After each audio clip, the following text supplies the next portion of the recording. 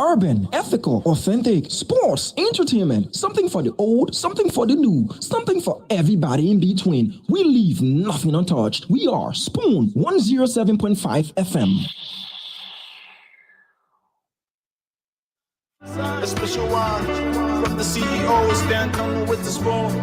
And your boy, right at the South and Bend. Judges on the beat. To the spoon to get your information. To the spoon to be part of my discussion. Spoon, spoon, spoon television. Spoon, spoon, spoon radio station. Spoon gonna tell you what is happening in Liberia. Spoon gonna tell you what is happening in Monrovia. Spoon gonna tell you what is happening in Africa. Just to spoon you will know. The children crying for starvation, just to spoon. You want to get a news update, my brother, to spoon. You want to know what is happening, Monrovia, to spoon. Politicians want to make their decision, just to spoon. You want to know what happening in the ministry, to spoon. Yeah, to spoon. Yeah, to spoon. You from Vanjama, Maryland, to spoon. Yeah, to spoon. If you eat keep my graduate, my brother, to spoon. You got a Spoon TV, you got a Spoon Radio, to spoon.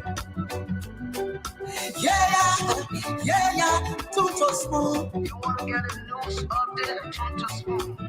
What? Yeah, Rastafari.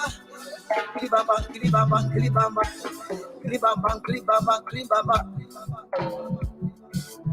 What I want? Yes, what you got today? Spoon TV. Yes, what you got today? Spoon TV. Spoon Balaba. Skiddy dabado. Spoon TV. Spoon Entertainment. Kuwa. Bese kuwa, go to there. Kuwa. Yes, I, a special one from the CEO, stand coming with the spoon.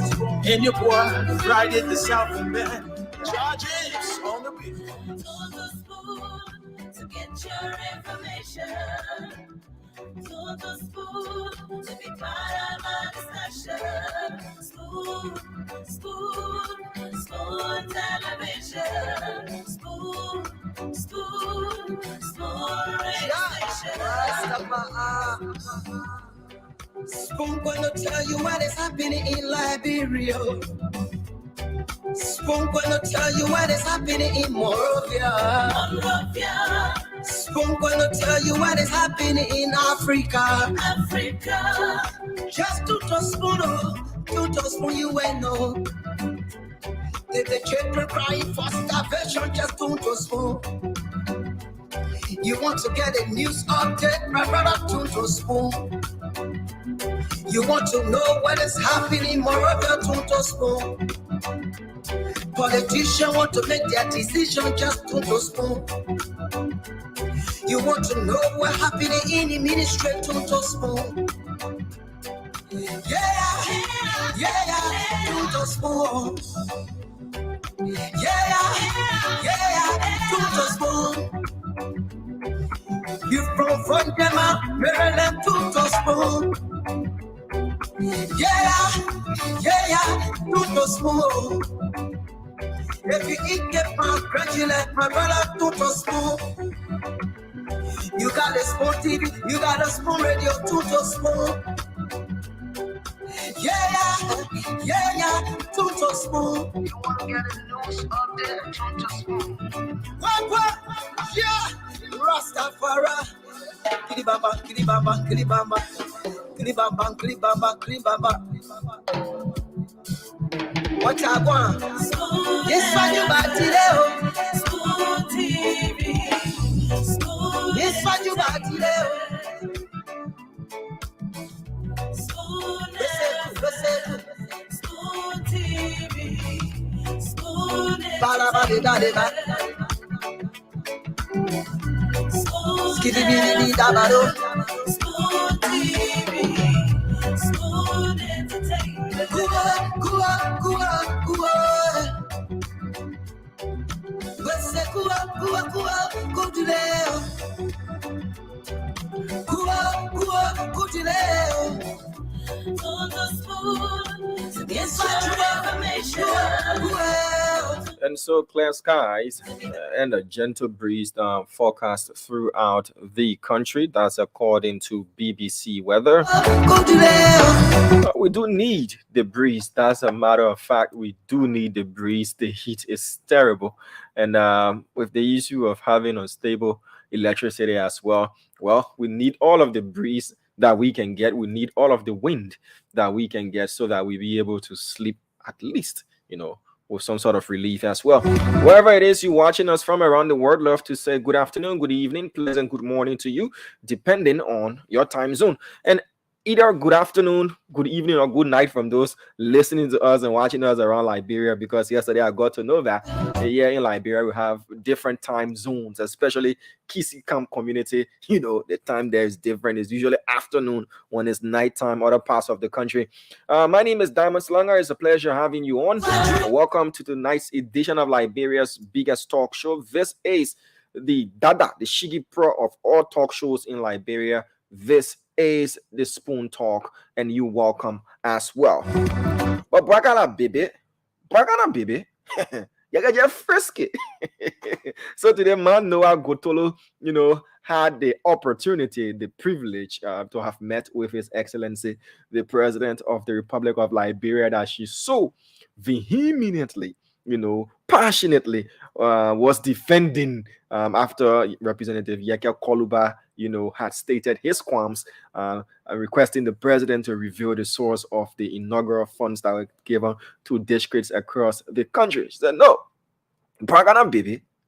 So today, Bragana baby, man Noah Kotolo, this is the picture, yeah. You can see the smile on her face. She wore a very, very big one, a very big smile. And even Bragana baby says, then it's her, put on a smile as well. So it's a good thing that the press release from the executive mansion did say she's a farmer and the president has got serious interest in agriculture, and we look forward to seeing her being empowered as well as other Liberian farmers across the country, so that agriculture can at least be able to produce, if not all of what we eat, but at least most of what we eat across the country. So this is a memorable picture here, one that's gonna go in the archives forever. Bragana baby. A lot happening across the country aside man Noah Gotolo, CKA Bragana baby taking picture of the president on today. The president will be departing the country on tomorrow to Cote d'Ivoire, 1 day visit to Cote d'Ivoire. We'll give you the details of that as well during the course of the show. But President Baka departs the country on tomorrow, as released by the executive mansion. But before I go into further, trending news across the country, let me say hello to some of the folks watching us tonight via Spoon TV or via Spoon Talk on YouTube, or better still, Fabric or Super TV, wherever it is you're watching us from, and to all of our folks across Liberia, whether you're listening to us in Maryland County, or better still in Bapolu or in Bomi or in Grand Jide, in Sino, in Grand Cru, in Lofa, wherever it is you're listening to us from across Liberia, pleasant night to you as well. V Kroma is watching us from Jacobtown here in Liberia. Mary G. Wea is also watching tonight. Marcia Snelly is following tonight as well. Kotom Forts is watching via YouTube. Stalin Doe is also watching tonight. Baker Renze is watching us from 12 Houses as usual, as well as Wilfred S. Barkley is watching via YouTube. Margaret Morgan is watching as well tonight, as well as Weeks Sita Jale Seti Jale is watching tonight. Some names can break your teeth. And Joseph Saki is also following us tonight as well. Tap Yi Yawolo is also following. Daniel Mbe is watching tonight. Rosaline Golowolu is following tonight as well. Sam Sumo is watching. Armstrong Binda is following us from Kakata City, Margibi County. Henry Ivy is watching as well as Lasana Kamara. Eddie Kowa is watching via YouTube. Salome Assad. How are you doing, Salome Assad? Ryan Change Kamara is watching tonight, as well as Haja Mantene Fofana is watching us from Point 4. Talata Agbali is following us. Robert Mawon, Antonio Henry, Eva Jala Richardson is also watching tonight. Andrew Wallace is watching us from Peace Island here in the Congo town. Tamba Kende is watching us from Klobo City in Kolahun District, Lofa County. Darwin Cole is watching. Barbara Zawolo is also watching. Ransford is following us. Joshua Bodo is watching us from the RIA Barracks. V. Kroma, okay, I've mentioned your name. Liberian women, Liberian woman is also watching tonight, as well as Isaac Yuma Feli. James Jala Mensko is watching, as well as Salome Assad. You say you're watching from where? Just minutes. Let me put that up a bit. Yep. Okay. So from Thinkers Village. All right. So a lot happening in the country. The president has proclaimed, declared, has issued Executive Order 126. And this one, my people, this executive order sets up the Office of Asset Recovery. Yeah. For too long, Liberians have been crying, oh, people can just commit crimes, they steal from the country assets, whether within or out of the territorial boundaries of Liberia, being mismanaged and stolen, and people get assets and all that kind of stuff illegally gotten, stolen. So we need assets to be retrieved. So the president has said, and I listen to y'all. So he has set up the Asset Recovery Task Force. And the office is under the Minister of State for Special Services. They're mandated to put into place the necessary legal framework for the recovery of assets wrongfully acquired by current and former government officials. So it's not just about former officials. They say, oh, going after the former people. There are some people who served within government that have illegal wealth or ill-gotten wealth. The press release has termed them as unscrupulous government officials. So the president has said, you set up this task force. Let's start to retrieve assets stolen from this country, whether they're here within the country or the outside of the country. Larry Putu say, at least I can see your neck. What you got to do is see my neck. But that is the essence of Executive Order 126. Liberians have called for accountability and transparency and all of these things, and asset retrieval is going to go a long way to end the culture of impunity as well in this country, where people feel like, oh, we can tell what we feel like taking. And the part in our whole release that I love the most, and if it's going to be, followed to the letter, to the full 9 yards, is where it says, we will work to extradite, to bring people who feel say when they take them from the country, then they can go sit down somewhere. But it is a legal process to extradite somebody from a country to another country. Is a whole legal process. But at least a journey of 1,000 steps begins with one step, because that person is going to fight why they shouldn't be legally sent back. Some are going to say, oh, my life is at stake in that country. My life is at risk. I can't go back and all of these things. But when you set an example, today in class, my political science lecturer said one thing. He said there is only one president in the Republic of Liberia so far since that has got nothing to lose, because probably he might not go for a second term. So what he needs to do is to set the standard and let there be the following of the rule of law in our country. That can be set, that precedents can be set. That if this is done, But John Brown, people will start to do away with that mentality that, oh, we can just go to government to go steal. Yeah, nothing can come from all of it. In Liberia, we say, oh, that they've made the first person. You're not the first, you will not be the last. The difference between Western societies and ours is the adherence to rule of law. One of the differences. In America, as soon as somebody say, oh, I call it 911 for you. Hey, don't call 911 for me. Oh. You know, people respect the presence. Even the mentioning of 911 can frighten somebody because he or she knows there's not going to, there are preferences and preferential treatment all around the world, but the ratio, the rate at which it happens, not like yet. One female just said that and said, Pola Mensa, yeah, I'll lead and be there for 2 months. I want teaching lesson.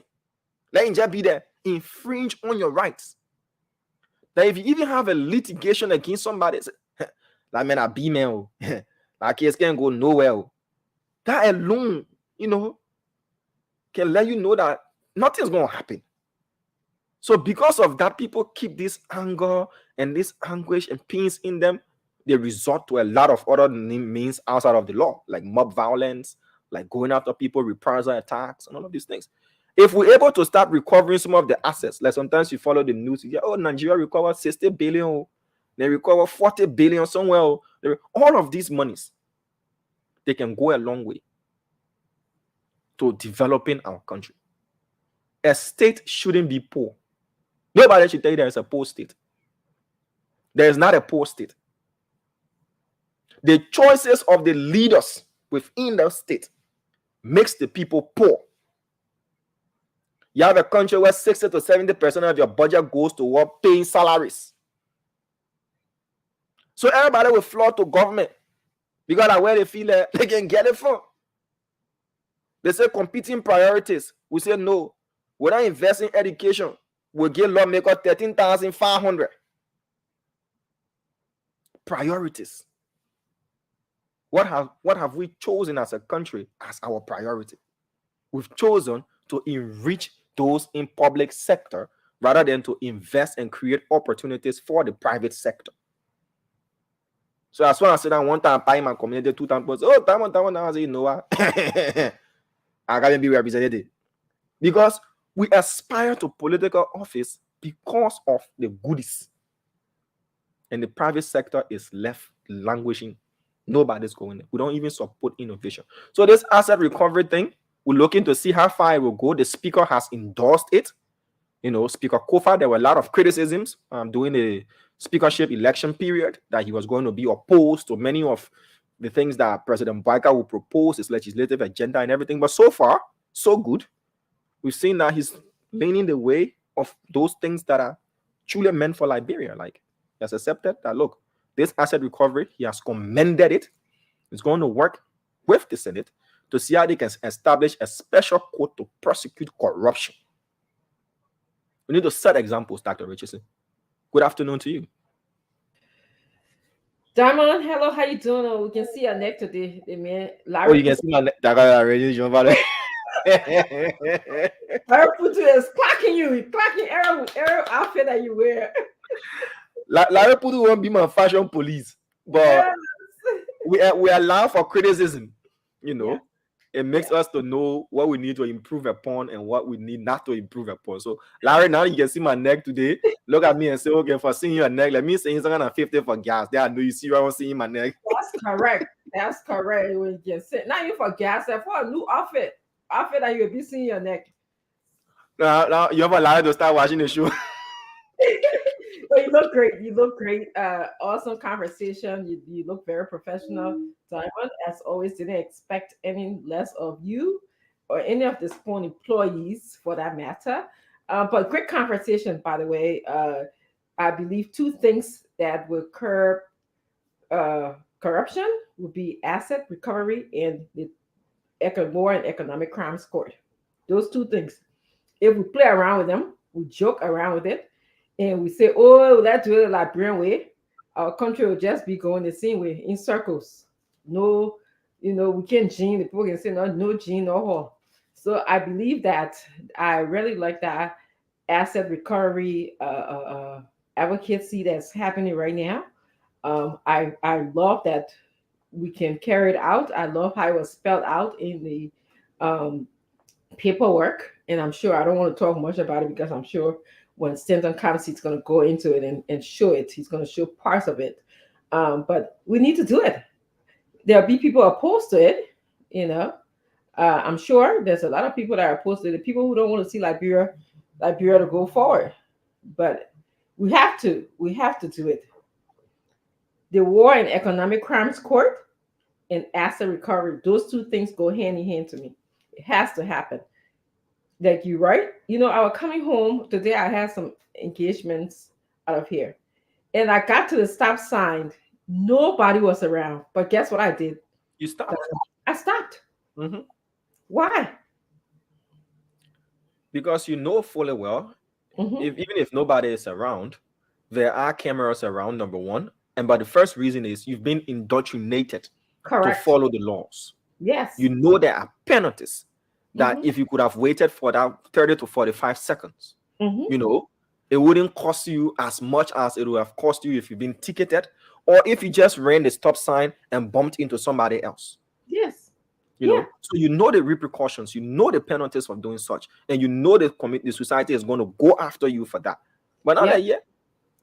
When I come in the way I tire, I look at it for long, I join the opposite lane. Oh yeah. Join the opposite lane before you go look. Dr. Richardson, it's become so unbecoming that even the security of convoys is not guaranteed anymore. That is so disrespectful. You know, the security of convoys is not guaranteed anymore because we have proliferated this thing of taking the opposite lane. Everybody can ride with sirens, so we can differentiate who's the real siren person and who's not. That is too much. You know, we know the president convoy, we know that of the vice president, we know that of the chief justice, we know that of the speaker. But even those convoys have, you know, unauthorized vehicles. Because when you get on the opposite lane, someone tells you to look at you to and jump behind you. That convoy has been compromised already because those are unauthorized vehicles that shouldn't be you know, within a convoy. Another person will join another person, everybody put them just blink on going. So if you won't go, I say I won't go. Like that.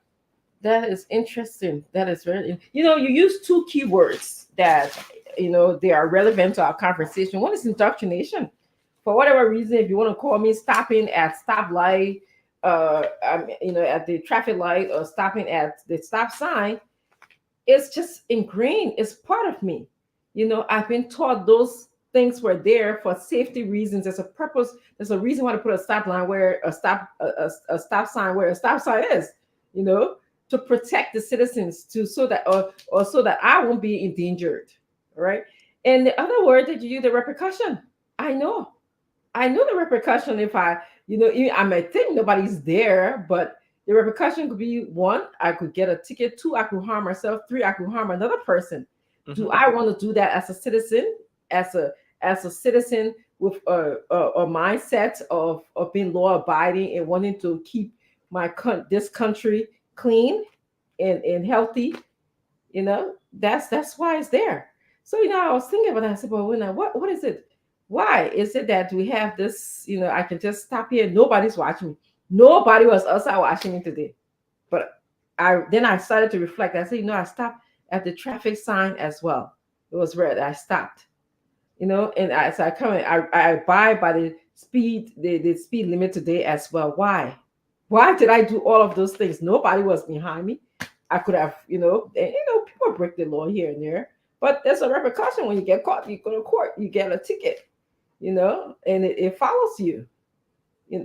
As a licensed psychologist, every time I complete that form, it asks me, have I violated any laws of the United States? Have I been in any criminal felon charge with any criminal charges of felon? So there's repercussions for all of these things you do, and I'm sure there's some jobs that people go to, they do ask them those questions. So if you don't follow the law, you pay the price one way or the other. You know, you pay the price one way or the other. So yes, it's a great conversation. I look forward to us having a wonderful, wonderful discussion about the TRC. I saw the flyer. I think we're having Senator Yaya is coming in today. Diamond?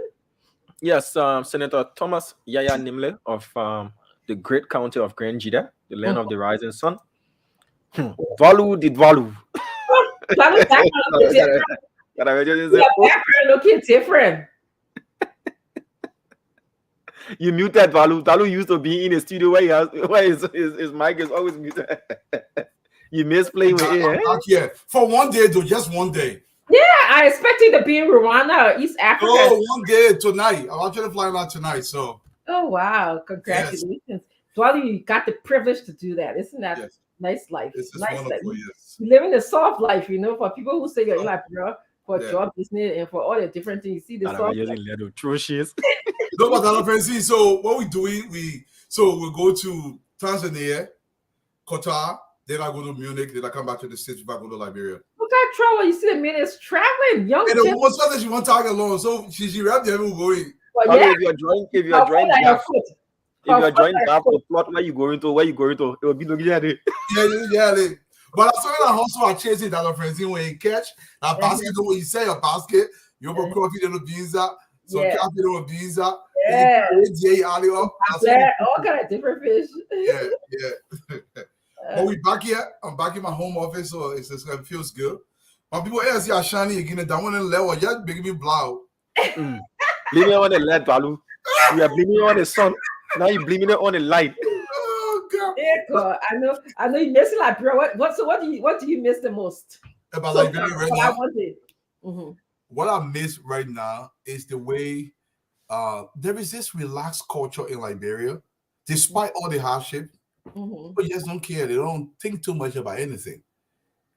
So sometimes you miss that realization because people don't really care and you just move along with the way things are. But that's what I think you enjoy seeing that. And even though I don't enjoy seeing this, but it's kind of entertaining. When you see the motorcycle, I have to say they got 9 lives. They get between the car and I don't care. And I don't like it, but I see it as Liberia. Yeah, something, you onto something. There was this kind of like an uncle, like family member. He was on hypertension medicine, but every time he went to Liberia, because his wife would carry the blood pressure cuff with her, his blood pressure would just go back to normal, and she couldn't understand that. I mean, he didn't even need to take the pills as he needed. And I mean, I'm curious. I'm sure it would be nice to see the research associated with, whether it was because he was in Liberia, whether because he was home. I know there's so many variables, so many confounding factors that relate to that. But there's something that you just said, like that relaxed culture, that relaxed, that. Another person, when I used to sell life insurance, I met a couple in Providence. It must have been around 2008, 2009, and the guy had certain, fatal illness. It was giving, I think, 9 months or 8 months to live, and he said, "Listen, I want to die in Liberia." So his wife sent him home. So the whole thing was prepared. He said he was not going to die here. He went to Liberia. So we did the insurance. We did everything we were supposed to do for this guy. Go to Liberia. 9 months pa. 1 year pa. They make it die. They go to 1 year pa. So he went flowers down to Liberia. She called me. She said, "Opa, my son come." I said, "But what's going on?" She said, "The papa don't die. You go to Liberia when he playing check up. You all walking around." He said, "When they catch you in America." Then he lived on a dish almost 3 years before he passed away. Wow. So it was not 8 months to give him. So there is something there. Yeah, there's something there.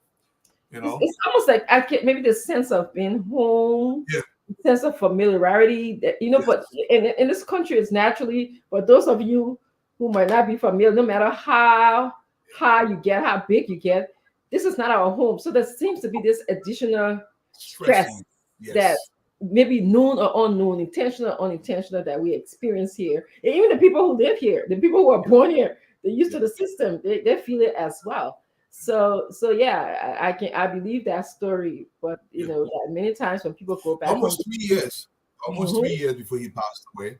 But he lived an additional almost 2 years because he was relaxed. Every time your wife would say, "Look, I want to tell you, just see my pension, like I'm coming there." People will feel, Yeah, you sit underneath the tree. You sit underneath the tree. People telling you hello. It's not like one of the things that many of the older people that I speak to, they hate the most is they're in the house all day. I mean, I don't mind it because of technology. I feel like I'm still connected. But that generation who weren't too technologically knowledgeable or advanced, They stay in the house. Nobody walking in the street. They can't. They look outside. They see the tree. It's a different kind of life. It's not that kind of collectivist life that we enjoy. We like each other. There's an outpouring despite the difficulty, the hardship. There's kind of outpouring of love. Excitement when you see somebody, when you're greeting somebody. That kind of caring. That you wouldn't get until you're Liberia or maybe in your own. I was telling some people. I think it was last month. I was saying, Kakata. I was telling some people, look. They didn't want to see you, Dr. Francine. Hey, Dr. Francine, how you doing? How the children? How the community? I know, I say, your thing, it sounds simple. In America, to even get asked how you doing is rare. Who care about that? Nobody care about that. So all of those are up to your well-being in Liberia. I mean, it's really a place to be, especially if you go into the interior. There is this relaxed culture, even though sometimes I think we are too relaxed because we are not developed. We should be not that relaxed. But overall, Liberia has something going for it. Damo, I came a few minutes later. Dr. Francine was here. My lamentations were not introduced. If you don't mind, I will take 2 minutes today because this is a big deal for me. And one of the reasons I rushed to come to say this, Damo, you were talking about the topic that I'm more than interested in regarding this asset recovery that Honorable Parker spoke about. And I want to speak to the president directly. Mr. President, first and foremost, I want to thank you for this initiative. But I want to say this to you. Is this a farce? Are you serious? Are you really serious about this? When the Loma people start screaming that this is a witch hunt, will you continue this fight? When the Bassa people come in and say, oh, you're witch hunting our son, I believe corrupt officials should be witch hunted. That's just me, by the way. And do you have the caliber of people that are really, really going to be tenacious and go after these individuals that have destroyed this country literally? When their income cannot fully substantiate the claims in the country or the acquisition of property across Liberia, can you really go after them and continue this fight, Mr. President? Are you really going to continue this fight? Or are you once again going to leave us hopeless? Are you going to do this? My question to you today, Mr. President, I want to know if you're really, really serious about this. There's nothing that Liberia needs more in this present than ensuring what was stolen from Liberia is fully recovered and brought into the country so we can create jobs in that country, Mr. President. Are you truly serious about this? Or is this one of those political moves that you're going to come in, Mr. President, and you do it for a couple of days, and next thing you know, you say, well, there's an investigation going on, and you don't follow through with this and dash the hope of Liberians that are celebrating across the country? For me, there's a little bit of reservation there still, Mr. President, because I don't believe you're serious about this. Please prove me wrong. Prove me wrong, Mr. President, because if you cannot prove me wrong, you will let down an entire country. Let's take this seriously. I don't care where the chips fall. Follow the evidence. Yeah. And if that evidence leads to your doorstep, Mr. President, let that evidence be exposed and adjudicated in our courts. There's no witch hunting anybody who steals from the Liberian people. It's not witch hunt. It is justice. You cannot claim witch hunt when you are going through the process of law. Mr. President, please, let's stick to law. Let's follow through with this. I don't care if the money is stashed away in Switzerland. We can go for it. I heard Damo mention how the Nigerians are recovering billions of dollars. This is true. Even next door in Sierra Leone, they recover so much money, they are actually investing into schools and hospitals. We have a projection. And this is a publication for kind of guys who publish this thing. Liberia actually had, if you look at the numbers, it could be north of $5, maybe $10 billion that is out there that have been stolen from our people. If your income cannot substantiate or justify the acquisition of property in Liberia or anywhere across the globe, seize that, auction the property, and build more schools in Bapolu County. There's nothing wrong with that, Mr. President. This is not a wish hunt. My argument here today is, please don't coil when the claims and the counterclaims start coming and saying, oh, the papier wish hunting. Please be a wish hunter. In fact, let's buy more single barrels so we can hunt the witches, because the witches are killing our children and our wives, and they're killing the entire country. If this is witch hunt, let's celebrate this kind of witch hunting, because Liberia must be made whole. And the only way to do that is to take what is rightfully ours. Mr. President, we commend you, but we a little bit have some reservation because we want to see if you're serious about this. Once again, my guys, welcome to the show. Daman. Yes. Thank you, Mr. Dwalu, and the people. Can't forget the people behind you. Dr. Richardson, the guest is already seated. The Senator Thomas Yaya Nimle is already here. Boombreaker says he'll join us in about 5 minutes, 5 to 10 minutes. Yeah, so the Give you senator one. is listening in. Once Okay. the rest of the team is here, we'll definitely bring him on. I just want to let him know that we'll start to have this conversation with him in about 10 minutes max. Awesome. The rest of the panelists are on board. So, Dwalu, I agree with you 100%. We've heard and seen so many political statements that are meant to, you know, garner political points at least for that moment in time and make it look like we're ready for action, but we're not ready for action. We like the people that are not used to good things, and we want to see good things happen. So when we told good things are going to happen and we don't see, we expect to see them happening to believe. In fact, we're doubting Thomas's because we've been led out too many times. And so we want to see and feel and know what's happening. As you talked about the asset recovery, there's a lot of asset Liberian money that was stashed away before the civil crisis, after the civil crisis. People have gotten their fair share. Yeah. And most of these banks are making profits. There are Liberian grants that are set into places that people know where and how they can get it. Thank know, people make business out of this, Dr. Richardson. Yep. There are firms and people who can help you to recover this for a percentage. Correct. For a percentage.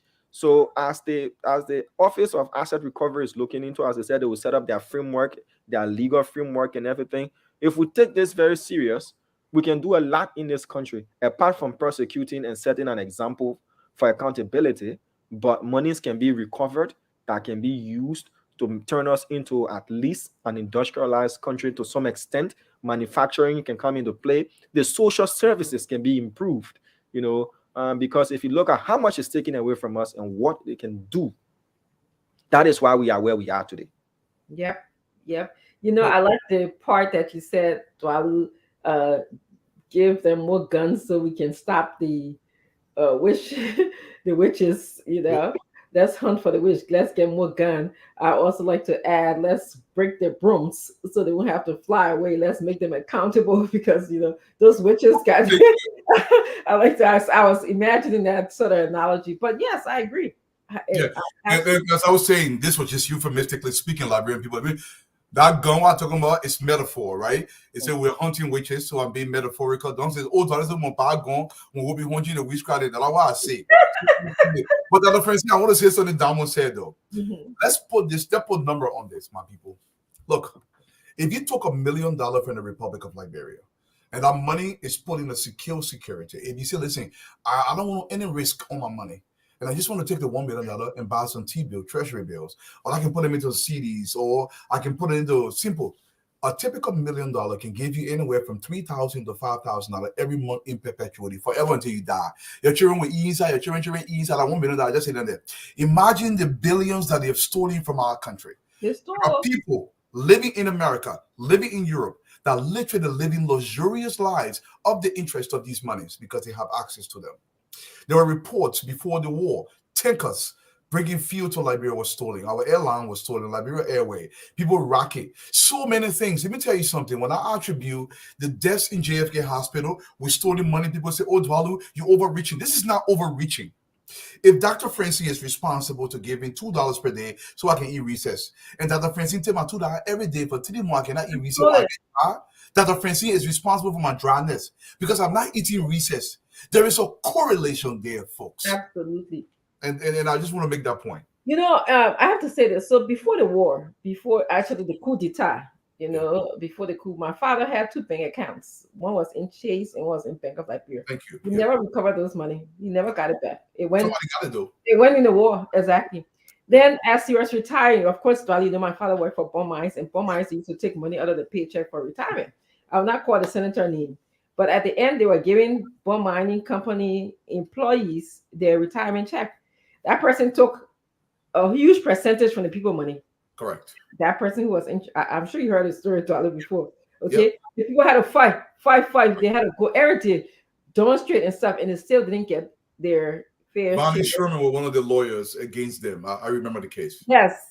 And I don't even want to, it's a part thing. I don't want to call the person's name is a big person in Liberia. But I remember going to that person's office fighting for my dad's retirement money and never got any fitting answer up until he died. Yeah, imagine that. Yeah. I remember all those years. And I'm going to say this, guys. The asset recovery team, it's very clear. They're going to follow nothing but the facts. And Liberian people, I want you to listen to me. Kolo, you hear me like this. When that friends, if it is to the money when you come to you go face banner, girls against the wishful prosecution of that friends, you're killing yourselves. The evidence will determine whether Dwalu stole money or not. This is not a witch hunt. They're not going to just come and take somebody's house.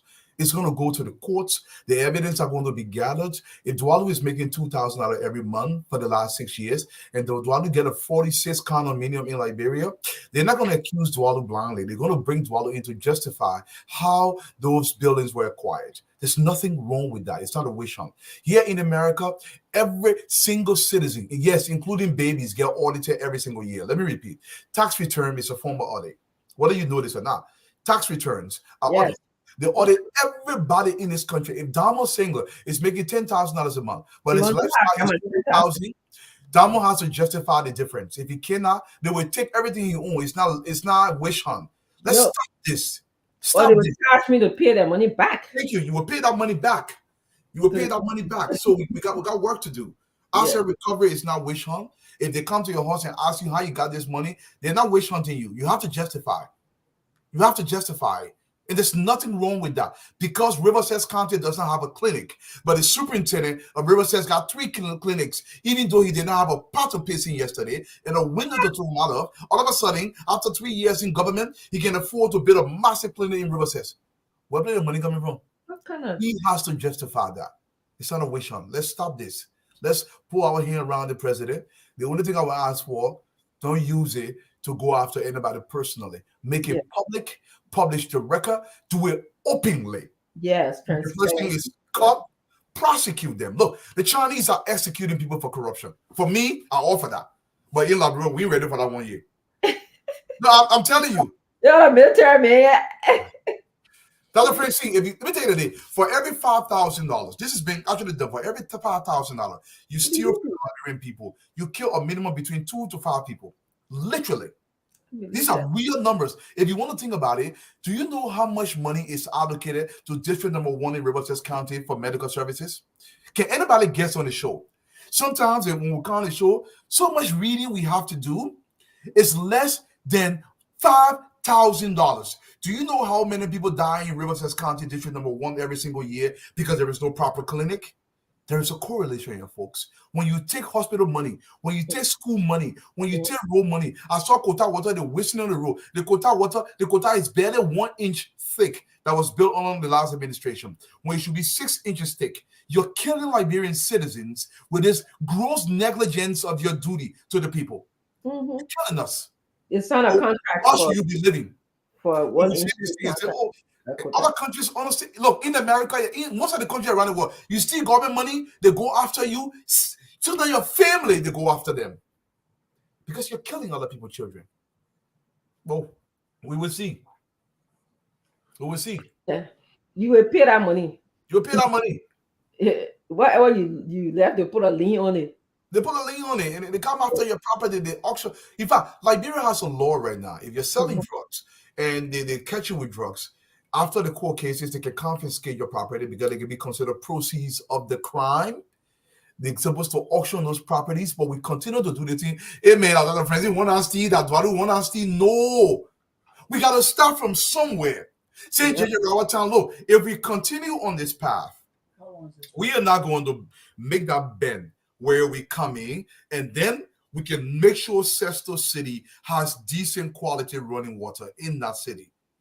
The children are drinking from the creek. The creek can go the other day. Some people living way up on that creek that eat the water, they can poop, they can wash their clothes. Then the people that are down there, they're drinking and seeing water.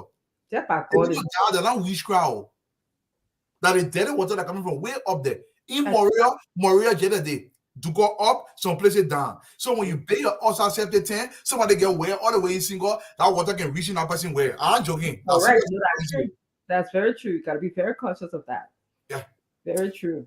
So this is big, and I'm happy about it, but I'm cautiously happy, Dr. Francine, because that it's just not going to be a political statement. It's not just to be, something that make everybody, that make the country feel good, It's just it's not right. If I had the president's ear on this matter, I want him to put real garant on that team. I'm talking about people that are eager, like super hungry to bring this money back.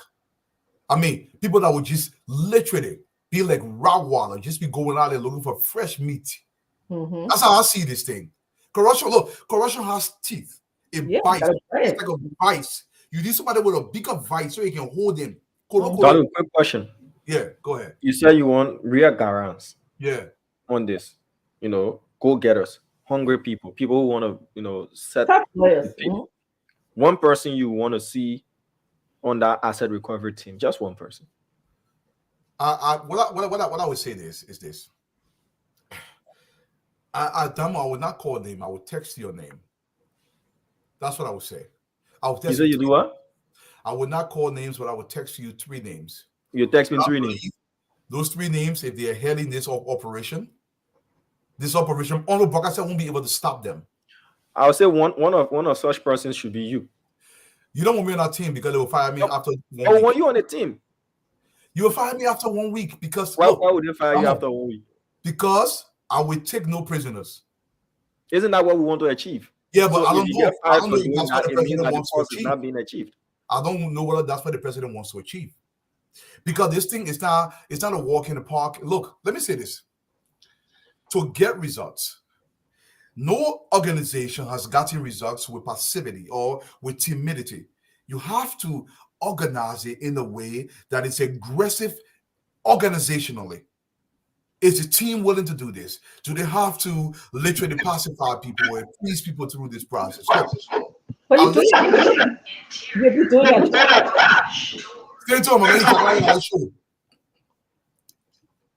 Let me say this. Dama, I mentioned 5 criteria that is required for anybody who will deliver in governmental possess before that person comes to the governmental space. Let me repeat them again. Let people understand this. Yeah. Number 1, this will not pertain to it. Number 1, the person has to commit to family. 1 wife, 1 children. Yeah, Leah, I don't want to have my age. Number 2, good show, man. No, don't do that thing. You check out from Liberia. All the I like that thing. I like your number one questioning. You just coming from Liberia. We have a tracking device on you. Then you can tell, say, I have 5 criteria. The man got to be married to 1 wife, 1. Yes. Delete that first bullet point. Then I will listen to the rest of the 4. Okay, let me tell you. I don't delete it. No, Charlie, you cannot. For the sake of continuity, the Bible says in Isaiah, there you go. There will come a time in the end time. The bishop. 7 women will be entitled to 1 man. They will beg and say, we're begging you. We will close ourselves. We will feed ourselves. All we asking of you, let's just be 7. Let's check it out. Everything I said about the Bible is unique. Then right? Dwadu, then that caused a lot of damage. The other guy said she gotta go see what she like. Then you got to sit there and got to tell say, well, where are we baking you? Okay, be quiet. Let me finish my tea. Take it out.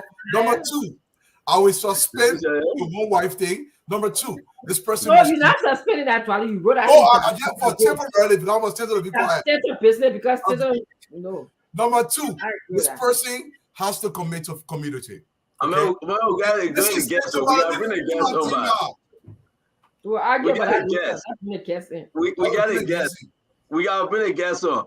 Do I want to find a way to listen? If you want to beg my sister, you better beg my sister. I hope you brought gifts for her. Gifts. Oh, Dr. Francine, somebody gave me gift for Glendy, Dr. Francine, and for Tima. I got it, yo.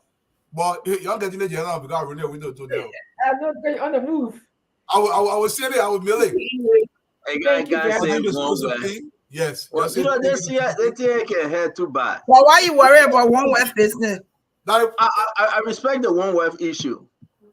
But you not the respect and say, well, I was standing over there. How you say you respect it? How you will not respect 1 wife and I was standing over there? You have my business here. But you respect 1 wife. You fool not the respect 1 wife. Something do for you. Something do you. You have my business. But guys, you know, I'm going to be very, very quiet. There's a lot of stuff happening. We're happy to have the honorable man. In that day, I'm reading your that. You know, you said you never knew. So let me open your eyes to something new. I can't believe that. Hold on 1 minute now. Hold on 1 minute. Let me open your eyes to something new. The Bible says in Isaiah chapter 4, verse 1, in that day, read the verse that the riches in that your husband is deacon. You're not deaconess, only your husband deacon. So let your husband come. Read the verse prior to this, the one that come before this, and you'll understand what that day means. In that day, 7 women will take hold of one man. You have never seen this. In that day, the day that we're in today, 7 women. What are we listening? Are we living in? Don't interrupt me. Don't interrupt me. When I was saying it, you said I was a lie. I don't want even call the voice. I didn't say it was lie, but the Old Testament you're talking about, we're living in New Testament times. But hold on. In that day, 7 women will take hold of one man and say, we will eat our own food and provide our own clothes. The only thing we asking of you, let us be called by your name. Take away our disgrace. Take away our disgrace. Then we get Dwadu come to talk about. Dwadu don't let her go in the Bible. Old Testament time. Old Testament. Yeah, but who tell you say New Testament woman? Old Testament woman. 1 Corinthians 1:7. You Old Testament woman. You Old Testament woman. A man shall love his wife as Christ loved. What's going on now is the new trend now is to go in the ghetto, find a man clean. Desogorization. You go in the ghetto, you find your man, take the drugs when he's out and say, I found my love. So, that love. So, but we got honorable Thomas. Today is not that day. We have the chief himself in the house. He's gonna explain. The honorable Nimla can go to church. He knows this part of the Bible. I really don't know whether it's related to him, but he will explain better. Honorable, welcome to the Spoon Talk. Thank you. It's good to have you, Chief. As always, it's good to have you. Thank you for joining us. How you doing? Thank you very much. Yes, sir. Yes, Honorable. You know, maybe you have not followed Spoon, but this is the way we come in. You see, Mr. Samuel Jackson, Mr. Agus Adwalu, Glendy, Dr. Richardson, Stanton. The rest of the team will be joining us shortly. We want to welcome you officially. I believe this is your first time on Spoon Talk. So we give you the time to properly introduce yourself, and then we'll go into our question, please. Thank you. I hope your team will be here on time because I'm leaving at 10 o'clock. I got to go to work tomorrow morning. No problem, sir. Wherever you leave us, we'll continue, sir. Thank you very much. Yes, sir. So where do we start? You have to introduce yourself for those that don't know you, and the reason why you are here today because you have accepted our invite, and then we'll ask you some questions. Thank you very much. My name is Thomas Yaya Nimle, Senator of Grand Judah County. I have been in government now for just 2 months. I was a foreign minister from 2003 to 2006, January 16. And then later on, I left and went to Grand Judah, and I've been a farmer since then, planting rubber and planting palm.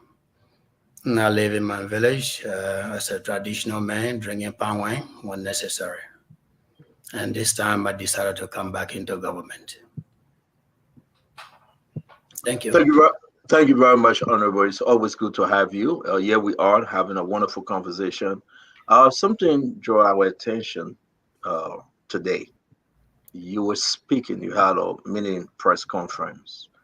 And I believe that Damo have uploaded that video. Damo, if it is, let me start the question because we do not have enough time with the honorable man. Can you please put it up? Let's play this video and then we will take our question. If you have uploaded it, Damo. Okay, so CEO, you can be laying the premise. Let me get it done. The network wasn't at its best. Okay. Thank you. Honorable, you had a mini press conference today. I want to play for the audience, but I will just continue. A lot of people follow you. We share in all of our chat room. When I saw it, I said, wow, let me invite Honorable Nimley to have a full discussion. I think it's up.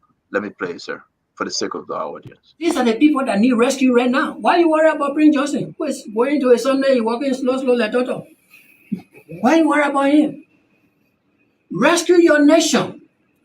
Look at the hospitals. Look at the schools. Bring the teachers back into the classroom. Look at the behavior. Look at the gasoline, the roads that are being built. People can't get from one village to another. Those are the things you promised in your first 100 days. War crime code should not be in your 100 days. Take it from your 100 days and put it into your 4th year. When you are leaving power and you bring war crime code, nobody will care. But when you have this government in the first 2 months you bring war crime code, all your program will be undermined. Now all of you having confusion. Oh, we're gonna tie them up. We'll get on to Ghana. Did you talk to Ghana? This was a country that spent thousands and millions of dollars. They sent their children here during the war and they die here. Did you talk to Nigeria? Nigeria sent their children here and they die here in this country, and they continue to insist that the war in Liberia will end. Did you talk to Guinea? Did you talk to Cote d'Ivoire? You never talk to all of these people. They are against you doing what you're doing because Liberia is still fragile. We are peaceful, but we are not stable. This is not a stabilized country. Things are going on daily and nightly. This president needs to listen and to watch and to analyze. World Crime Code, move it from your agenda now. Move it from your agenda. The Constitution does not allow a white man to be citizen in this country. No white man is supposed to be citizen in this country. And you know who passed the first law? It was our brothers who came from America as slaves. And they said to us, the settlers, the originals that they met here, and they said, the white people are bad people. The way they treated us. So we came back now, we are free. But no white man should be a citizen in this country. And the other tribe, the Gola people, the Vai people, the Mende, they say, true. No white man will be citizen. And so white man is not a citizen in this country. Honorable man, Senator Nimley, again, welcome to Spoon Talk. Guys, can we mute? And when we are speaking, we can unmute ourselves, please. The issue here is your video. Can you talk to us about your disagreement and dissatisfaction about this war crime or economic crime code that is coming? Thank you. When a baby is going to walk, you will know by the size of his legs and his activities why he's sitting on the ground. This baby does not intend to walk. And I listen to all of you. This baby is not ready to walk. We have been suffering in this country. And we were told that this is a rescue mission, that the pro-poor government did not do us right. And so a new government is coming to rescue us. And we were very happy. Some people were skeptical. And based on skepticism, this government won barely by 28,000 votes. That puts the country in a divisive position. And I think, and I still believe, that in the middle of all, this government should be standing in the middle. This government has not spent 2 months in government because they were inaugurated the 21st of January. From the 21st of January to today, it's not 2 months. You promised a 100-day deliverable. We haven't seen any. My office is stacked with resumes of nominees appointed as assistant ministers, deputy ministers, ministers for confirmation hearing and confirmation. The government has not yet been seated. And then you come on radio to talk about war crime code. And then you're inviting a white man, and the white man is sitting on a radio. He's sitting before you as a president of the Republic of Liberia. He asks you, Mr. President, Why did you invite me here to this country? And you are there telling this person, telling the white man that I call you here because there are a lot of injustices and we want to see the injustices be dealt with. Why does it have to be a white man? When we were struggling, did we see a white man? We saw Nigerians. We saw Ghanaians. We saw Senegalese, Guineans putting their lives on the line and putting their money into Liberia, regardless of what was happening in the war front. And this whole war crime court has taken the front burner. Why up to now we haven't had the 100 days deliverable? We already spent 2 months. It just rained a couple of days ago from Circular PA to Zwedru. No car can go there right now. No car goes to Zwedru. So where are we? We complain about teachers that have been retired and the classrooms are closed down. We just put the Minister of Education into her office. We just confirmed the Minister of Health. The national budget has not yet been submitted. So where did you come from? Where did that wisdom to talk about war crime court comes from at this time? That is my concern.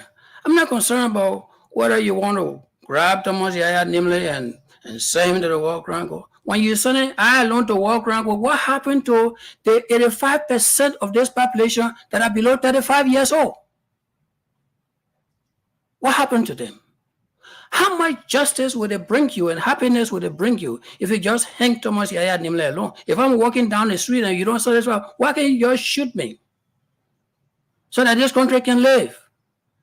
Why are you going to spend $200 million or $400 million going from place to place hunting down people when this country is still struggling to survive? We just got a company in Cape Mount where the police went in and the citizens refused to listen to the police. And 4 people died. So 3 died from gunshot wounds. Senator, and the company in Turkey had undermined the entire Cape Mount with tunnels, digging gold, tunnels as wide as Broad Street. Cars and trucks are going under the ground while the citizens are on top, thinking that nothing has happened. This is a disaster waiting to happen. We haven't dealt with that. The citizens, for the past years that this company has been there, they have not delivered on any of their agreement. They have all of their employees from Turkey. You want to stop me? I haven't finished yet. Because the time, you still want me to just focus on work crime code? No, I want you to say everything, but you give us a time that we left with only 26 minutes. Except you want to give us extra 30 minutes, and we'll be happy to continue. I don't want you to talk. Go ahead. Then. If you will give us extra 30 minutes, you can continue. You're making some very good points. I gotta go to sleep and go to work tomorrow. I got a lot of confirmations to take care of. Thank you. So please, thank you. So my issue is that are you against the war crime court? Totally. Let me ask you a question. Are you a Liberian? Yes, I am. Good. When you sue somebody in this country, do you go to that person and say, I'm going to sue you tomorrow? Do you agree? And they say, yeah, before you take them to court? No, I'm asking for your position. I'm not asking for my position. If you are going to take me to court, why will you ask me to give my position before you take me to court? Why don't you just go to the court? Is the war crime court necessary for the situation we find ourselves in Liberia? What situation do you find yourself in right now? Tell me your situation. Everybody that coming up. Is your situation more important than the 85% that are below 35 years old? Is your situation more important than healthcare, than the roads that are supposed to be built in the first 100 days? Why don't you take your situation and hold it for the next 4 years, and let's take care of the primary issues before you bring your situation? Okay. Your situation is not a priority because this country is dying. Let's save the country first. Then you want to persecute people, then you persecute. Okay, so I got to bring the guys in because this time issue is very, very pressing, and everybody have to have the piece of question. Let me make this my last question. I hope we're gonna have you next time to have a very, very long conversation. This is what is out there. One of the documents that came out prior to this whole situation. Your name is marked in red. They say leaders of warning fashion. All right, complete listing of person recommended for prosecution for gross human rights violation and war crime. Number 6, Thomas Yaya Nimle Bodell. Thank you. Okay, it's circulating all over, and I have to show this to you. Sure. At what time you're saying this? At what time? When do you want an open investigation to take place to bring this to an end, to some form of holistic conclusion? My dear brother, I'm not your problem. I'm alone. It's my name alone on that paper. Only my name. There were 106,000 people that voluntarily disarmed in this country. Thomas Yaya Nimle defended himself. My people and I ran away from Monrovia. Some people walked from here to Grand Chile, and the NPFL followed us to Zouadrou, and we walked from Zouadrou to Côte d'Ivoire. You are not the only people that were victimized. We got people that died. Our parents who could not walk, we left them on the road. Mothers with 5, 6, 7 children could not carry all those children with them, and they remain on the road to day. And those that they could carry, we cross with them to Ivory Coast. And we stay in Ivory Coast. The United Nations said, welcome to Côte d'Ivoire. We will take care of you.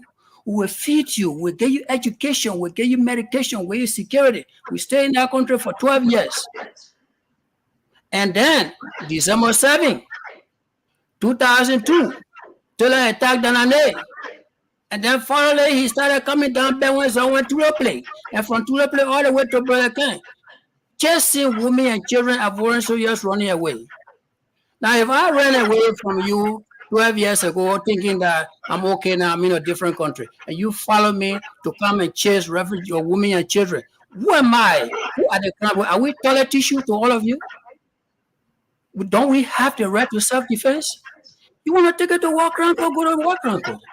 We are entitled to self-defense. And so we appeal to the Ivorian government.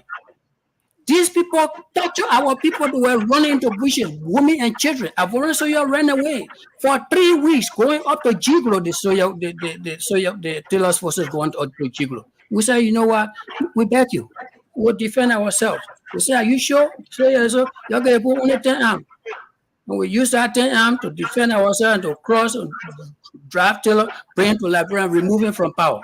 If that will require a war crime code, I will stand for it. I will stand for it. And anytime this happens to the Crown people again, we will do the same thing. Thank you. Well, do I do your question? Let's do one question quick because you know you got to go. Yeah, I agree. One question. Please mute. It's a little feedback. Oliver Nimle, welcome to the show. We appreciate your presence here. I want to get to you very briefly. And I'm going to say this. You asked some questions, and I want you to listen to me very carefully, Senator. You said, will the War Crime Court bring hospital? Will it bring schools? Will it bring this and that? Yes, they will. Let me tell you how. I didn't ask that question. I didn't say would it bring. I said, let's deal with the primary issues. The time you will take for it to bring schools, it will not be in 6 months. It will not be the first 100 days.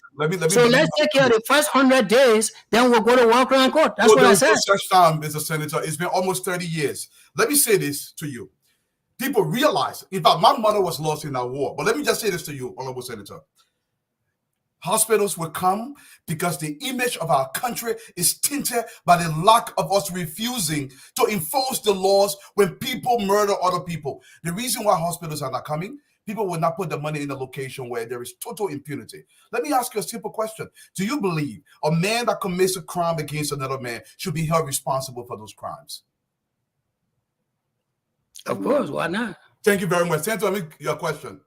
Dr. Richardson. Dr. Richardson, your one question, please. One question, comment first. You asked about a white man being involved in supporting the Liberian people. I find that a little bit offensive, but I know that George Bush the son was very instrumental in sending a troop to Liberia. I think it was in July 2003. So a white man was involved. The United Nations is also supported. I didn't see that, women. I didn't see that. I didn't see that.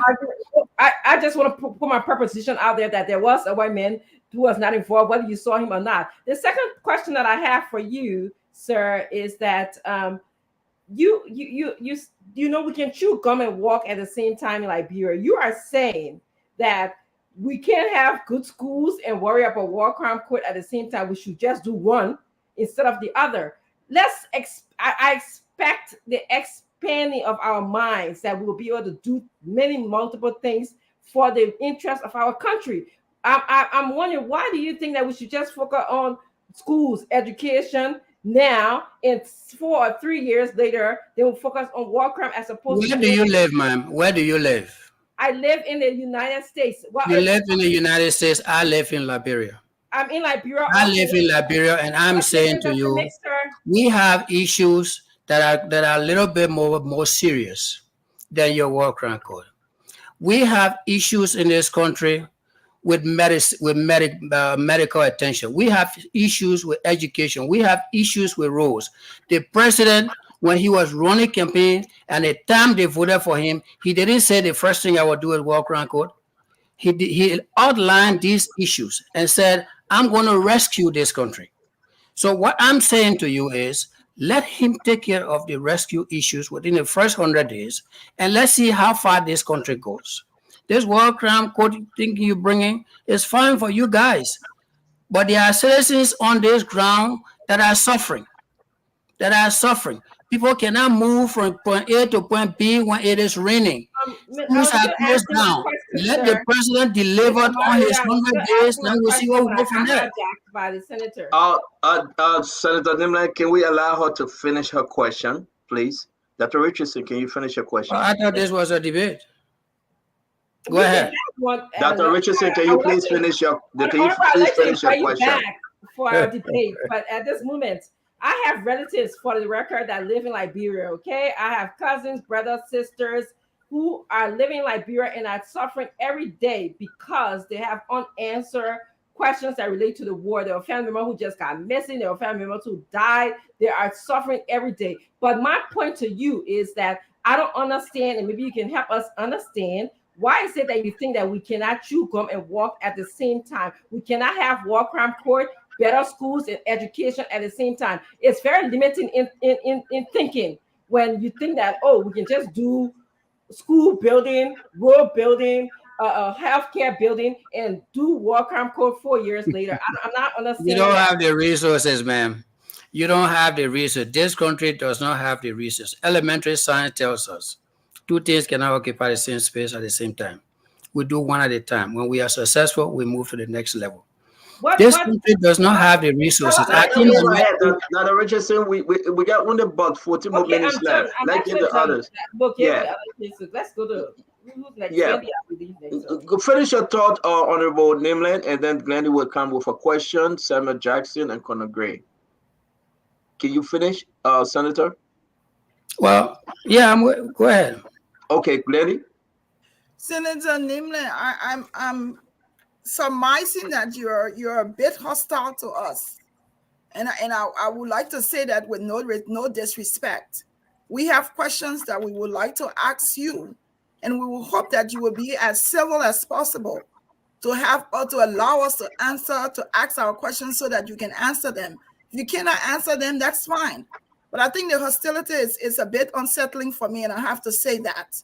So I want to say this. I don't know if I have a question, but I want to say two things can occupy. Just like those 250,000 people that died, they have a right. Their families have rights.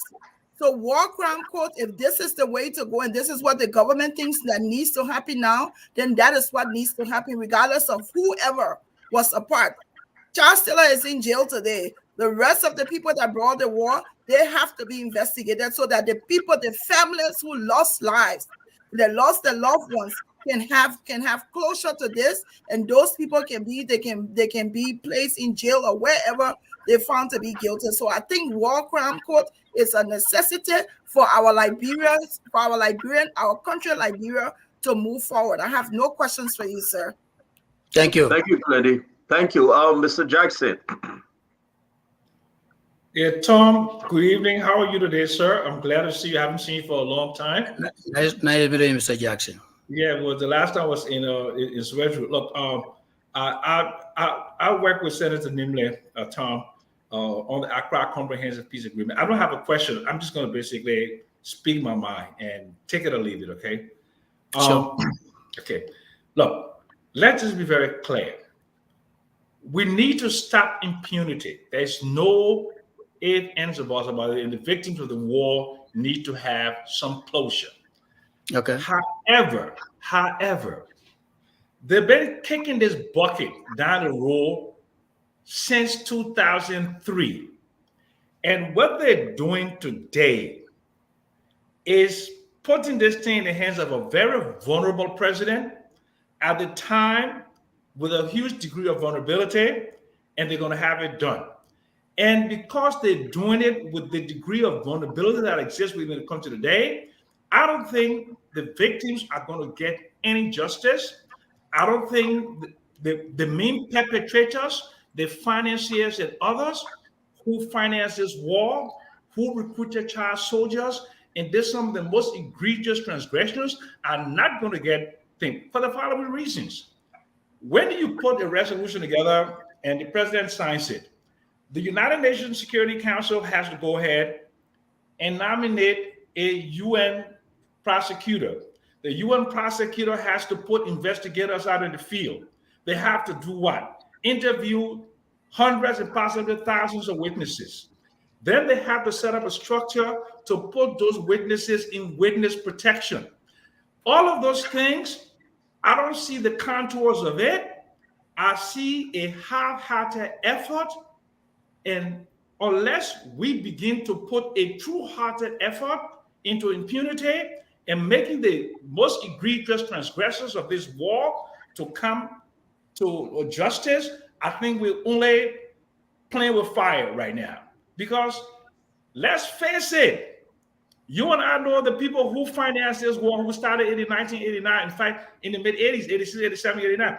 I have a tape recording, Tom Williams, who named the financiers of the war. And I can, the way that this court has been set up today, the main financiers of the war will not go to court. When we were in Accra, we decided. Can we make it short? We got to give time to Conor Gray for his question, Mr. Jackson. Let's give him another minute. No, Mr. Jackson, make it real short. We got to get time to Gray, please. Okay, just give me one more minute. The best way to do this was the Palava Hut approach. And we had a TRC. And that TRC, most of the recommendations of the TRC were not implemented because there was a big fishes that the international system wanted to protect. Now you're setting up a war crime code 35 years after the first bullet was fired. As far as I'm concerned, you can't have justice under that situation.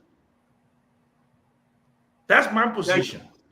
Thank you. Conor Gray, come with your question, then the Honorable can just wrap this thing up. Thank you, Mr. Jackson. Thank you very much. If you were in Accra, right after Accra, there were 7 commissioners that work on the TRC. It said TRC. It didn't say TRJC, which calls for justice. And in that TRC report, at the end of the report, 4 of the commissioners were against the conclusion of the report, and 3 were in favor. Out of the 3 that are in favor, there is 1 today who is on the road to push this thing. When the interviewers conducted the interview around the country, as a matter of fact, the TRC, the Accra Peace Accord says, when you set up the commission goes from village to village with counselors to ask questions, to ask the citizens. And the citizens will gather questions against the accuser. Then the accuser will be informed and say, Thomas Yaya Nimble, we went to Zwedru and 50 people accuse you of committing crime. On Saturday, we will meet in Zwedru. So you will face your accusers. Then on Saturday, I will take my team that committed a crime. We all go to Zredru and we meet at the city hall and they say, here is the accuser victim. Then the victim will come and say, Thomas, you shot my father the last time. Then I will ask my soldier, did you shoot this man? They say, yes. I say, sir, I'm very sorry. Then they say, no, I will not forgive you. Those are the kind of information that the counselors will note. Then they will bring it forward to Monrovia. And then a conclusion will be that to decide whether this victim has been forgiven or he will be tried. But that never occurred. They just scheme with their Is that the kind of investigation you want, sir? Well, I'm just saying what Honorable Jackson has just said. The time has passed. Whatever you want to do now is up to you guys. But the point I'm raising here is the conclusion of that investigation. 4 commissioners were against and 3 were in favor. So if you come now and you say it's 35 years old, that is true, it's 35 years old. If you want to go into the problem, all I'm saying is this is a tough cookie. It's a tough cookie. Can you ask your question? Believe that you can crack it? Go ahead and crack it. It's not. Ask your question I strongly believe that let's take care of business first. Let the citizens start eating, let them start going to hospitals. Then if you want to go into your work around court, you go into your work around court. Okay, Colonel Gray, your question. If you ask me, one of the problems of our country is the House of Legislature. It brings no value to the system. And when you elect a group of individuals who will circumvent justice, see that the address of justice is less important, and does not see that as the mission of a rescuer, then I doubt who Yahya Nimne is. But let me say this. Nuremberg, 100 years later, they're still pursuing people who committed crimes. Ivan the Terrible, David Demyamyuk, those kinds of individuals were pursued 100 years later. It's never too late to have justice. Absolutely. If you believe Yahya Nimne, but Remy, Nuremberg is not 100 years. Stop misleading the people. Okay, Sam, let him finish. Sam, let him finish. Sam, let him finish. The honorable got to go. Let Remy finish his question. Remy, go ahead, please. You said 35 years is far spent. I'm going beyond 35 years. Whether it's 40 years, whether it's 50, whether it's... Get to your 60, question, Remy, because we're out of time with the honorable, please. Let me say this. It is never wrong to have justice. It's in fact, it's more important than 400. And furthermore, Liberia is not going to spend a penny. It's not coming out of your budget at the legislature, sir. It's coming out of the international circle. We have to have that justice, whether Yahya Nimle likes it or not. My question to you, what do you think will obstruct our country from moving forward if there is no justice? Your country has been stuck for a very long time. Because no justice. Well, I don't think it has to do with justice. It has to do with our own behavior. Are you going to give me a chance to speak? I'm not stopping you from looking for justice. I'm saying give yourself a chance. Give yourself a chance. Let the president deliver his 100 days deliverables. Give yourself a chance. Let us have a budget. Give yourself a chance. Let people start getting paid and start finding food to eat. Then if you want to prosecute, then you prosecute. But why we haven't had any opportunity to get paid or to even buy back or rest or to pay students' tuition? And in the absence of a budget right now, you're talking about war crime code. How is the president going to function with all that? You think you're just going to set aside and then you come in with your money and start working? That's not how it's going to work. You need to give the government a chance to have integrity. Let that government have that integrity, then you come in. You're not going to put a government aside without integrity and then you come and you do walk around code here. It's not going to work. Give the government a chance to set up. No minister in power. no finance minister, no, all these ministers, nobody is in power right now. Give them chance. Let them get adjusted. That's all I'm saying to you. I'm not saying don't bring your war crime code. You can bring it. But we need to have a government. And I hope you understand that. You're not going to run raw crime code in vacuum. There has to be people here in authority. Thank you. The Honorable Thomas Yaya Nimland, as always, we want to respect the time you have given us. Though we have 4 minutes left, we say please come back again, that the Liberian people can hear you up. Thank you for joining Spoon tonight. Thank you very much. And thank you, panelists. Nice meeting you all. Yeah, you're welcome, sir. You're welcome. Wow. Listen, Dr. Richardson, we're going to go through this because it's exactly where we are right now. It's very intense, very, very intense as to everything that is happening in the country. Let me ask you a question, Glendy, because you came out so strong, and a lot of people appreciated the fact that you reminded the senator that, I mean, you know, he's here to answer the question, but yet still he put us in a box that we wasn't that free enough to be who we are in asking question. So coming, then we'll go to Dr. Richardson. I just found it very despicable. I mean, this is a lawmaker in a country like Liberia, whether you like the question or not, is either you knew you were coming here, you knew you were going to be answering questions. Don't be hostile. So if you're coming, you're going to be hostile, then you're saying to us that you're already guilty for what is going to happen because his name is on the list. I mean, we have Dwalu Onya who is saying to you, I lost my mother during the war. And you can't even be sensitive enough to answer that question, but you're so upset. So you've been a senator for how long? And you just here now, you think the people who lost their relatives, over 250,000 people died, you think it's just okay for them to just forget it and say, oh, we want to move on? 35 years, well, he's been living. 35 years, he's been eating. But those people who lost relatives, they still can move on. Some people have PTSD, they still can't get over it. And it's not right to them. Whether he wants it or not, that's fine. He can say no to it. But when you're invited to come and answer questions as a lawmaker, you have to set an example. And I don't think it was an example. You're talking about a white man. Really? You're talking about a white man?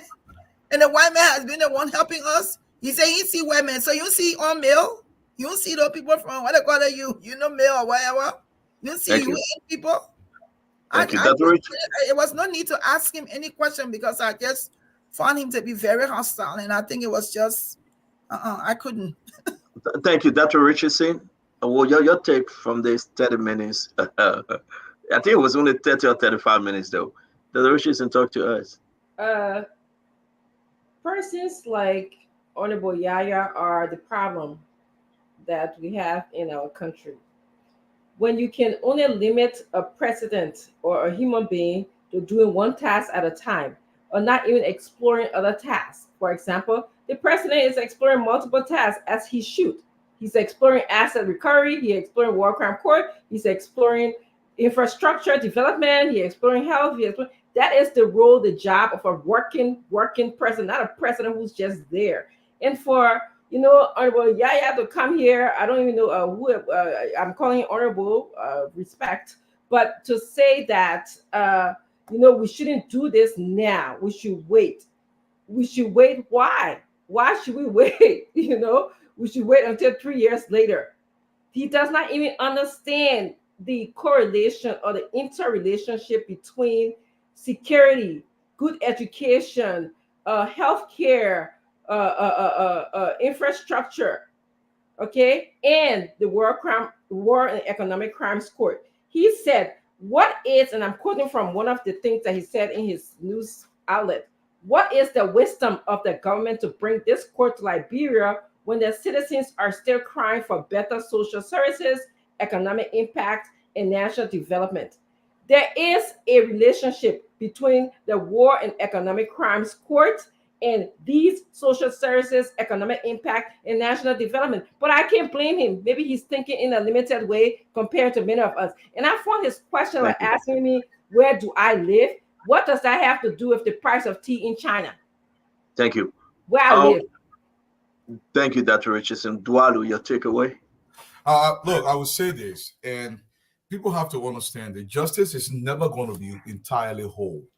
You're not going to get total justice, but a portion of justice. Every time we transfer this can down the road, what we've done to Liberia, like Dr. Francis said, we're denying Liberia those services that are required to actually grow the country. Look, the issue of justice in the society is actually linked to infrastructure. My brother Sam Jackson knows this more than anybody else. Popa, out of I believe the guy like he was like 95 years old when they tried him. Look, we know not everybody who committed crimes in this war is going to be prosecuted. We are fully aware of this. Some of those people have died, the likes of Haji Kurmai, all those guys already passed away. But the issue here is to set Liberia right. We have to at least hold some people responsible so there can be a message, and that message would be, we do not accept this. We do not accept this. But you see, I think what Sis Glennie said there, I blame this. No, I don't blame the senator. I blame us Liberians that continue to shield people with elected positions, especially the people that have committed crimes against the Liberian people themselves. We need justice for infrastructure, Mr. Senator.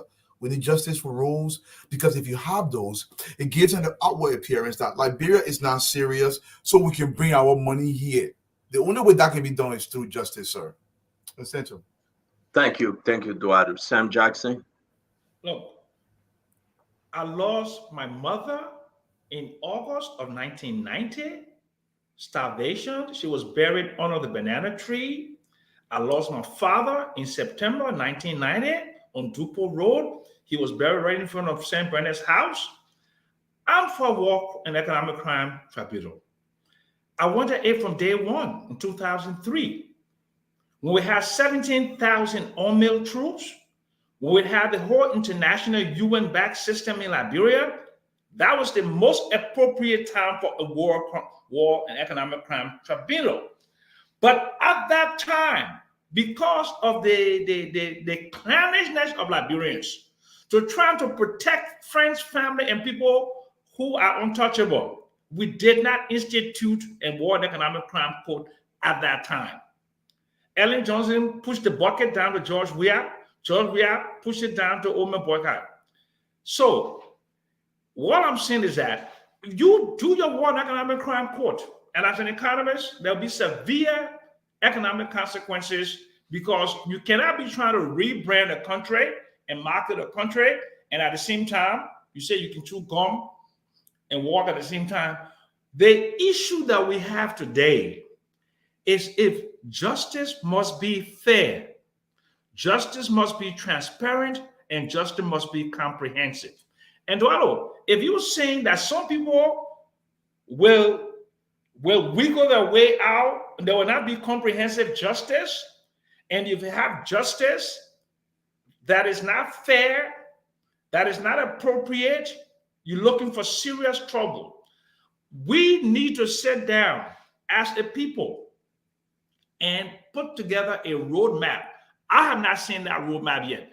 Glendy, have you seen the roadmap? Conor Gray, have you seen the roadmap? Francine, have you seen the roadmap? All we've seen is this broad thing about a war economic crime court. We don't know how it's going to be structured. We don't know what time frame it's going to go to. We know nothing about it. For me to sign on to this World Economic Crime Court gave me some more meat. That's all I'm saying. Gave me some more meat. I'm not going to be a knee-jerk supporter of a justice system that I know that is not going to be comprehensive, that I know the major finances of the war from certain socio-economic class who recruited young men and women, uneducated native boys and women. Those are the ones that are going to be, that turn themselves to the warlords. Those are the ones you got to go after, or you're going to go after the people with the greatest responsibility who control the command structure, the finance structure, and the war architecture. That's all I'm saying. I disagree with Tomo Yaya Nimle. He was a little bit antsy, but I can understand. I can understand where he's coming from. That's my position. Thank you. Conor Gray, your takeaway from the Senator Nimle. I think the senator, of course, will try to to support, to cover up his past. And these are the individual. Everybody has a stake in this. So probably his stake is for this war crimes code not to go on at all. To come here and think that Liberia will foster, will progress without justice to this culture of impunity in general. It's the thing that you know we as a people will continue to live with impunity and succeed. We cannot. When we have a government that was led by a president, the moment he landed, the first thing he did was to use the country's resources to build himself all those houses. That is to tell you that Liberia is at risk of growth because those individuals who are leading us have a mindset of self-enrichment. And my brother Yaya Nimle was is a name. If you go back and look into it, he wants 3 years. Trust me, he doesn't want it at all. Maybe in 3 years he's not going to be around. That's why he wants 3 years. But no amount of kicking the can down the road can take this issue. I think you have a conservative group of people who think Joseph Barker will not make progress in Liberia regardless. But I tell you what, the old man continue to surprise me. You know, he's bold. That's what we need exactly for Liberia to foster. Grab this bull by the horn, the likes of the Yaya Nimle and so on. If they become the ones that's supposed to face justice, Conor Gray and all of these people, so be it. The well-being of our nation is more important than any of these individuals who come here crying wolf cry. You know, the thing about Yaya Nimle, I don't think he's gonna ever accept something like a war crimes court. I want to see Charles Taylor being nabbed out of prison, even though he got 50 plus years there, and come back and answer for war crimes court. You said they chase you out into the Ivory Coast. Wouldn't you want justice for those who chase you out to the Ivory Coast? But apparently, it means nothing to him. Look, Liberia is not going to go anywhere without this war crimes court. I'm glad the OMA has taken this on. Look, they will go after people. Whoever is brought to justice will be not necessarily cherry picked. If you think that they're going to let Madam Sally go, Just allow me to say one or two they, words. they let Madam Sally go. Samuel, Madam Sally is not going to go. If she's part of the investigation, they'll nab her down. It will be Okay, around. so current grade, Dr. Richardson, Glendy, and Sam Jackson. A lot of people watching, and they saw exactly our interaction with Senator Nimle. Now, we'll be bringing Senator Prince Johnson on probably tomorrow or Saturday. You know, I just spoke to him. The position. Let me ask this question though. They have so many different reasons, but I will ask everyone on the show and people following us. The war crime court and the economic crime court, with the names that coming up, some of the folks that in the Senate today, Uncle Sam, the name is on the economic crime court. Do you think they will be able to sign on this thing from the Senate because now the representative passed it? You think this thing will go through the Senate, Uncle Sam, before that? But first of all, that whoever wrote that list is garbage. It's not an official list. It doesn't come from the prosecutor. That's nonsense and arrant nonsense. That's just some Liberian people just doing their usual thing to just fan the flame of nonsense. I disagree with you because we have, no, let me correct you because you wanted to correct Conor Gray, so let me correct you. It's not garbage.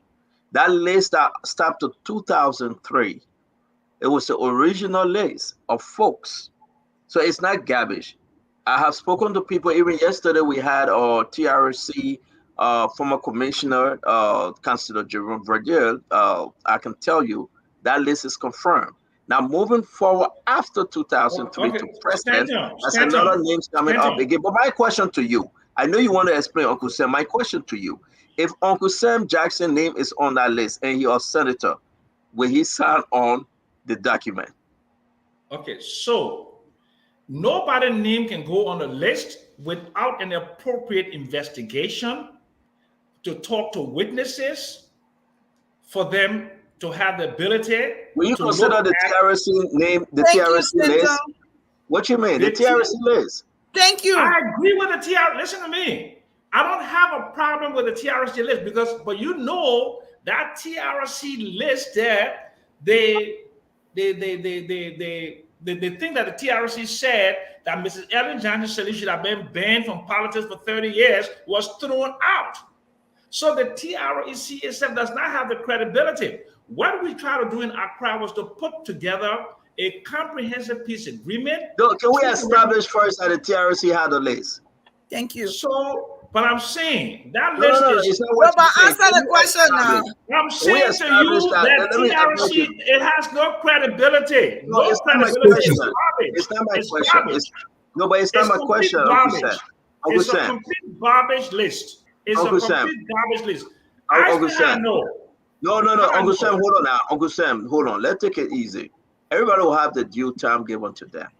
Can we establish today that the TRC had a list of names that they recommended, some for persecution and some not for persecution? So the TRC members themselves did not even agree with that list, because when the list came out, there were many of them. Yes and no. I'm saying the list was not official, it was not validated, and it was not put into the public archive for prosecution because members of the TRC could not come to an agreement. There has to be some degree of what? Majority or unanimity for a list. My last question to you, Uncle Sam. Do you believe that these 8 individuals here, they all serve as leaders of warring factions?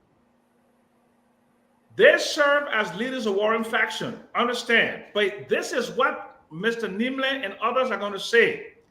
My people were being. No, I'm not asking you the reason. I'm asking you a straight question. Do you believe they serve as leaders of warring faction? So, but why are you asking me a question that you know the answer to? You know they were members of warring faction. Because you just said the list was garbage. You just said, but hold on, Uncle Sam, calm down, sir. Let's have some good conversation tonight. I'm not trying to attack you. We're trying to establish something here. There's a list out there, TRC list, recommended list. Even the current recommended list from 2005 to present, 2023, I have that list. I was told not to put it up because the recommendation have not reached to the president, the speaker, or the pro tem yet. Once the recommendation reached to those people, we'll publish that other list. It's the new list. But my question to you, whether it was a garbage list, whether some commissioner disagree, we can all believe tonight and say there was a list. Am I correct?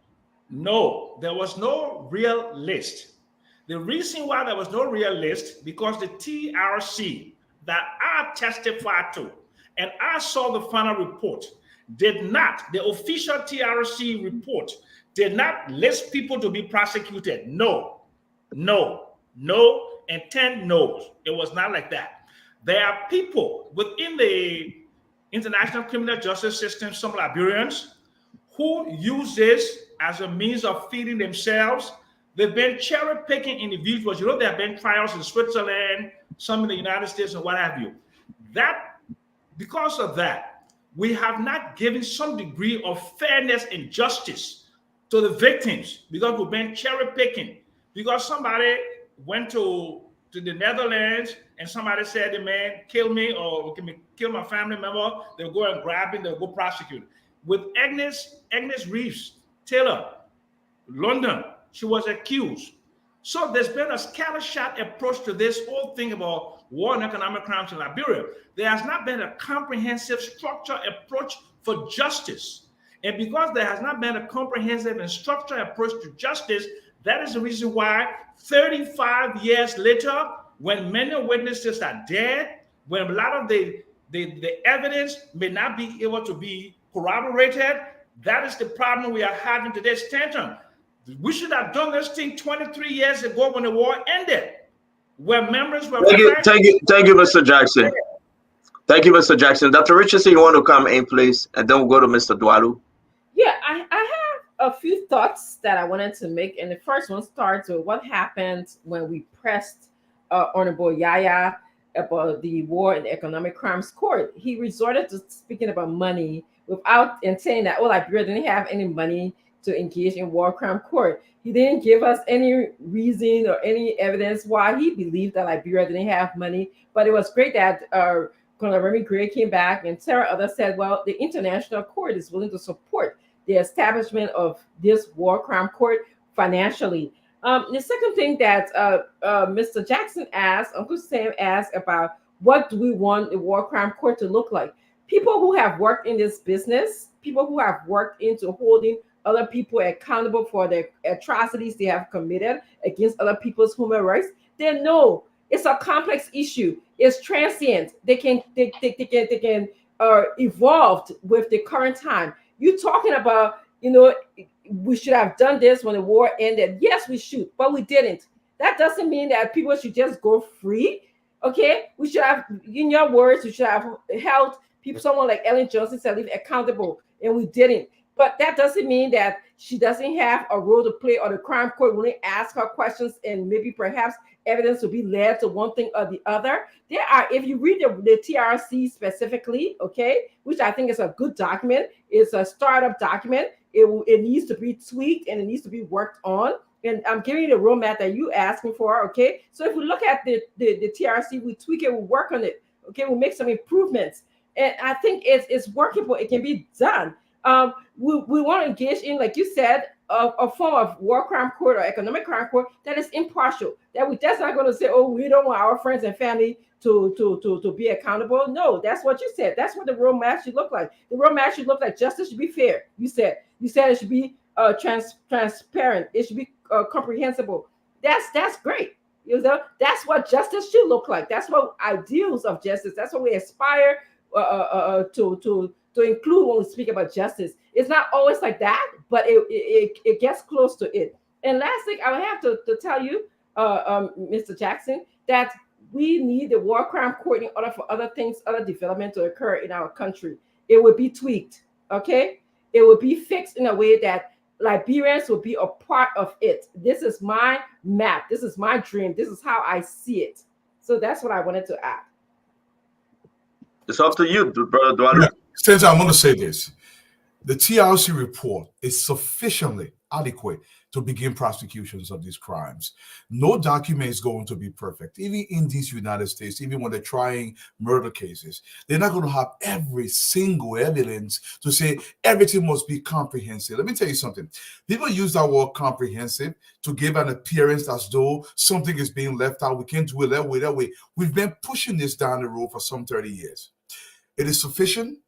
Let me tell you what was happening with the country. The Francine was going on this, but she went halfway, and I will just continue what she was saying. Look, if we want this country to move forward, some people will fall through the cracks. It's not going to be perfect. But the aim for this country should be, we have established that there was sufficient justice for the war, and the main actors were prosecuted. And then we move on and we establish that. But if nothing is done, it's far worse than saying, let it be comprehensive. That word comprehensive means, and all the things we have to do, you don't get it, you'll die for you get old. What comprehensive means to most of the people that are against this thing. They're saying comprehensive to me, you don't prosecute us. This is ridiculous. The TRC did a comprehensive documentation of what happened in the war. Sufficient. Comprehensive. Look, the Rwandans did not have the kind of evidence that we have. The people in the Congo, you look around the globe, even in South Sudan, they didn't have all the comprehensive documentation, and there was prosecutions in South Africa. So we are going to be 100% comprehensive. If we are 50% comprehensive, we know the major actors, we know the role they play. Let's put Liberia in front so there can be some justice. Not everybody will get tried. Some people will fall through the crack. But sufficiently, we can move forward. This is my argument. And so I was sorry, just to add to what you had to say, there's an issue in justice. There's proven beyond reasonable doubt. If someone is guilty beyond reasonable doubt, and there's preponderance of evidence. And if you read the TRC report, they said preponderance of evidence, which you can find someone guilty of with the preponderance of evidence. So here's the issue. Mr. Jackson, have you seen the TRC final report?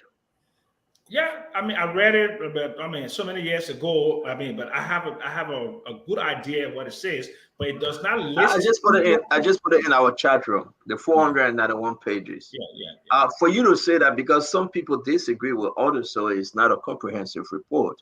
Then I'm kind of like disappointed. No, because all those years, they did not accept the TRC report. The commissioners that wrote the report, right?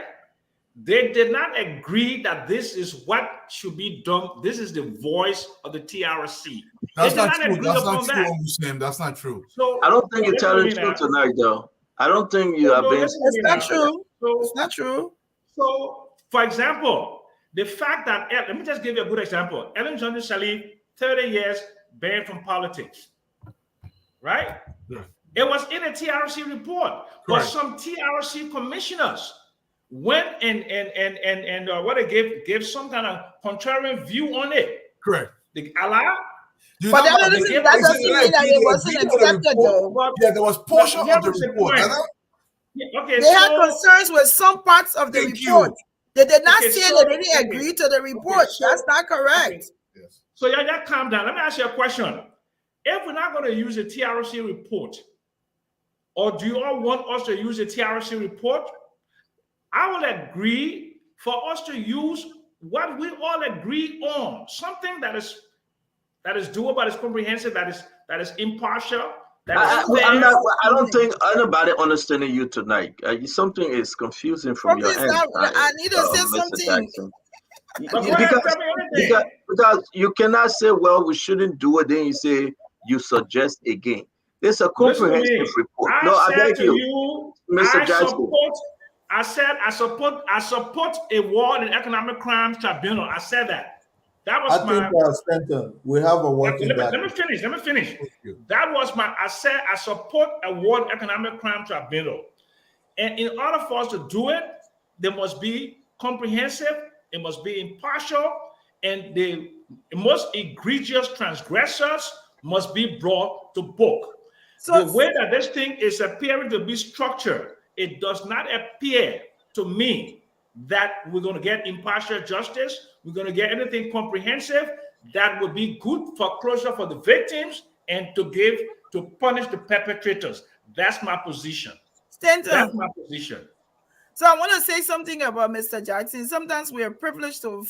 I'm very privileged to be on this platform with a man like Samuel Jackson, because we have people like Samuel Jackson around. While we are still around, we want to be excited that they're going to give us wisdom.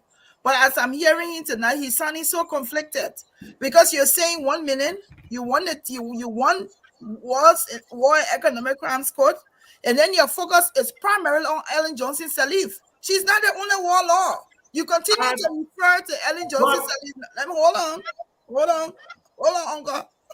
The second thing is, you're talking about the TRC work. You have no other group that did an investigation. You had no other group that has. What are you saying? You are saying that they should start a new group right now when you already have a report that you can start from. So what's the TRC report? Clear. Jackson wants a group that he can spearhead. That's why this is. Okay, I see. Well, let me say this, because the word comprehensive is personal. To go back and say a 400+ page document is not comprehensive. I wonder what comprehensive means. Thank you. The thing about it is, Dualu said it clearly. Those other individuals who proceeded with war crimes code did not even have a fraction of what we have. Correct. And so as a result, events were cataloged precisely, and we had hearings. So the court is not going to be sitting there in abstract. There is something that they have to work with, a working document called the TRC report. Whether some people agree with some portion, Yes. all of it or not, they have a document that they can proceed with. And my brother, there's nothing more evidential than having that 490 plus page document that people are going to be And video. using. And Yeah, video. yeah, lots of pieces of evidence, like we say, preponderance, exculpatory, whatever evidence they have something binary on hand that they can say we have this. Based on this, invite party X, to come and prove themselves that they're innocent. And if anybody would think that this is going to hold our country from moving forward, I think it's another way of kicking the can down the road. Yaya Nimle could come here and make all the noise, but I think where this President Bugger is ready to proceed with this, that's why people should not overlook him, as though he's coming just saying, look, you'll never get a Yeah, but justice. let me comment. Let me ask you a question. It's not about President Barker called it during his campaign. He called it during his inauguration. Yeah. He spoke about it. He's meeting out in White. He's meeting the ambassador at large. Do you think the senators will approve this thing? It will go through? Look, when they start on Rwanda, when they start on Sudan, they didn't go as a group of individuals who are themselves party ex parte to the conflict. You understand? Look, when justice is ready to be served, you understand? We are signatory to so many conventions, including the Rome Statute. I'm To come back asking you. and It gotta go through the legislatures. Do you think the Senate will sign on this thing? well, when you ready to give justice, you don't go through a body that is conflicted. No, but then you're wrong.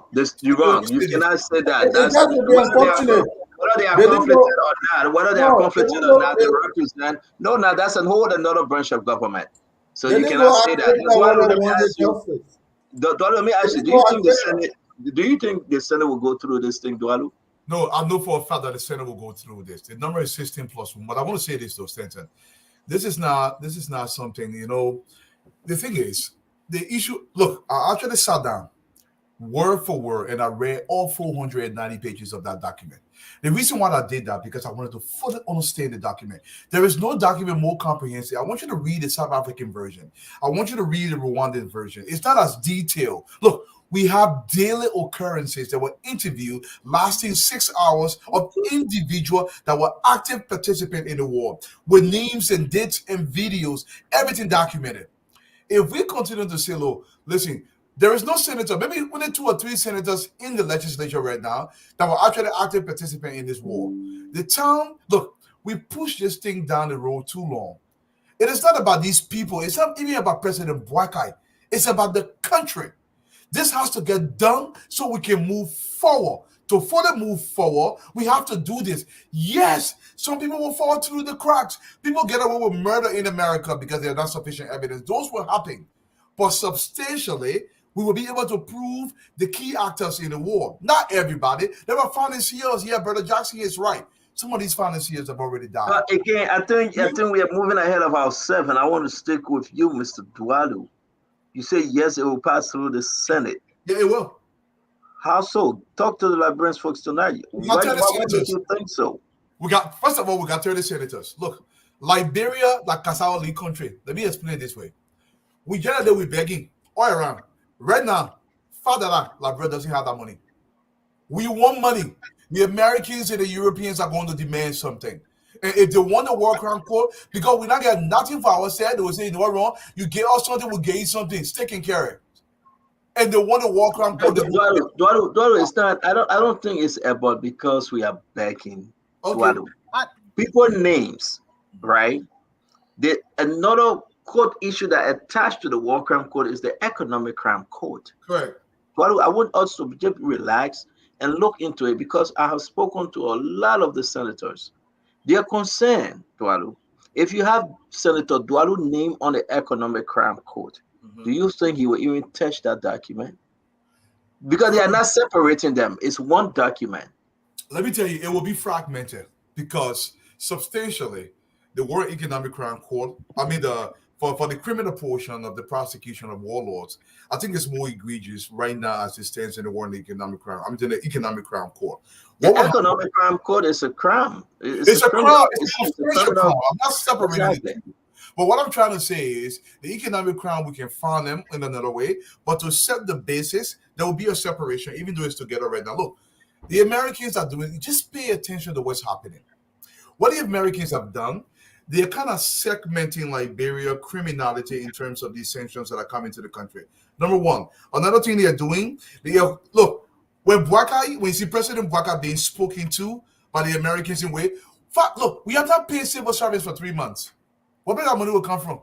The people say, listen, we can get you the money, but what's in there for us? Because we just pushing the thing.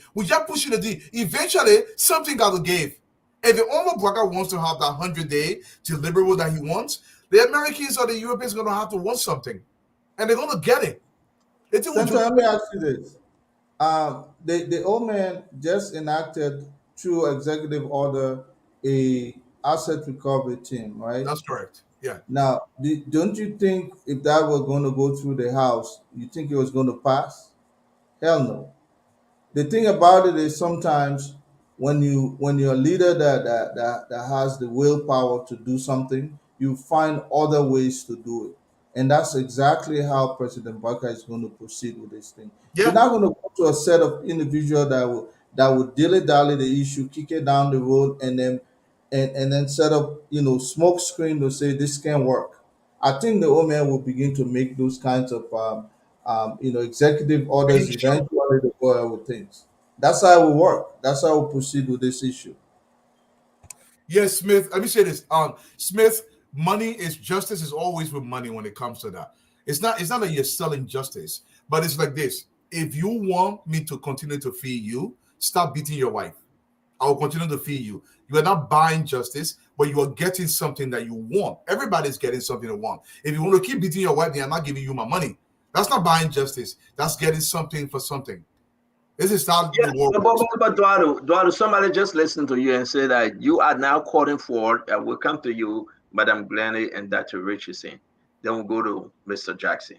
You are now calling for the separation of those documents. They said, no, it won't happen. Senators are saying you are wrong. They are saying that there will be no way, because now if you're separating them, it's a form of witch hunt. No, it's not. No, but let me give you exactly what they are saying. And these are the arguments right now people are looking at, Mr. Jackson. They are saying that you bring in, now the resolution that came from the House of Representatives, they are together. They're going to read it. It's very simple. And now you say, separate them. Because we cannot have these guys to sign on this thing because it's the Economic Crime Code portion that involving, it have Edwin Snow name. It will have the guys from CDC. Now, we cannot hire away from the Senate. It must go through the Senate. Center. You're going to have Nathaniel Magel name. You're going to have Emmanuel Nukwe name. They were placed on sanction. Correct. You're going to have Albert Chia name. Yeah. You're going to have Bagugwe Jr. Why you call it our man name? Elephant. They're going to have all of them named. But we will stop this file because we want to separate those that fall short on a war crime and those that fall short on an economic crime. Just because we want them to swap. They are saying, Duadu, if the debate come on the floor, you sign one, you sign all, or you don't sign any. All they need is 2/3. Let me make my point. What's the name that 1/3? They need 2/3. Stanton, let me say this to you. We cannot have 30 people. They all call it 103 people hold the entire country hostage. Look, I want to say this, and people will say, "Oh, it's a Mediterranean." What do you mean we cannot? What do you mean we cannot? No. Let's have the debate. What do you mean we cannot? Nobody holding the representative hostage. They have passed it. You are talking about only the 30 senators. Now there are 29 senators. After the election, the 29 senators will have to go and debate this thing, regardless you like it or not. You voted for them. Yeah. They must be the solution breaker, or they will uphold this thing. And they ask most of them. I can name them because I spoke to most of them. Yeah. Nathaniel Magel, Albert Che, Ben Twawe, Emmanuel Nukwe, Edwin Snow name is on it. Let's go ahead and name them. Look at Prince Johnson. Look at Yaya Nimland. Name them. You cannot have that 16 or that 17. Let me ask you one question. Let me answer your question, Stanton. Look, the Senate. Let me ask you one question. All those people you name, are they 10? No, they're not. We need 2/3. Yeah. That 10 people. Yeah. Are they So 10? you answering me a question or you answering your question? Well, Which let one? me answer your question. Which side going on now with Dwalo No, or you? I'm asking you, are they 10 people? No, they're not. Okay, so let me answer your question, brother. You got to go back to the National Election Commission and see how many CD-Shen senators we have. If you put George Manor, we are named on that paper for economic crime, right? He have influence. We are having this conversation. Why do you think Samuel Jackson fighting this thing? Because the first person from CDC named that on that paper is former President George Manor Weah for economic crime. So therefore, you cannot have Edwin Snow. You cannot have, let's say, Prince Johnson, that knowing that if he signed on it, not only for war crime, he's signing for economic crime. Duadu is telling that people that listen to us, they will separate it. The argument that they will not separate it as, listen, this is more than we just having the conversation. I'm talking to them. I want Duadu to speak on this, then we have to move to Glendy and Dr. Richardson. Go ahead. Let me say this to you, Stanton. The senators, they swore an oath to the Republic. What are we holding responsible to that oath? It's not my point here just yet. But they swore an oath not to go serve themselves. Their issue is to serve the Republic. If whatever they are doing contravenes the service of that to the Republic, the people have to act. The presidency of the Republic of Liberia have tremendous powers. If the Senate is standing in the way of what this government wants to do, the president can overstep them and use executive power. Let me tell you something. We cannot continue to go down the road while these people hold this whole country hostage. The president has to act. These senators cannot go to the Senate to serve them. Not talking now. You just invoke the executive power. Okay. Uncle Sam will tell you that even if the president uses the executive power, there's a way in which the senators can override that executive power. Am I right, Uncle Sam? They don't have the numbers to override it. Hey, but let's get it easy now. We're not fighting. We're not fighting. You cannot just say they don't have the numbers. We're not to the numbers yet. Yes, sir. So I beg you, Uncle Sam. Glenny, I beg you, Uncle Sam. Glenny, I beg you. That's my fault. You and Dr. Richardson. Let Uncle Sam answer the question, please. Then we'll come to you. I know they wanted President Boycott to sign an executive order to institute the War on Economic Crimes Court. President Boycott, being the wise man that he says, I'm not going to make this a unilateral decision. I will pass it on. So they got this sumo guy from District Number 3 in Musrata County to put the resolution on the floor of the House. That's how come you got the resolution on the House floor. I believe, unlike Dwalo, that the Senate, the Senate will pass it. But here is the practical thing. I believe they would drag this thing, they would delay it so much because it is not going to, Bucket, that's not going to sign a bill on because they give a resolution and you start implementing a War Economic Crime Code right away. This is all a part of a stall tactics to kick this can down the road again. And I think people are just making a half-hearted because, like Valo said, because the Americans one day they're 3 months of salary of something, but that should not be a reason for instituting a War on Economic Crime Court because you need money. What you should be instituting a War on Economic Crime Court for is because of justice for the victims. If you can't have a superpower, you can't have a superpower grabbing a hammer to the head of a president to institute something as consequential as a War on Economic Crime Court. And we Liberians should make that decision given our objective circumstances on the safety, security, and rule of law. That's what this should be all about. Not because America wants it. It should be because we want it. All right, so Glenny, go ahead and Dr. Richardson. So there are several little bits and pieces of questions. Does Liberia need to have a war and economic crime court? Yes. Will it happen tomorrow? No. Can the process start now? Yes. Will the Senate pass it? Yes. That's how I think. That's how I feel. I think the Senate will pass it It will go to the Senate floor and they will pass it and they will start the process. Number two, whether it is together, war economic, or whether it is separated, the people with the economic crimes, they don't go into jail. They just seizing their property. It is just that simple. They will just No, seize you their can't property. do that, Granny. You have to have justice before you take somebody's property. Let me finish. If they found out that these properties that they now have, and they took it, they acquired these different things, just like the people that are sanctioned. I understand you. Just like the people that they sanction where they have their different properties. What will happen to the people who they found guilty, who are found guilty for economic crimes? What will happen to them? Who's jailing them? Uncle Sam, are they going to jail? For people who are found guilty of economic crimes, don't answer. Let you finish, please. I'm just saying, when they go to jail, what will happen to them? So when we're saying George Weah is number one on the list, what's going to happen to him? Why wouldn't they want to pass it in the Senate? Why would they want to continue to have no impunity in this country? I mean, I don't see it that way. I see that the Senate will pass it. I see that the people who will be guilty for war will go to jail.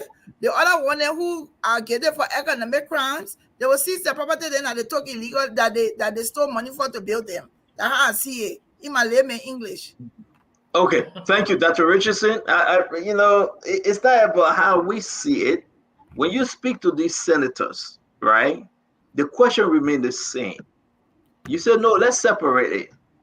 Granny is in Virginia and Dr. Richardson is in New Jersey.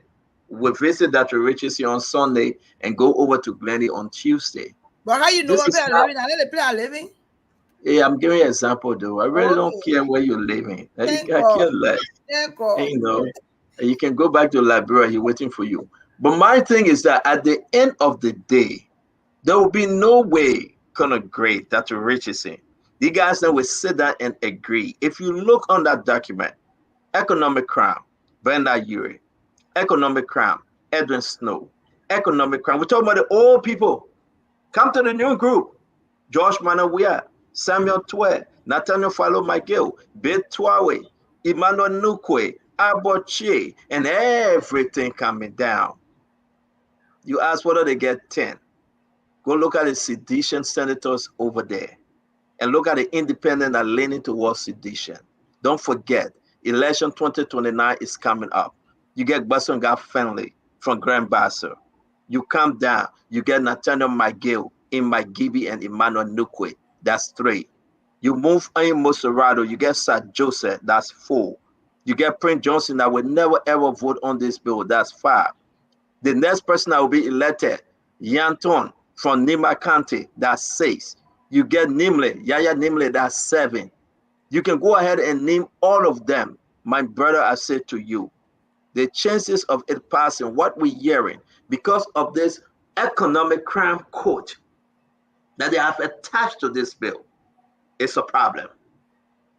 So it is a problem. Forget it because I can't go to do. So if you ask me what I'm gonna forget it, I want it today. I think it's best for our country. I think everybody should celebrate that we are having the discussion. But I hope the pro tem, the president of the Senate, Jeremiah Kuhn, I hope other lawmakers can come around and see how best they can discuss this issue. A lot of things attached to it, and people are not happy. They were so happy that, yes, we're going to do the war crime. But when we start talking about the economic crime code, and people start saying their names, people holding back and saying, no, this is not right. I have spoken to a lot of them. They are angry about the economic crime. Now, here's the other issue. Dr. Richardson, please comment on this one. Asset recovery. The president declared asset recovery. We don't know when it's going to start. From when to when. Sedition saying, the president said it will be from 2018 to December 31st, 2023. The president have not given us a time frame, the length. Will it also come from 2005 to 2023, or President Bouaka just going to do 2018? The argument, if President Bouaka carries this into 2018, then that's witch hunt. What say you, Dr. Richardson? Let's flip the coin a little bit on asset recovery. So Stenson, asset recovery or war and economic crimes court, as I have stated before, it's not going to be an easy task. This is not going to be an easy task for Liberians. So we need to get our mind set to know that this is going to be difficult. The president, as you said, need to start preparing the minds of Liberians. I'm so happy you called those names, because if I was in the president or advising the president, those are the names I'll be calling to the Liberian people so they can watch out for. Those are the people who are prohibiting development or prohibiting the need for a war crime court. And the president, Liberians need to know. We need to be transparent all around. Okay? I also think that the war crime court and the asset recovery document that was proposed today by the president, they are good start-off documents. Can they be tweaked? Yes. Like everything else, they can be tweaked. Whether it's 2018 or go back to 2005, this is why a committee involving all sectors of Liberians should be involved in this process. I know, and I will divert a little bit to the war crime court. They call for the evidence and methodology to use is the preponderance of evidence. This is not guilty beyond a reasonable doubt. They don't need to have all of the evidence. The people did interviewing. They did talking to people. We have YouTube. And as Dwalu said, we have evidence today. Evidence, YouTube, on social media, that thank God for social media, that showed and spoke about what happened during the Civil War. We have technological advancement. They have advanced even further than when we had the war in our country. That can be used to figure out who is guilty or who is innocent in the war. All right, we have critical people. My grandson is more of a critical thinker than I am because he was born probably where I open the book and can use laptop and tablet than I can. My children, when I need to change my VCR or whatever in the house, I'm still using VCR. They're the people who know how to do those things. That tells me that they are thinking far way beyond me or anybody else at my age group right now. They're practice. So we have those things at our advantage. Lastly, I want to say President Bokar can garner the support of the international community. He can bank that. The argument that Dwalu made, money carrots for stick, money for justice. That can be easily done in our country. He can also use little lobby. He can lobby people at different times, small groups of people. Anyone's very good at lobbying teams of people, talking to them one-on-one for their support. He can do that. Anytime we have a country where justice prevails, that creates the freedom of mind, thoughts, and physical freedom for the people. That synergizes development, innovative thinking. But if we don't want our nation to be healthy, if we want it to be unhealthy, let us follow people like the senators that you are calling. And of course, they are biased because their names were mentioned. I won't be surprised if McGill or Yaya or whoever else you call say they don't want war crime court because their names are related to economic or war destruction in our country. So we will recognize that. The people of Liberia recognize that, and there will be decisions made. Okay. Let me give 1 minute. 1 minute. Let me say this real quick. My brother Ed, I'm going to call Senator Snow. I'm going to call him. I want to hear him out on this one. This is getting very, very interesting, folks. As to why some want it and some just feel that it is a target. And let me go back on the asset recovery. All right. It is within the president's own executive order. If you say I want the asset recovery to begin 2018. Seditions are running up and down and saying, well, it's a wish hunt. But then let's just help our folks understand here. Sedition should have also have an executive order talking about asset recovery for the time they serve. Where are we on this? As a VI, you're coming in different though. I hope you understand. Can you make some adjustment and come back? Where are we on this at? The asset recovery that CDC want to cry wolf on. They were there for 6 years. Why couldn't they just go back? While you're speaking, I'm going to call Edwin Snow to join us on this conversation. I used to enjoy democracy is a very timid game. President Reagan used to inform Congress after an action has been taken. Today at 6 a.m., I ordered the forces of the United States to move on Libya. He was just informing Congress. He didn't take the case there to get approval, but he used his executive power to go against Libya at some point, right? Now, I'm saying this because executive orders they're handed to. There's a reason why in democracy they gave the president the ability to use executive power sparingly. They just institute executive order number 125, the importation of rice into the country. That monopoly that was given to certain people no longer exists. President Barker just vetoed just came up with an executive order 125. There is no reason why we're going to delay this issue with the spineless legislature that we have that can never take a decision because their interests involved. Firstly, they were brought there for under constitutional mandate to serve the people, but apparently they're there to serve their self interest. So I can tell you, look, if a president is willing to institute certain things, it does not need to go through that corridor because that look, the next thing they'll do, they'll say probably will come in to impeach the president. But the president can use executive orders sparingly to go about some of this.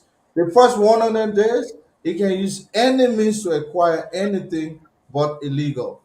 Um, so my hope to you, my brother, you can bring whoever you want to bring.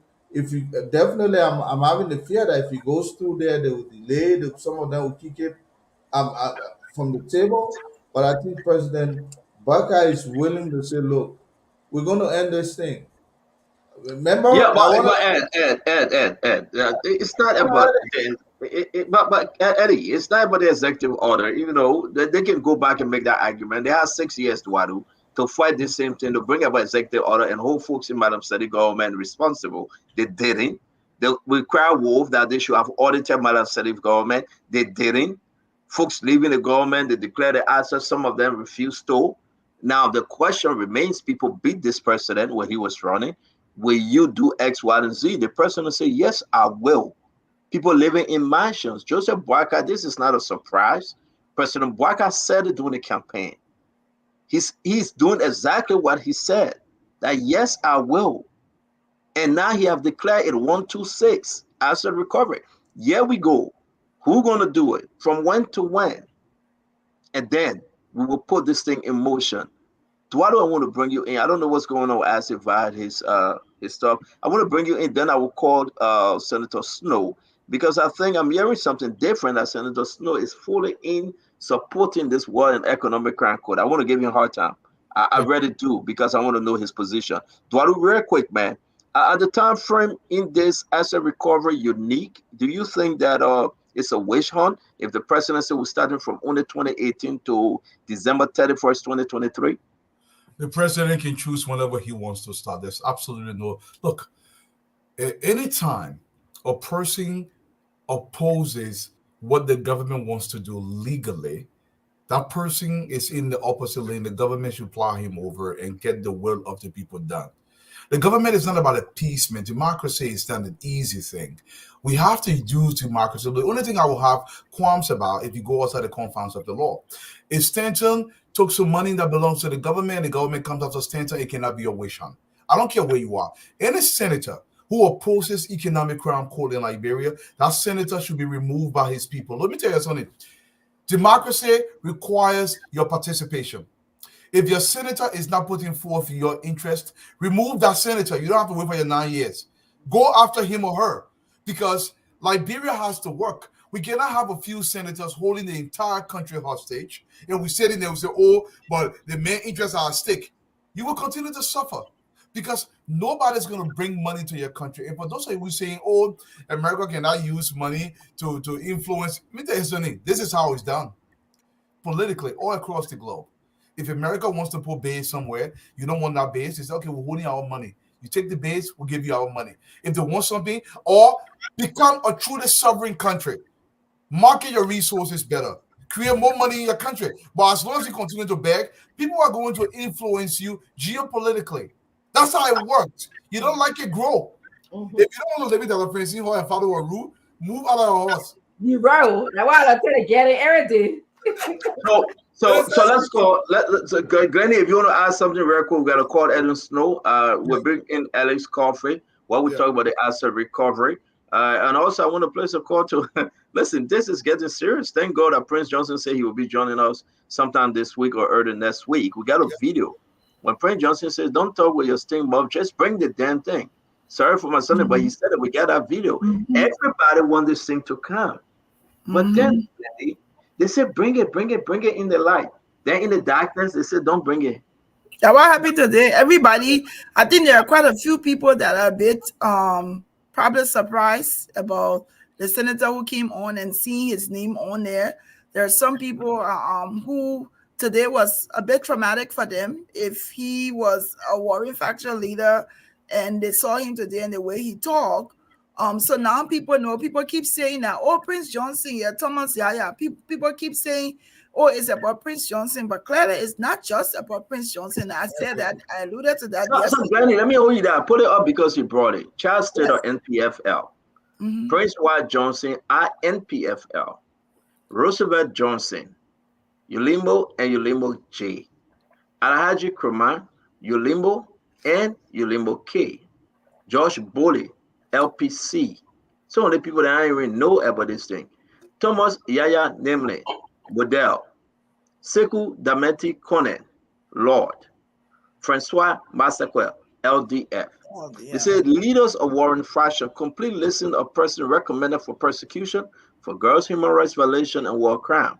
This is huge. Now, on this list, we can all see and we have heard Roosevelt Johnson is deceased.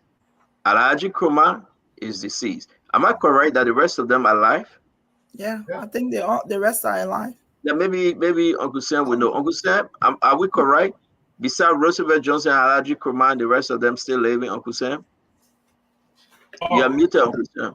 Francois Massaquoi is dead. He's dead, okay. Yeah, he's dead, yeah.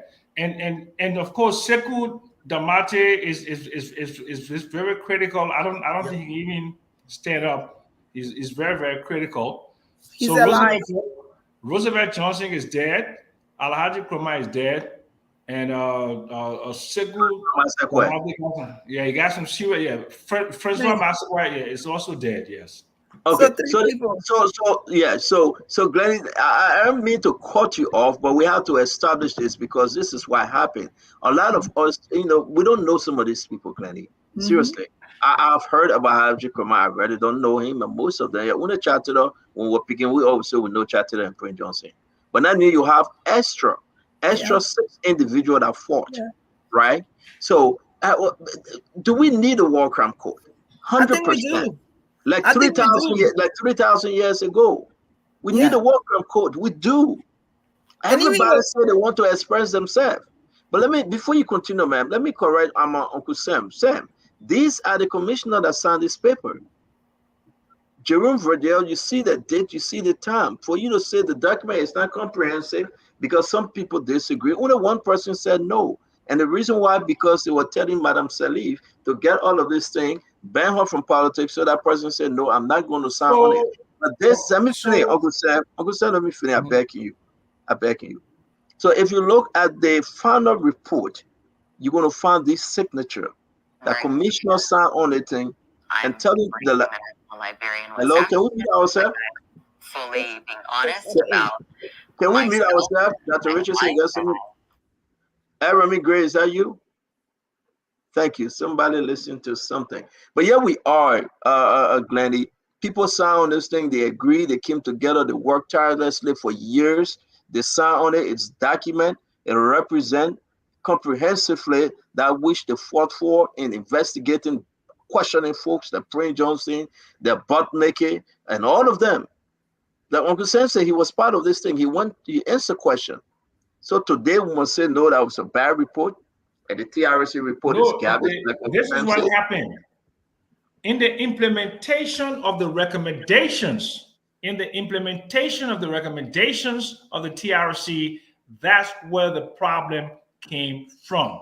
It did not come from the lack of comprehension of the report, but in the implementation, where the TRC recommended punitive actions against certain people and certain things that had to be done, that's where the disagreements came from. And that's where the whole people say the whole thing chakla, right? Because they wanted to protect one or two people from prosecution. Listen, my computer is about to go dead. I'm going to use my phone, so I'm going to go out and I'm going to come back in. Yeah. Okay. I'll come back. Thank you, Uncle Sam. So, Glennie, you were speaking. We just got to run through this flyer. There you go. Final report of the Truth and Reconciliation Commission of Liberia, TRC, Volume 1, Findings and Determination. It's in our chat room. If you guys can share it, so many people have received this thing, but yet and still it will be important for us to share it again. But yeah, we are, Glennie, finished, and we'll bring in Senator Edwin Mervyn Snow. So no, that's what I was saying, Senator, and say there's still and there's a lot more people that's on that list that some of us may not know about. And I think for a long time, the focus has been on Prince Johnson because he's in the face. He's in the face of the people. Now you will see subsequently tomorrow, Yaya Ni will start coming up because I was listening to Remy Gray when he talked, when the meaning he said Yaya, I did not realize the name first. But when I heard Yaya, I remember that Yaya name because my father was beaten during the war several times. He was even jailed. My uncle was killed on post docket when he was at post docket. So when people will not remember them at first glance, but there are certain names that will describe who they were. So I think it's important that this war and economic crimes could go for people to have closure. It's important for people to have closure for their relatives who died without no justice. And it doesn't take a rocket scientist. Justice denied or justice delayed is not justice denied. So it's important, whether they want it or not. And I heard Prince Johnson talking today. I hear that he's upset and he's talking, but people will focus on him because he's been in everybody's face 18 years. This is somebody who you can attribute to killing a president live. And people saw that and people continue to live that. But that people continue to be traumatized by those things that happen in the war. So I am all for war economic crimes code. It's important for Liberians to heal. It's very important. I'm not saying Prince Johnson saying I don't want it. We have to establish that, which will be very important to this argument, Dr. Richardson and Mr. Duado. You know, when we go back in history, you know, Prince Johnson said, bring it on. Yeke Koluba said, bring it on. You know, I don't know about George Bode. You know, I don't know about the other folks name here. But you think they mean it? Well, you cannot go into their mindset and say whether they mean it or not. But the issue here is that once they're on camera and say, bring it on. Look at their reaction to what they say. Okay, so then I'm not going to be Dr. Richardson. Once they go ahead and say, bring it on, I want it. I put it in the chat room, right? When Prince Johnson was walking by, you guys saw it. So I heard it today. I listened to it today. Yeah, I think I put it somewhere I can find it. But my issue here is that talk to me, Dualu. The people saying bring it on. Then what's the problem now? Huh? Great. Yeah, great. Go whoever. Colonel Gray, go ahead, sir. No, I was just going to bring a reminder that President Barker just passed Executive Order number 125, lifting the tariff on importation of rice, right?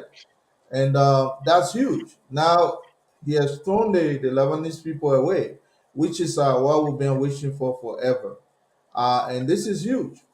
You know, look, President Barker, people may not expect much from him, probably some people, but he continues to do the things that others were so dreaded of doing.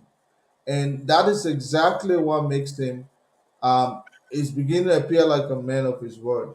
Do you know that he could do anything to get about this war crimes code, even if it means not an economics crime code? I remember they said one popular cliche in the public domain was that one popular person had asked him whether I will provide protection for them.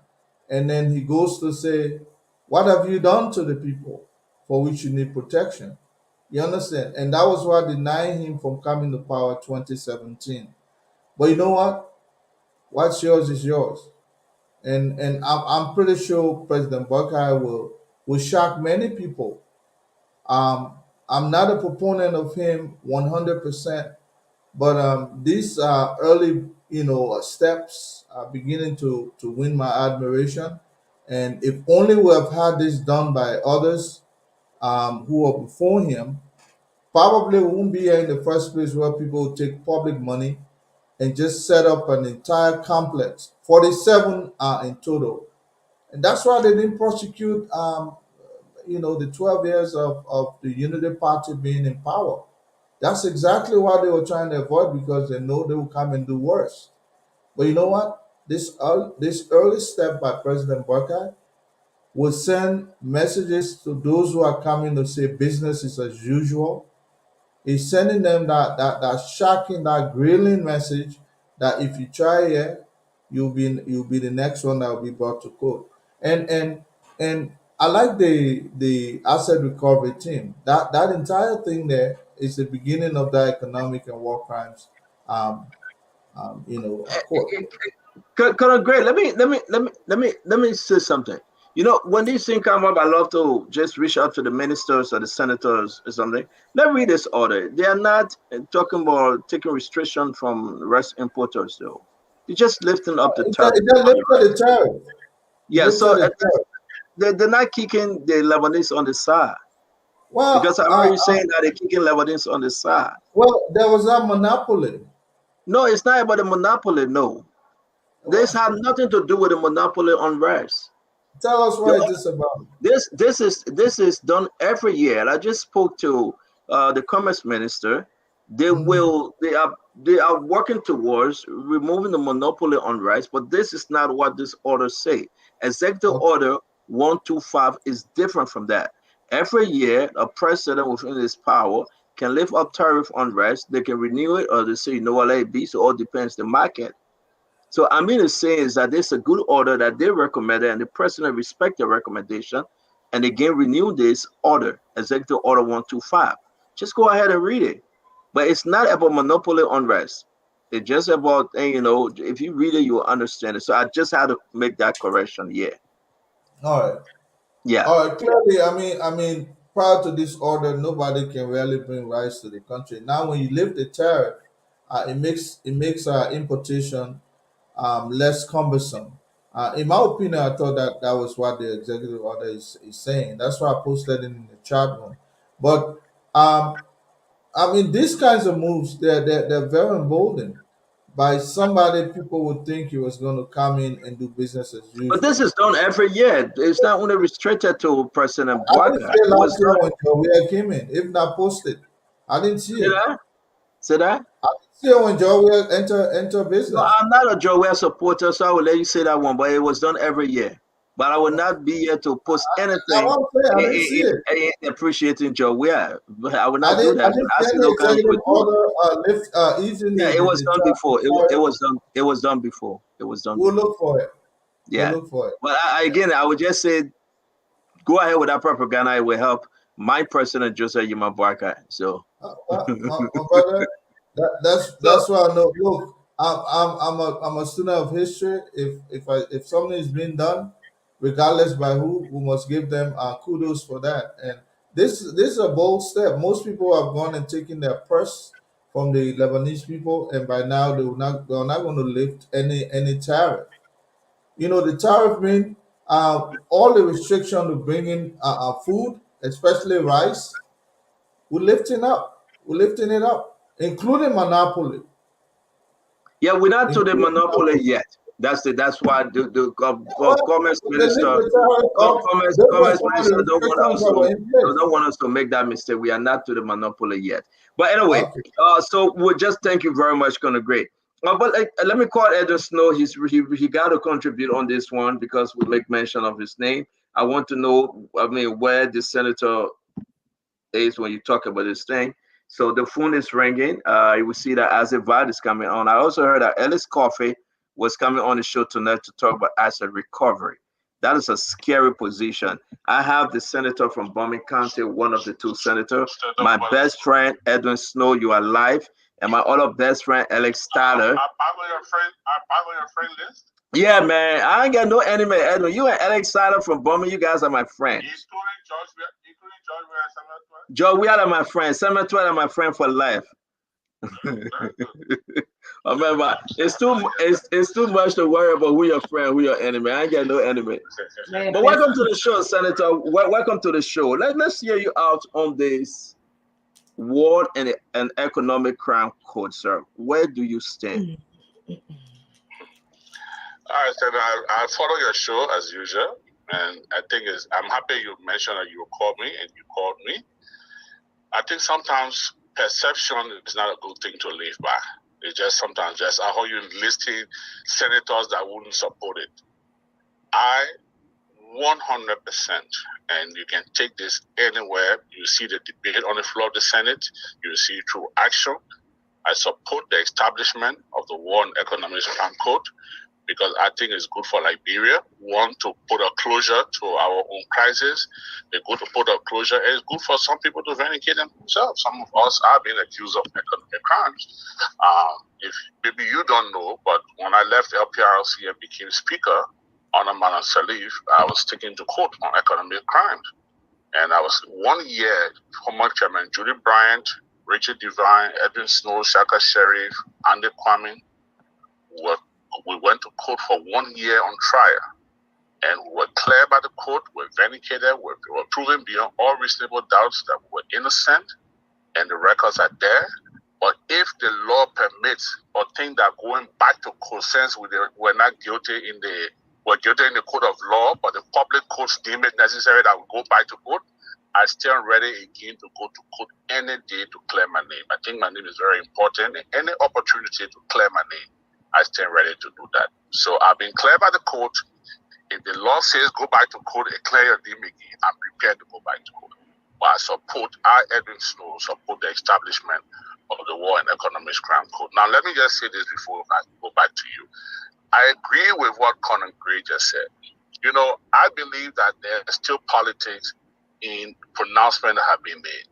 And if we're genuine about the establishment of the War and Economic Crime Code, just how the president issued executive order yesterday for asset recovery, the president can issue the executive order for the establishment of the code. So no one should leave it with the House of Representatives or the House of Senate to say, oh no, I want to do it, but it was blocked in the House. I wanted to do it, but it was blocked in the Senate. No. I believe if the president has a political will, which I think he has, I have no reason to doubt him, let him issue executive order tomorrow morning for the establishment of the War and Economic Crime Code. And let's begin the process so that Liberians can bring a closure to the many years of atrocities, so that we can bring a closure to accusations of corruption and economic crimes in Liberia. And those that are found guilty should face the consequence of the law. Those that are found guilty, yes, should face the full weight of the law. And those that are not guilty, or those that committed no crime, can be set free, both from the public court and from the court of law. Honorable Snow, thank you very much for joining us this evening. Will you call for the separation for both resolution? I think the resolution is one. You think they should separate them? The World Economic Code and the World Crime Code? Now, it would be, I'm sure it will be different judges. It will be different, maybe venues, it will be different proceedings. But I don't support one and leave the other. I support both. I think it's important for the establishment of the court so that we have closure to our civil crisis. I think it's important for the War Crime Code so we'll have closure to our civil crisis. I think it's important for the Economic Crime Code so that people who are responsible, who embezzle, who took government property can face the full weight of the law. People who are accused falsely can be vindicated. And for me, I want to go through that process. If it means I have to go through that again, even though I've been to court for 1 year, I was on prisoner. Honorable Snow? If I have to, yeah, I'm here. Oh, if I have to go back to court because, can you hear me? Yes, sir. Go ahead. Okay, so it means if I have to go back to court again for the same case because the public is not satisfied with the outcome of the court, again, it's double jeopardy, but I'm prepared to go back to court and face the law. Let me ask you my last question, then the rest of the guys can come in. Honorable Snow, the asset recovery. Folks that called me today, they said if the executive order 126 that was passed by the president yesterday, take the asset recovery from 2018 to December 31st, 2023. So which what say you? Well, I don't know the duration, and like I said, the president had the political will to establish it through executive order, and that's why I'm saying he should use the same political will to establish a World Economic Crime Code. Having said that, I think it would be fair if you limit it to a regime. I mean, you had the CDC-led government in power for one regime, 6 years. So if we limit it to the 6 years, anyone would feel that it could be wish hunt. And I think it's fair on the part of those that feel that way. But again, if the CDC government had the opportunity to do it, did not take advantage of it, and Mr. Brecker decided he would take advantage of it, then you cannot blame him for it. Thank you very much. Let me bring in Dr. Richardson, Glennie, Mr. Duadu, Conor Grade, Asif Vatugba, and Samuel Jackson. Dr. Richardson, please. Hello, Senator Snow. How are you doing today? Good evening, Dr. Richardson. Yeah, my question to you is, I'm interested in your reactions to what Mr. Yaya Nimle said today. He said that we are concentrating on education, health, and infrastructure. He believes that War Crime Court should be brought at least 3 to 4 years from now. Your reaction is that I've been through it, let it come now. Why do you think he's reacting this way that wanted to come later on? That's my first question to you. My second question to you is, why do you think that this government is reportedly asking for asset recovery for just the past regime as opposed to going back to 2003, if it is true? Well, both of your questions. The first question, unfortunately, I'm not blessed like you to be a psychiatrist to know, to read someone's mind. So I wouldn't know why Senator Thomas Nimle is asking for 4 years down the road to do it. I mean, I asked for your reaction, not to read his mind. No, well, my reaction is that I'm saying I want it now. So I'm not speaking for him. I'm speaking for Edwin Snow. He wants it 4 years from now. I want it now. So my reaction is just, it's a contrast. He wants it 4 years down the road. I want it tomorrow morning. I want it to start now so that we put a closure to this and move forward. And on your second question, as to, I've not read the executive order officially or it's in its totality, so I don't know which period it's covering. But again, it's only fair. I mean, if anyone serving in the CDC-led government took a document and said, we are going to investigate wealth obtained or gather or acquire in the last 6 years, but not before or not beyond. I mean, it's only fair for them to raise the concerns they are raising. I mean, it's fair. Logically, it's fair. But again, I would say they could have done the same thing. Maybe CDC should have done the same thing. They chose not to do it. So if Mr. Brecker comes and say, well, you didn't audit me, so I'm going to audit you. I mean, that's it. Thank you. Thank you. Okay, Brother Snow, welcome to the show. This is Dwalu. I got a question. Well, how will you respond to Liberians that say, yes, it is true, Honorable Snow, you got exonerated through the court, but everybody bribes their way through the court? How do you respond to them? Well, that's why I said, in Liberia or in most cases, when you don't win in the public court, in the court of public opinion, then the court is being bribed. When you are guilty from what the public want, then the court is good. So again, I was vindicated in 2006, 2007, 2006 through the court. And it's important for me to mention the year because one would think that there were ongoing relations with me and anyone in the court system. That's why I'm mentioning the year. whoever may think that way, I had absolutely no relations or no one affiliated with or was affiliated with me at the time or now was within the judiciary system, which is important to note. I'm not one of those that believe that the people will bribe their way through the court. We have a court of law, we have a court system, and if we respect the court only when it rules in our favor, and when it doesn't rule in our favor, then the court is corrupt. I'm not one of those who share that school of thought. Okay, Honorable Snow, just another quick question, guys. I'm so sorry. And this is not you, go off topic a little bit. In Liberia, our people better live on $2 a day. Do you think, is there any justifiable reason that anybody, especially in the legislature, should be making more than $3,000 a month in that country? Oh yes. Oh yeah. There's a lot of reasons why. There's a lot of reasons. I mean, the members of the legislature make more than $3,000. Our take-home pay is around $7,000 plus US. And the truth is that we do work for it. We work very hard for that money. Unlike the system that maybe you are used to or you grew up in, and which is a good system, you don't share the responsibilities that the lawmakers share. But it's important to note that there are agencies in government, there are other government officials that even make more money than the legislators make. So again, Liberia, I must admit, Liberia, and speaking now as an ECOWAS parliamentarian, for example, with the exception of Nigeria, I think Cote d'Ivoire, Liberia legislators make one of the highest salaries. So it is hard for our economy. But I mean, we can justify, and if the need be that, like we cut down our salary when we did the harmonization, if the need be to cut it down where everybody will make the same thing, I interpose no objection to that.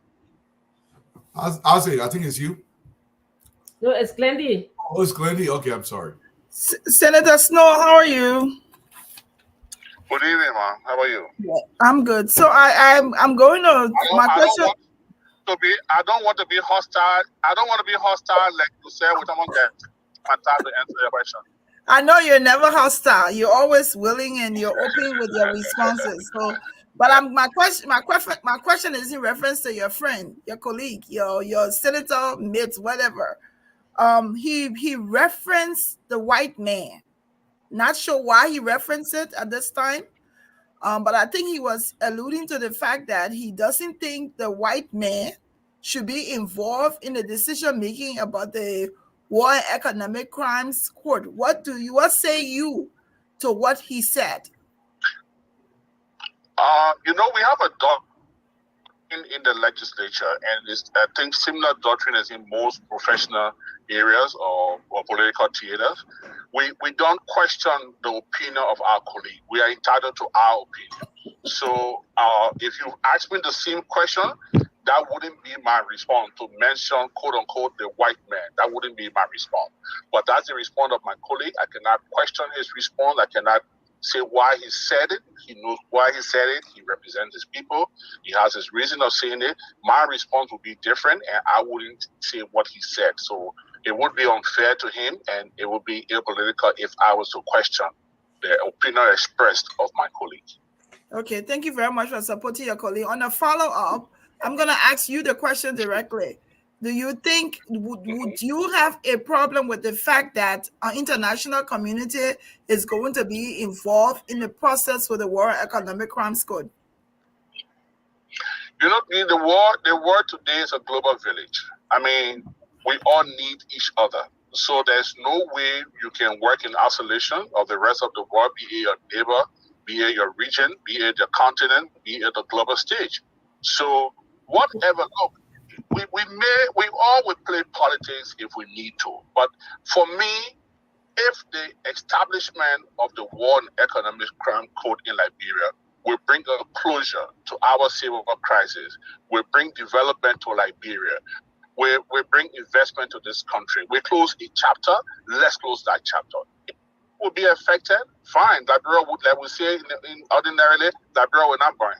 So if that's what we need to do for Liberia to prosper, let's do it and let's move Liberia forward. So I will encourage anyone, be it the white man, the green man, if and then the Irish man, if and whatever color man, I don't don't believe in. I don't play the race card. So, I don't want to go that direction. I think anyone that is needed to facilitate this process to ensure a closure to our crisis, we should welcome it because it's a global village. Thank you. Thank you very much. Thank you. Oh, let me. Who? I think it's Conor Gray, then Samuel Conor Jackson. Gray, yes. Sorry.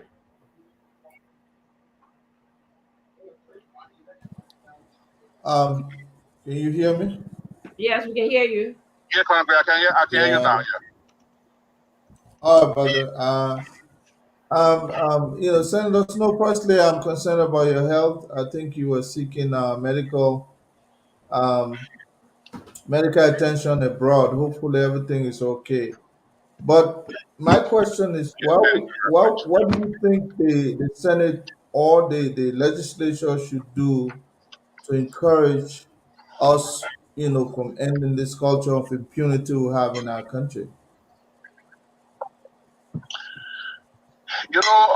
Conor Gray, are you done?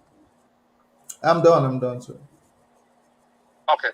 Conor Gray, the world today is different from even 2 years ago, 5 years ago. There were times where you could do certain things and go free. There are times in today's world, it's like on the clock. So the issue of impunity cannot just, if the system does not put into place the necessary mechanism to chastise people for the wrongdoing, the system or the population could rebel against the system. So I don't believe, and the thing about the job we do, perception is a virus. It's very serious. When people like you are listening to you this evening, when you cast a blanket condemnation on the entire legislature, that the legislature wouldn't do this, spineless people, and it's perception about a group of people. But guess what? One of us were put on the ballot and won as vice president of Liberia. He did not come from any other. He came from right in the Liberian Senate. Remember the House of Representatives 2 terms, then went to the Senate. In 3 years later, he became vice president of Liberia. So if the Senate or the legislature has so much bad elements, we will have a vice president today who just came from the Senate. I agree all of us may not be good. I agree all of us have transgressed. We have our shortcomings. But is that reason that you would just cast a blanket condemnation on all of us? I disagree. I think there's some good side about some of us, there's some bad side about some of us. So the issue of impunity should not be encouraged, not just in the legislature or in the Liberian society, but in any society for that matter. Be it in our household, with our children, with our siblings, with our parents, anywhere we should not encourage. Let me just squeeze one. Firstly, I want to. I'm happy that you face your day in court and you're exonerated. It is those moments, moments like those, are the ones that we all should encourage. That people have their day in court. People have been accused multiple times in different ways, and some of those people, like yourself, are completely innocent. But they continue to languish with that public perception that they are criminals, they've done wrong, and so on and so forth. So that in that light, I'm saying that what should the legislature do to facilitate that clarion, a moment where everyone will be brought to justice, regardless? I'm not sure whether that was answered, but thank you so much for your time with us, sir. Thank you, sir. It's my turn? Or the senator leaving? Huh? Okay. Senator, I heard, how you doing today? You still vexed with me? No, you are the ones to be vexed with me, not me. I just responded to you. Hey, you call me Zogo? Hey, when somebody throw something at you, throw your own to the king, then I hear that. But we're good. We're good, Senator. Man, you're still working to lead the team, man. No, we're not leaving the behind. But Senator, I heard you saying, the president can just issue an executive order for something like a war and economic crimes court. I think, I don't think he's shifting the will, because I think if you guys pass a resolution, there has to be a bill that comes about to form that court, to be able to give us the mandate and the jurisdiction, to rule over this situation. So what do you think? You think he can just go and issue an executive order and we implement a court without the consensus or approval of the legislature? Isaac, good question, and you make a lot of sense. But let me say this: this issue about war and economic crime code, as much as we all have the legal appetite for it, the political will is even more important in this establishment than the legality. So if we want the political will, there are things you must pull by the horn. And I'm saying to you, look, the House of Representatives, now everybody's excited about the House of Representatives, but was it done through the right no, the right channel? No. I don't know if they've concluded it.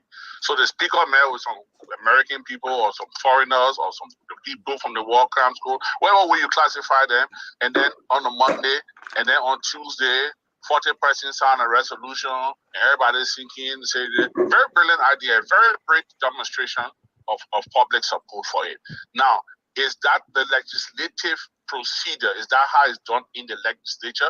Can you just sign this resolution now and say, okay, we're sending a resolution to the House of Representatives, to the House of Senate? That's not a procedure.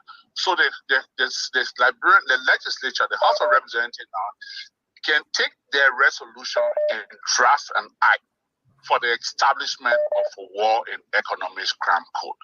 You draft an act and you send that to the Liberian Senate for concurrence. That's how our law works.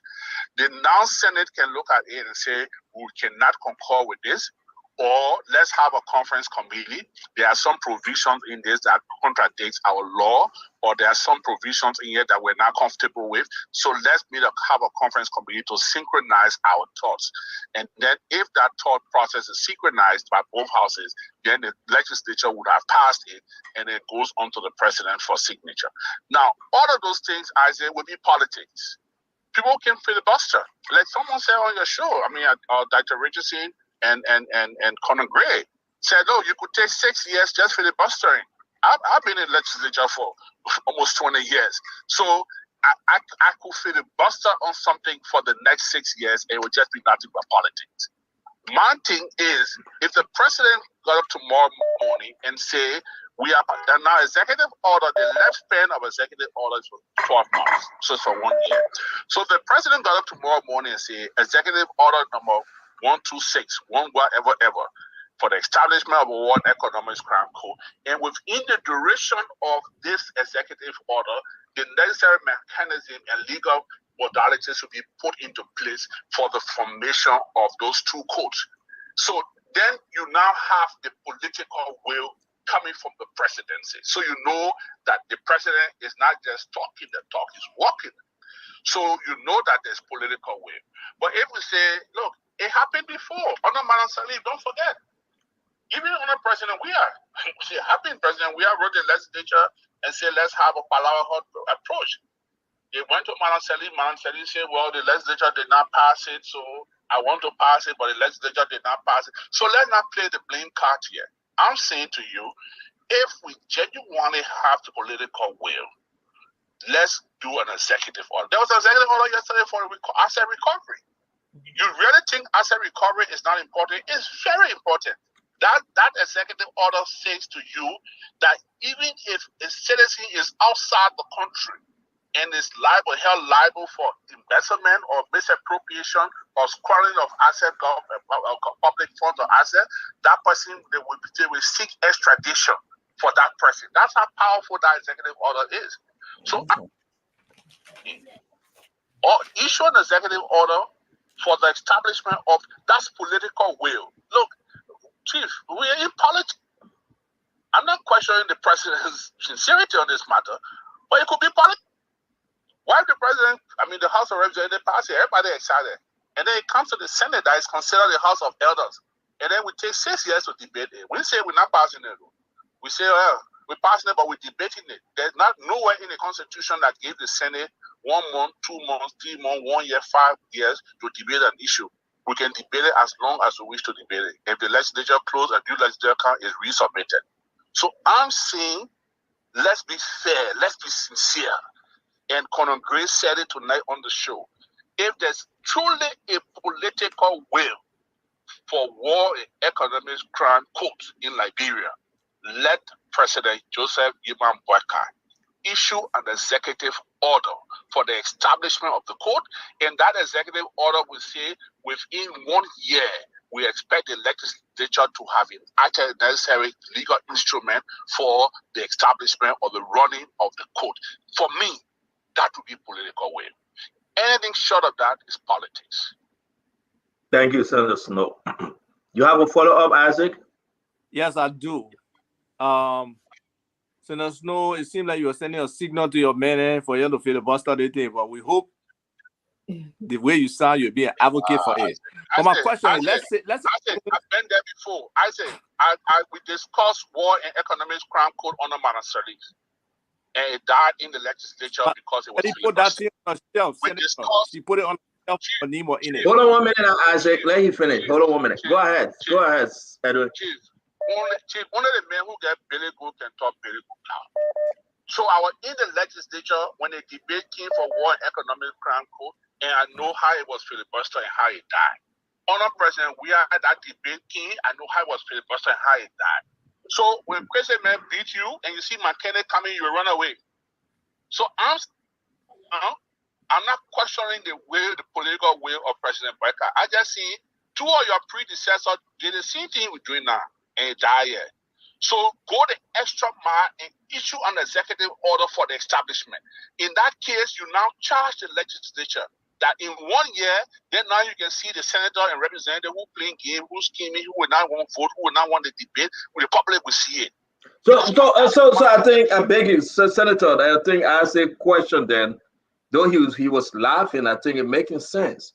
So are you telling us, for those that actually don't know about the filibuster, that Prince Johnson can stay in the Senate and filibuster till 9 years? I don't know what Prince Johnson can do or not do. I'm giving examples of Senator Snow. So just use me. Then I can answer you. Use me. Okay. But if you use one of my colleagues, I will not respond. But I can't use you because you say you're supporting this bill. I'm trying to find those that think we feel that they would not support this bill. Okay, let me use Senator Snow. You said honor Madam Sirleaf, honor George Weah, now honor President Boakai. So all this effort from Fanatic Kofa and his group, all this effort that we all cheering for the new day, one person, one of the 30, now you guys are only 29, can stand up and just stall this thing and stop it till President Boakai issue an executive order? So Stanton, the way it works in the Senate, for example, if that resolution comes to us or is introduced by a senator, for example, in the last legislature, Senator DeLong was one of those championing the war and economic crime code. I jokingly asked him yesterday if he still stand by it. He said yes. So that if the way that the Senate runs and according to our rule, if that bill ever comes on the floor of the Senate, it's read on the floor and there's no debate on it. It goes to committees. So in that case, it will go to the Judiciary Committee since it has a legal implication. Maybe the Internal Affairs Committee with Peace and Reconciliation, different era. But specialized committee, it goes to the committee. The person giving that motion could say the bill goes to the committee and the committee should report back to this plenary in 6 months. For example, I'm giving you an example. So Senator Snow gave a motion and said, we have received the document from the House of Representatives. It goes to I move it, if I can obtain a second, that it goes to the Committee on Judiciary, on Internal Affairs, whatever committee, and that committee reports to the Senate in 6 months. Then Senator DeLong could get up and say, the presiding will ask for readiness to vote. Senator DeLong could say, I'm ready. Why already they say 6 months is too long, let's do it in 2 weeks. Once that person who has authored that motion is now, that motion is lays with him. So Senator Snow will say, I disagree with you, I want 6 months. If majority vote for 6 months, it goes to the committee room. 6 months later, the committee reports to us. Or the committee come and do a preliminary report and say, we have started working on it, but we've not done yet. We need additional 3 months. So by the time you get the 3 months, you cannot force a committee. That 9 months gone, 1 year is already gone.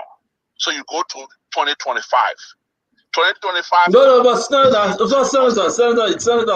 we're making sense of this thing, but you put you into a dark, scary zone. We understand what you're saying. Reality. Yeah, it's the reality, and I appreciate that. Let me go back to Isaac. I said, but do not laugh with this now, because it makes a lot of sense as to why some of the senators feel that this thing is there upon arrival. Isaac. Well, again, it has to be about the will of the Liberian people too. You know, I don't disagree with the whole concept of building stakeholder, approval. And I'm surprised that the Senate has not already been embraced with this issue. Like, they're just sitting in a vacuum there waiting for the stuff from the House to come to them, when it should be kind of, collaboration between the houses and the executive, as serious as this stuff is. And also, Beth Van Schack, who came here and spoke with Fonanti, I'm surprised, or maybe she did engage Yombly, and she did engage some of our senators. So because this has to be a collaborative thing for it to happen. So, he's giving scenarios, and I hope those scenarios are not what he believes in. And I hope he will help push the agenda for this thing to happen, saying he himself is willing to appear before this court if necessary. But my follow-up question to him is, Senator, let's assume both houses and the executive want this to go forward. How do you picture it happening? Because from my perspective, I really believe it should be holistic. It should factor in strengthening of the judiciary, ensuring there's some reform that comes along with it for our own courts. It should look at job creation. It should look at security. So if that court was to come to Liberia from your perch in the Senate, what would be your expectation and some of the things that you require to be in the bill? Now, before I answer that direct question, let me just piggyback on what you just said, which was very important. So yesterday, I asked the pro tem, Madam Pro Tem, a very important development came from the House of Representatives. Resolution is coming up. It's in have the speaker called you? Have you had a conversation with the speaker? So at least we can have a leadership conversation so that the legislature is seeing in one direction. She said no. The speaker have never talked to me about it. I don't know what is happening. All I'm seeing in the newspaper or on Spoon or front page, like everyone else seeing it. So in my case, maybe it would have been a good idea for the speaker to sell the idea to the pro tem or to the Senate, so that the legislature could be seen in one direction. Anyway, that didn't happen. Move forward.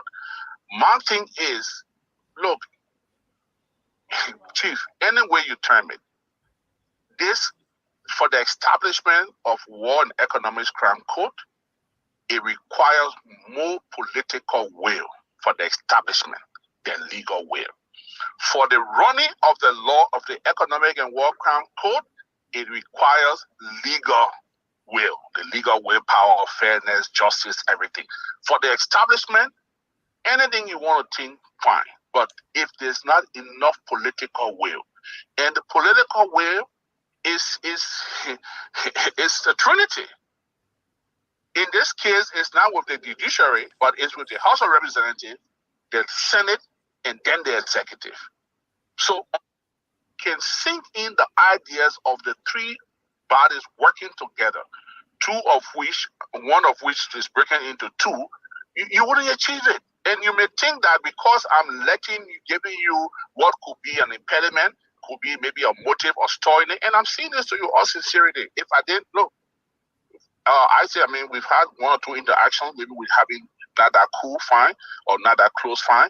But if I was opposed to this, I will come on the air and tell you I'm opposed to it and why I'm opposed to it.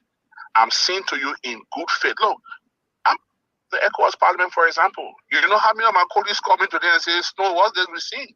So in the last few years, all of my actions are I'm no longer judged by what happened nationally. I'm also judged by international standards. So I believe that if I'm liable or if I'm guilty of committing economic crime, let me face the full weight of the law. If I'm innocent, let me be vindicated. Let my name be clear. So I would do nothing as an obstacle towards the establishment of the economic war and economic crime code. I'm saying to you as a politician, because for the establishment of this code, it has political will. You guys may look at all the legal aspects. If there are no political will in this for the establishment, it will never be established. So instead of you saying, let's wait for the Senate to act, let's see what the Senate will do. Let's see how long it will take the Senate. If I were President Boyka, tomorrow morning, I will issue an executive order for the establishment. And then within that 1 year, the Senate now, you're pushing the Senate to the people. Their political will now from the citizens. You're now pushing the Senate against the wall to say, okay, the president already has jumped the boat. You guys have 1 year to work within the framework to do all of the legal paperwork. Whoever delays the process, the public will see it. But as it is today, waiting for a resolution to come from the House to the Senate, and what happens on the Senate floor, then it goes to the president or the Senate. Don't forget, if the House of Representatives sends a document to the Senate, and one senator say this land should not be A&D, it should be OR. Once you change one word in that document, it goes back to the House where it originated from. Yeah. You have to concur.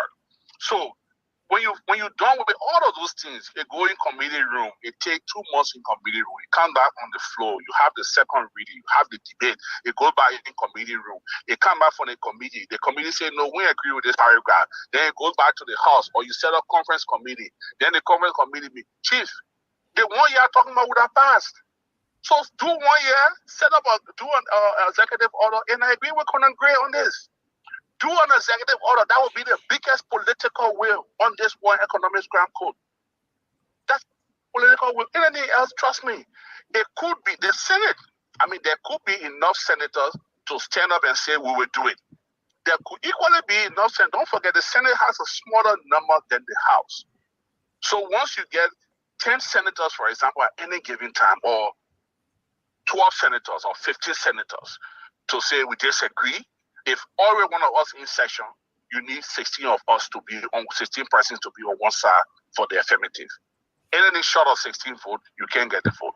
And it's very rare that you will find all 29 of us in session at the same time. You could have 25 senators. You have, like, right now, for example, Senator Bill Tarry is now well. He has traveled. Amara Conner has traveled. Other senators, Boyzonga Finney has traveled. So off the top of my head, I know about 4 or 5 senators that are not in the country that have traveled. So you already have 25. So you need 16. So even if 9 senators go in one direction and say we don't agree, you don't have to vote. But if you have an executive order that will push the Senate to the wall, that will push the legislature to the wall, then we're talking business. And that's what I believe in. I want it done expeditiously. That's why I'm telling you, let's do it this way. Do you, okay, we're going to bring him, Alex. Who have not spoken? I see that Uncle Sam went in the back because of internet problem. Everybody have spoken. Daughter, you spoke, right? I can say Johnson being America or internet problem. Yes, I don't know about that, man. He's in the interior part of America. That's somewhere in Atlanta. You found those places. Yeah, let me bring in Alex Coffee. Alex. Thank you. Hello to everybody. Hi, Alex. How are you doing? Panelists and the people listening public. Isaac, how are you, my man? The original Isaac. And my girl, Francine and Glendy, how you doing? I'm good, my brother. Thank you. Long time. Comrade Gray. Asking a question. We got Snow on the line. Snow, hello too, my brother.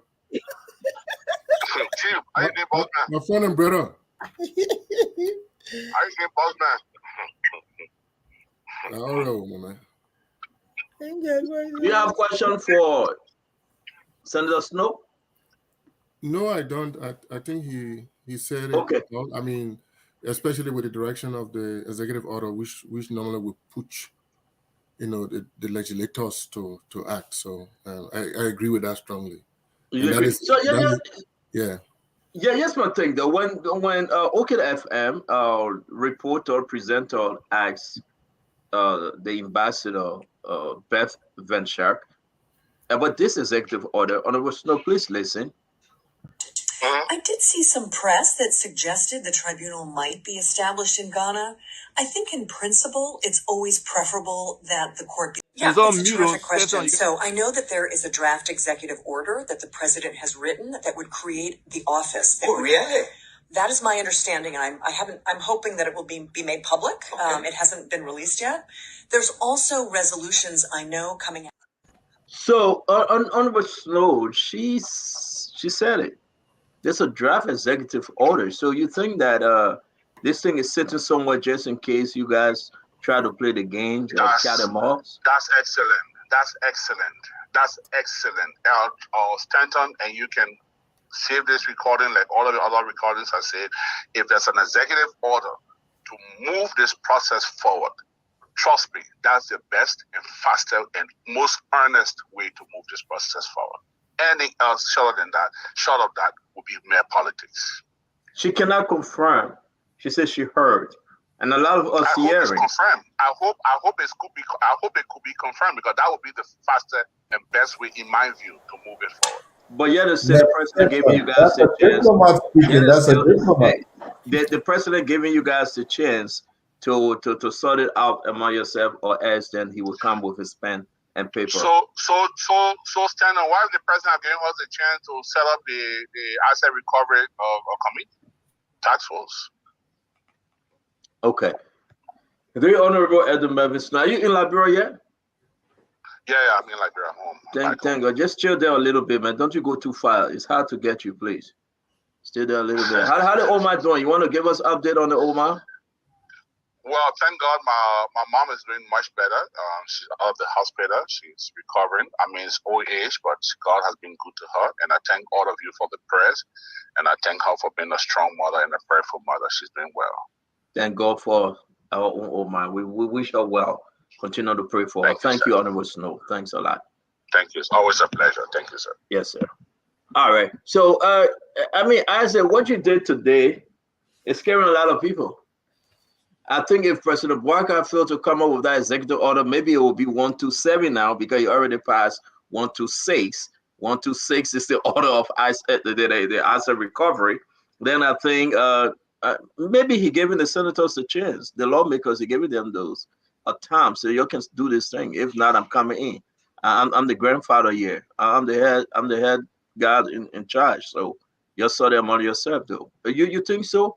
It must be an executive order. I don't think Prince Johnson and the rest of the cats in there will allow this thing to go through with other executive order. I see you're muted.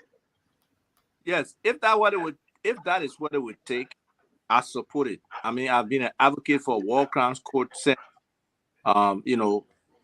before 2003, CPA, the Comprehensive Peace Agreement. I've been for these folks to be accountable, especially the people who hold major responsibility. There's some people who kill 50 people, 100 people, 200 people, but they don't really hold a major responsibility for this war. We got to get to those people who have operated with impunity, and I think a war and economic crimes court will help us. That TRC final report, it just being on the shelf too, and we need to make it active. We need to hold those who are there accountable, or before the court of law, they can prove that they are innocent. But beyond that, I think we need it as an example to start to put our country on the right path for people to understand impunity should not go unpunished, for them to know that there can be, a civilized way that we can resolve some of these things and we can move forward, and also to deter people taking further actions in that direction. That's why when I look at somebody like Thomas Yaya Nimle in those statements, it's just unnecessary. He needs to be quiet and just accept what's coming for him. Thank you. Let me bring in Alex on the asset recovery. Alex, it's good to have you. The executive order 126. So this is very important. Not only those in Liberia, they're going to go all over. and found these guys. Them, it's like American looking for the Russian, or the Ukrainian looking for the Russian. They're going to find them. The president is dead serious. He been saying this on day one. We'll take them out of the opposition hole. We'll smoke them out. We'll bring them, and they'll face injustice. So folks, like, I don't want to call them because we are not in the campaign season anymore. So don't tell me to call Samora, what to call his name as Eva. But other folks there, that may come around, that we will go and get them. So I want to bring you in. Speak to the nation tonight, Alex. Your take on this asset recovery executive order 126. So overall, this is a step in the right direction by President Boakai. Liberia has been bleeding with corruption and impunity, as I heard earlier on in the show when you guys were talking about the asset recovery thing. So there's so much impunity over the years that permeated our system, our fabric, and all of us. So this is a good step in the direction, and then it's a good thing to announce the fight against corruption. And the executive order is also a direction that I support as a person. And what I've heard so far from Liberians, a lot of Liberians are supporting it, and as well as international folks, our international partners, our international friends are also supporting this in the fight, against corruption in Liberia. So this is the beginning of a dawn of a new day, and President Boakai has spoken. So let's look at the executive order itself. It has two dimensions. If you look at the key phrase there it says public fixed and liquid assets. So fixed asset meaning property, land, building, cars, those things. And then liquid asset mean money. So that means the team will be doing two aspects of the work. For example, recently you heard about people taking government cars and not bringing it back. That's why if you read in the executive order, there's a component of the General Service Agency there. There's a component with police. There's a component Ministry of Justice, right? So that team, one aspect of that team will go after the assets, government property that over the years that people are not returning. It could be buildings. People take government properties and take it for their personal use. So that then the second part with the liquid asset is the corruption part and other financial crimes, where there will be investigation held with competent people. That's why you see in the executive order, the executive order did not name the president, but there are two positions that are named there. It will be there will be a chairman, there will be a co-chair, and rightfully so. It will be reporting to the president through the office of the Deputy Minister for State Affairs for Special Services, right? So it will be reporting to that group. Now, it also will have the power of forming investigative group, so different segments. So that liquid asset part will now go after corruption and other forms of financial crimes. That in a nutshell, that is about. So, and now it's left with the president now to appoint that credible, because the international community, as you can see, that they have their interest in the war and economic crime. That economic crime portion, people under the liquid asset, we've been calling for fast track, corruption code. That liquid, that investigation part, it would go towards prosecuting people within the regular code or within the economic crime code, right? So, and the asset recovery part. So before you recover asset, whether liquid or property, you got to investigate, you got to prosecute, that is, you got to go to court, you got to get a conviction, right? And then based on the conviction, during the investigation and prosecution, what we call a process of crimes. So what I mean, process of crimes, if you did corruption, if you stole money, government money, and you bought house, that is a process of crime. If you bought car, if you did something with it, that is process of crime. So during the investigation, the process of crime will be identified, and when you are convicted, we'll go after whether the property is located in Liberia or abroad. And also that team will also utilize the existing institution as well, because if you need to use Interpol, you can use the police, you can use justice, you can use the different segments. And if you need support, additional support, you can feed support from whether it is the GSC, whether it's the LACC and those institutions, you will feed support from them. It's important. Let's talk about the time. The president didn't include a time frame from when to when. Why do you think so? So a time frame will not be and it's rightfully so. A time frame cannot be stated in the executive order, and the president cannot determine the time frame. The investigation determines the time frame. The law also, the investigators will source the law, and based on the law and the type of investigation that is being held will determine the time frame. Some investigation call for what we call you pull rope, pull bush. And if the bush go as far as 1847, will go there. It's just that legal ramification, with document retention and stuff like that. There are policies, there are laws on document retention. It could inhibit the extent to which you go.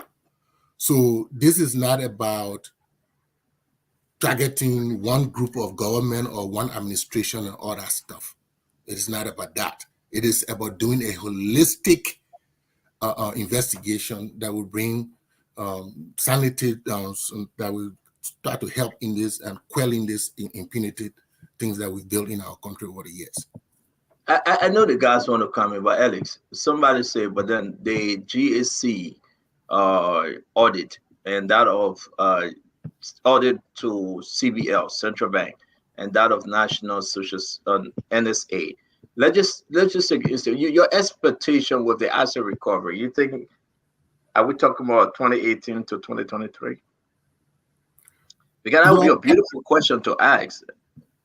I don't think it's going to be, it should be, and I don't think it's going to be limited to that, because if the investigator is doing something or depending on the case, right, that is selected, based on the different things that the methodology that is being used, the guidance that is being used, and the law, based on the law and the guidance that is being used, the professional guidance and stuff like that, it does not inhibit the group to say, okay, we'll stop to 2018 to 2023.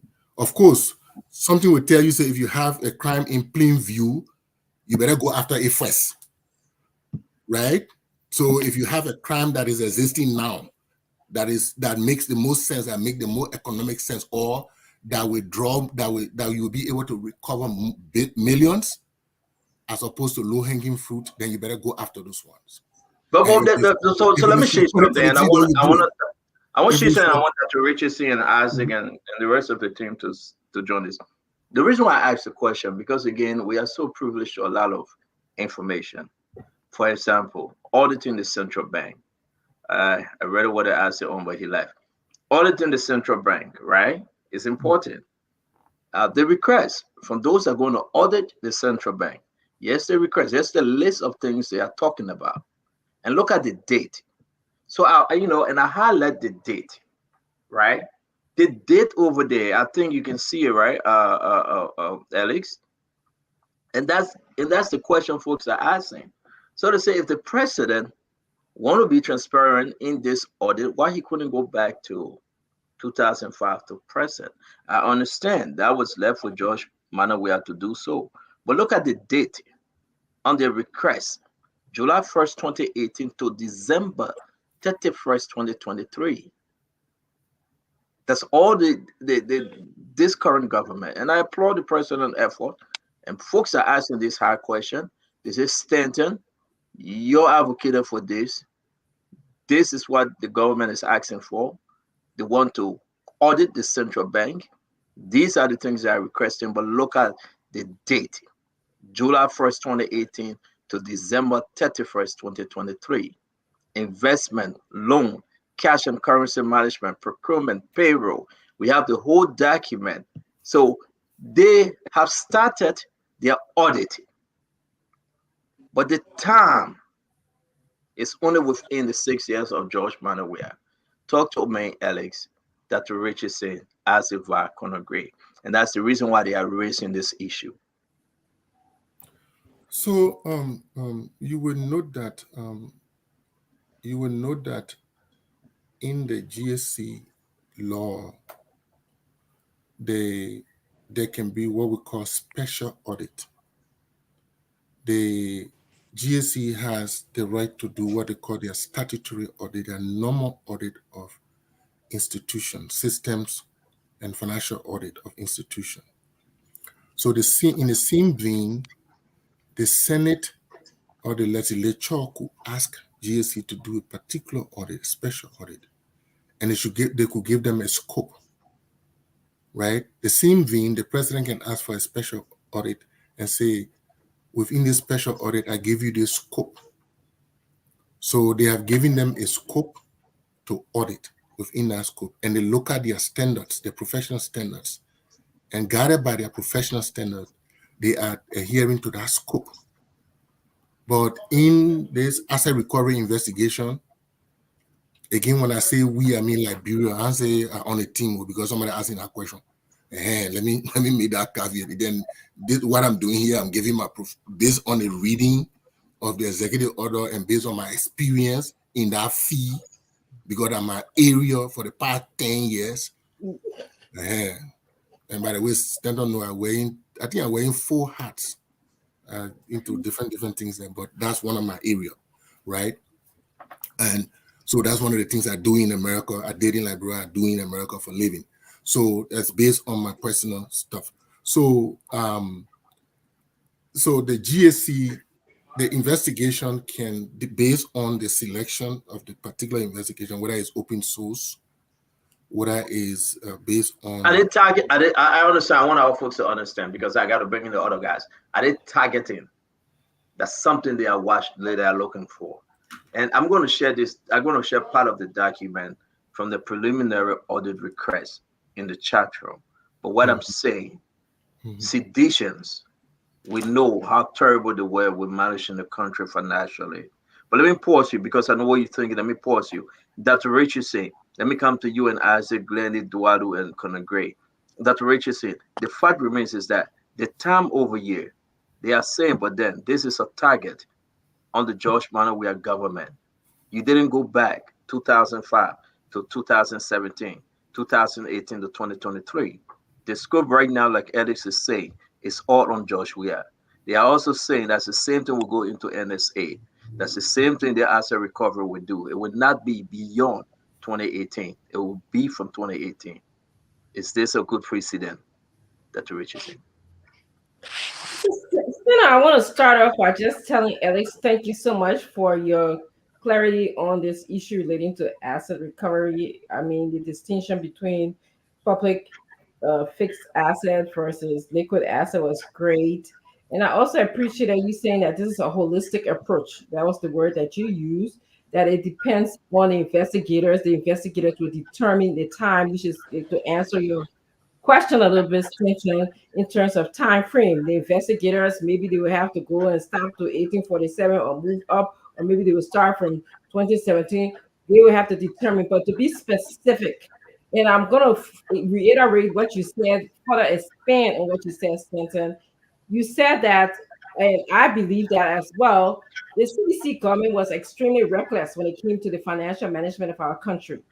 We know it. Just recently, Alex was here talking about the FIU, I believe, if I said financial, the FIU, where $500,000 was placed in one account and removed the very same day. That's just one example of the recklessness. Okay, so it's very encouraging to me that they will start from a more reckless government that seemingly reckless anyway, based on what we perceive, and then maybe perhaps go backward to less reckless government. That's kind of how we answer your question, Senator. I don't think it's a witch hunt. I would just say that we'll start for the betterment of our country. Start from a government that appeared to be very wasteful in our money, that the amount of money that our country receives does not commensurate with the development rate in our country. Now, I'm not saying that the previous government, Ellen Johnson's early government or government of 1847, they were not reckless. I'm just saying that it would be easier to go step by step and move backward. So to Alice record, do we have a statute of limitation on this kind of audit? Well, again, I'm not a legal expert, and I saw my legal mother, Per Brown Bull, on this show watching, so I don't want to make a mistake before she whipped me. But when you talk about statute of limitation, I will refer you. I forgot the person. I think Conor Gray or Isaac would know that there was a landmark case in Liberia based on corruption case that was thrown out of the court on the simple basis of statute of limitation, according to the law. So statute of limitation can apply. Also, document retention policy can apply. So if you want to go back to 1847 and you go to the institution and say, well, based on the law, based on the policy, our document retention policy, law was, it restricted us to keeping these documents for 5 years. So what do? They can't give you that document that they don't have. And when you go to court, when the court say there's lack of evidence, that's some of the reasons why we've not won many cases in a court because of these documentation issues sometimes. Thank you. Who's coming next? Glenny, Mr. Dwalu, can you come in? Yes, Spencer, I want to speak briefly to the Senator. Can you mute for me for a second? I'm begging you. To the statute of limitation issue. Now, most of the time, these financial crimes, if you're looking at them, it's best to start from the most recent and work your way back because you have all the evidence there. If you go back to 1847 to work your way up, you would not see a lot of the evidence. So the way it's being done is proper. It's not a way shot. That's how it should be. But I want to speak very briefly to the statute of limitation. Look, in Liberia, we refuse to prosecute crimes when they happen. And then we always rely on the statute of limitation, and because we know it's going to expire. Now, I'm not suggesting that anybody say anything wrong in that regard, but what I'm saying is a lot of times we do that intentionally in Liberia. I think the statute of limitation is entirely designed in a way where people protect one another by delaying cases in many instances. And then they say, you know what, we don't have sufficient evidence to support this claim. And people will come out, I was adjudicated through the courts and I was vindicated. Nothing came out of it. I'm clean and pure. Look, Liberian people, your government will not work unless you force the issue. The president of the republic will not do your job until you force the issue. You expect democracy to work without you doing any work. It does not work that way. People will get away with their murders, with their crimes, with their looting of the state coffers because we are refusing our country to stand up for what is right. These delays do not help anybody. It just hurts the country repeatedly. Nothing we've done over the last 177 years that is actually beneficial to the republic. Everybody that comes in government delays and delays and delays will tell you something is not comprehensive. We all suffer the consequences. These delays, these statutes of limitation, we have to prosecute crimes when they do happen. And if we don't take the issue of governance seriously, nobody else is going to do that. These audits must be done. The reason why they are starting with President We Are administration, because we don't want them claiming the same statute of limitation. Let them start with the most recent, and then let's work our way back. Then going forward, we prosecute as they happen, and that's the best way to do governance. Stenton. Thank you. Glendy? I think I agreed 100% with Walu. I think the government just came into power, so they will have all of the information that they need right there. So as a matter of, there's no precedence here to say what the last government did because they didn't do any audit. So I think it's best for them to audit the immediate past government. And if they see that there's a trend, and I'm sure based on an audit, there will be some things that will be linked to the previous, to Ellen Johnson government, they can also go after that. But I don't think it's a witch hunt. I think it's what needs to be done. Nobody no one's responsible for the fact that Josh Weah government did not audit Elling. And if Boycott decides to want to audit Weah first, then I think it's a great thing. I think they should do that. So Elling her government may be audited too if there's connections with the two, but I think the timing is appropriate, and I think the how far back they want to go is also appropriate for the audit right now. Making sense. Colonel Gray, I see you will take us home on this. Colonel Gray. Yeah, I think it's the prerogative of the president to establish a timeline. This is his government. This is his call. If he wants to do it for the last 6 years, I think it's well within his purview. If people want to run with it and say this is a witch hunt, it's the weakest link on the book that people will cry dog whistle just because they want attention. You should not have done it in the first place if you don't want to be witch hunted. The only thing I will say is this: President Buckeye deserves more praises than he really is getting right now. This is a bold step. All of these moves that are being made by him were something that should have been done. Look, if only President Weah had not graded his predecessor 80%, probably they would have moved, like President Buckeye is doing now. And there will be lots of cry. Furthermore, it's an expensive venture, but you're trying to minimize the cost to maximize the return. And lots of people got lots of stolen money sitting there. Some folks still get container in their homes with a lot of money, liquid.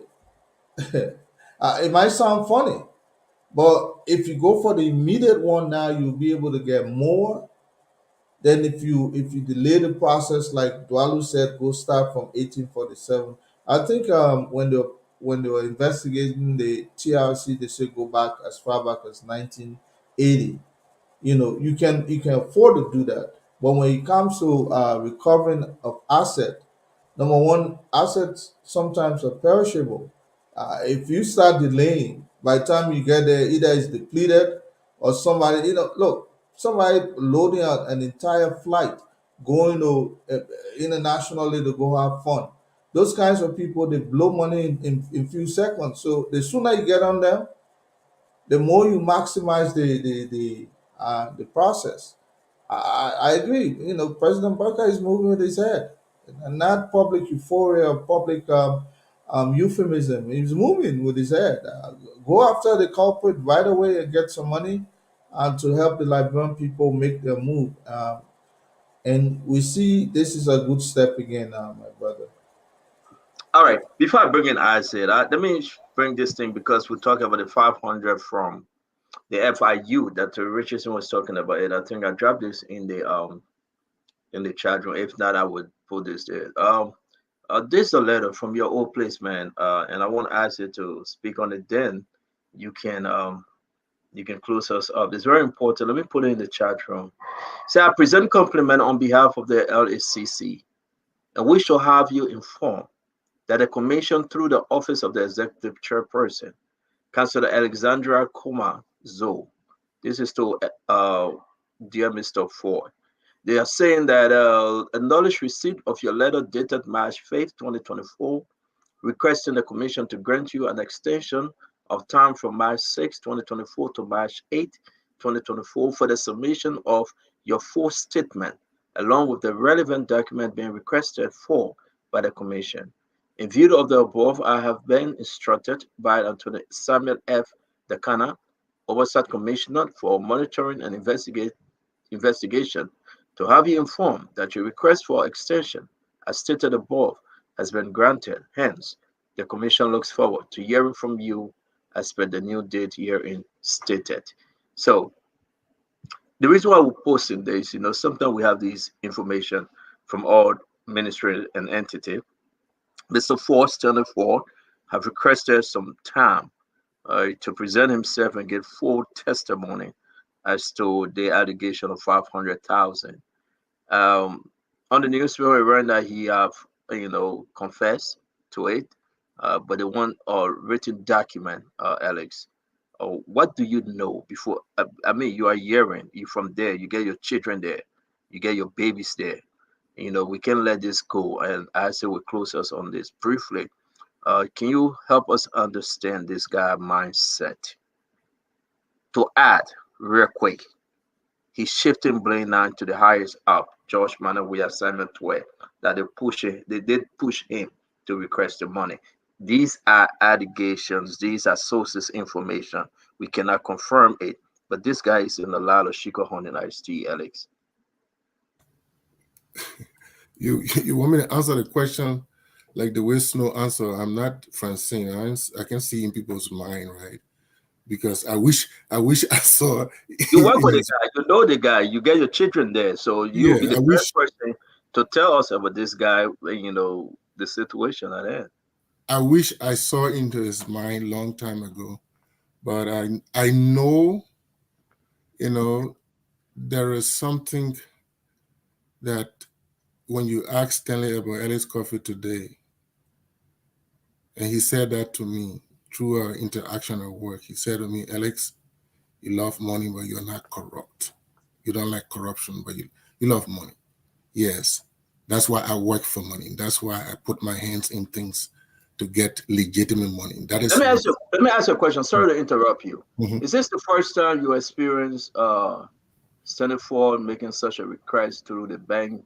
When you were there, is there anything about 300,000 you can tell us that you block, you stop? If you want to talk about it though, because we're receiving some document that you, Ellis Coffee, intervened and you told him in his face and said, no, as long as I'm here, this will not go through. Is that true? Tento, how you gonna hear all the kind of thing, man? What? Man, this is phone now. People give us information in our sleep, but because we got a document with your name on it. But I want to clear you, because you know what? When I argue with them, they say you prevented it. They were going for 300,000, but you stopped it. Is that true? There is some truthness to it, and let me explain what it is.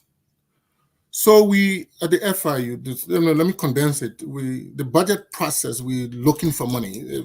FIU budget was low, actually. It's one of among the integrity organizations, is one of the lowest, actually the second lowest. At that time, it was around 300 and something thousand, right? So we're looking for money, and we had an opportunity. And Stanley is the administrative head. He's in charge of human resource and finance and everything else. But mind you, my controls, I have signature to my bank account. And the controller. If I don't sign it, it doesn't go, right? I'm the final, the boss stopped with me. So we look for money, and he went after looking for some money. So some, legislature people, some of them, they say they found some money in the budget. I think it was 2016 or 17. And then they put 300,000 into our budget, and they put it on the intelligence, right? I said, okay.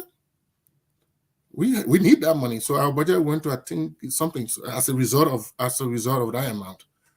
So then we are there, and then I have this request that I should sign a check for X amount of thousands of dollars to go somewhere. I say, what thing?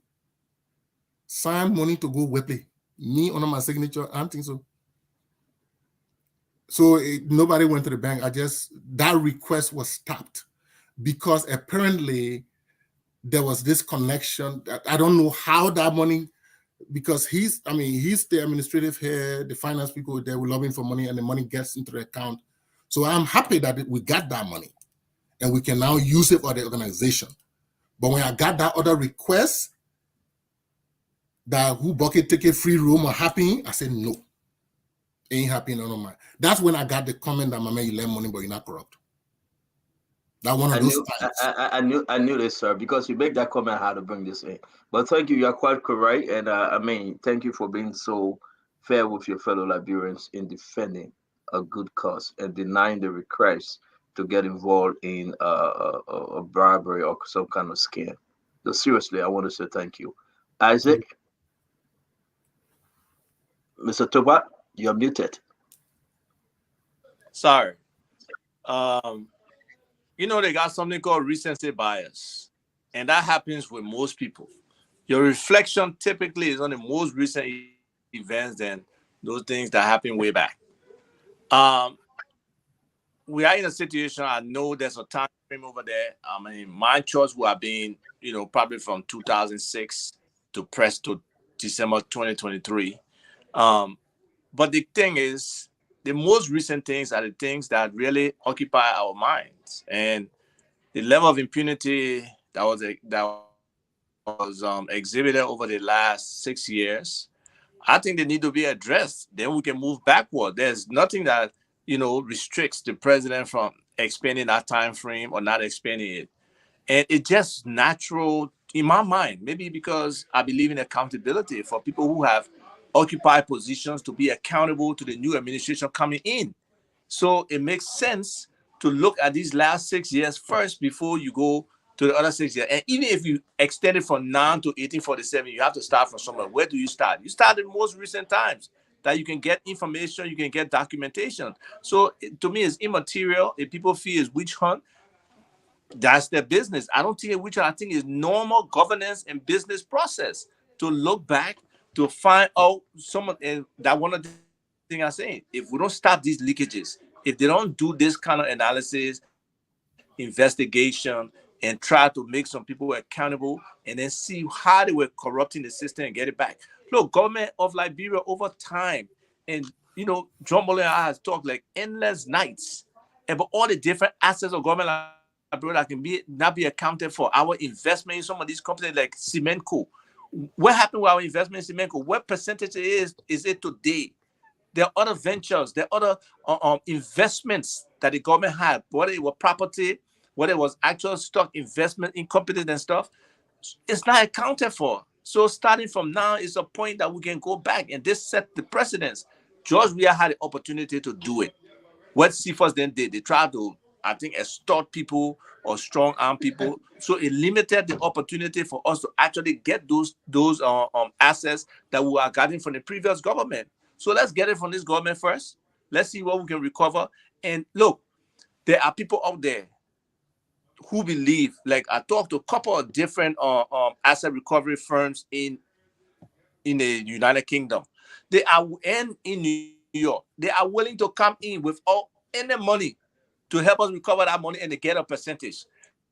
Because they so know and they so believe and they so understand how to track this stuff, that those assets and those liquid assets especially exist. These guys have been funneling money. They have been doing a lot of money laundering and a lot of things that they can uncover and give back to the people of Liberia. So I'm excited that this is something that happens. I hope, like I think Alex was saying, it should be somebody with integrity, somebody with respect, somebody, because it will come to that person to bribe them to compromise many of those situations. And if that person is not strong in their conviction to give back to the Liberian people what they deserve, then it would just be like, of a wild goose chase where we get no results. But we really hope that the right people will lead that effort and will be able to return things back to the people of Liberia. Is this where John Molu comes in? But the John Molu is different. Let me run with this, guys. Just please forgive me. I have to show this. Gonna great brought about the 125 executive order from the Commerce Ministry. Just something that was done today on Model. You can have your take when you're speaking. That's fine. I just sort of sharing it. The military men and women receive huge quantity of rice. As you can see, whether you like it or you think it's not good, you can let us know. It was guided by the personal concern for the welfare of the army and police. These people receive rice. The Rice Importer Association contributed rice on the cooperation when make those requests. 350 bags to the army and 225 bags to the police. And, as you can see, the chief of staff and folks receiving it, the information minister were present, and Gregor Coleman, 225 bags to the police and 350 bags to the army. Just to show that, also, we just want to just inform you, tomorrow's show will be very interesting. We will ask our brother Alex if he's less busy to join us. We're still going to talk about the economic crime code, the time frame. We're getting some information that we cannot put our hands on. People are fighting that it's only be Josh Manor way out. And the question is, what are you going to jump over 2005 through 2017? I don't know how you guys record it, but we can only report what we're hearing. Like Alex says, Stanton, do you sleep? No, I do not. When I wake up in the morning, Alex, my wife's up 10 green from start coming down with informations, and I have to cherry pick information that will be important of the show. So we want to bless Liberians. When we say this, when you see something, say something. When you hear something, say something. I can say to everyone, every ministry, every entity, Glenny, we have somebody in that ministry willing to speak and fight for Liberians. If they're involved in corruption, they will report it. Every ministry gets somebody, get a whistleblower that willing to speak truth to power. And that's beautiful. It is done here in America and other part of the world, so it should be done in Liberia likewise. We're not paying them. They are doing it diligently. We can also say two of those that were arrested, we're trying to call AB to please speak and confirm or deny for drugs issue have been released. I thought the drugs is not biddable. So we will discuss that tomorrow, and I hope AB is listening to us.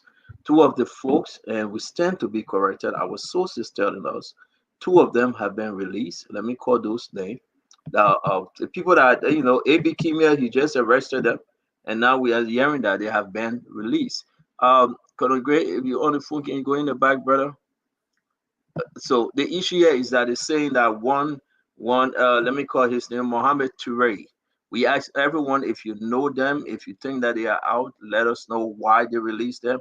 One, Mohammed Toure got released yesterday, and one, Romeo Alpha, got released today at 5 p.m.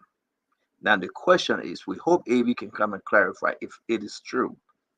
If it is true. One, Mohammed Toure, that was arrested, and Romeo Alpha, they got released. So we hope that's our friend, but we still talk everything. So guys, from my end, I appreciate the President Executive Order on the rights issue. I appreciate the President Executive Order 126 on the tariff issue. And I think that we can announce the President will be traveling to Ivory Coast tomorrow with his delegation to discuss bilateral relationship, talking about money captain going with him to talk about the LEC, the CLSG. Now, the spin of money captain, we'll discuss it tomorrow. They will be leaving tomorrow. I think it's a one-day trip. They will be back there after. We wish the President a Godspeed as he traveled to represent the people of Liberia, and we wish him well. Again, from my end, a beautiful show. I say thanks to you, Alex. Thanks to Aziva, Glenny, my brother Ed Remingray, Duadu, our pap who had an internet problem, Sam Jackson, also Senator Snow, Senator Yaya Nimland, and everyone else for joining us tonight to have a wonderful discussion. Wherever you are, always turn to Spoon, where you get nothing but the best. Thank you. Let's do our closing, folks. If you have anything to add, you can add. Dr. Richardson, you want us to start with you, Glendy, Evan Gray, Asiva, and my brother Alex will take us home. Yeah, we started the show talking about the war, the economic crimes court. Mr. Yaya Nimde was here defending his positions, and his defense included protecting the people of Grand Jide. Yes, I can see his rationale. He wanted to protect his people, but on the other hand, this is why we're arguing for the War and Economic Crimes Court. If you are there to protect your people, that's what proper investigation will reveal. But where I disagree with him is that he said, "Oh, the president should wait for 4 more years. Let's focus on economic development, better social service." And I disagree. I think, again, I would say we can walk and chew gum at the same time. I was really surprised when I read the news report. He did say he challenged the Liberian people to take him to war crimes court. He challenged Liberian people that he would be walking back home if they did so. My prayers for the War and Economic Crime Court is that we should keep our eyes, ears on the likes of Mr. Yaya Nimble, who are challenging the Liberian people to bring economic crimes court.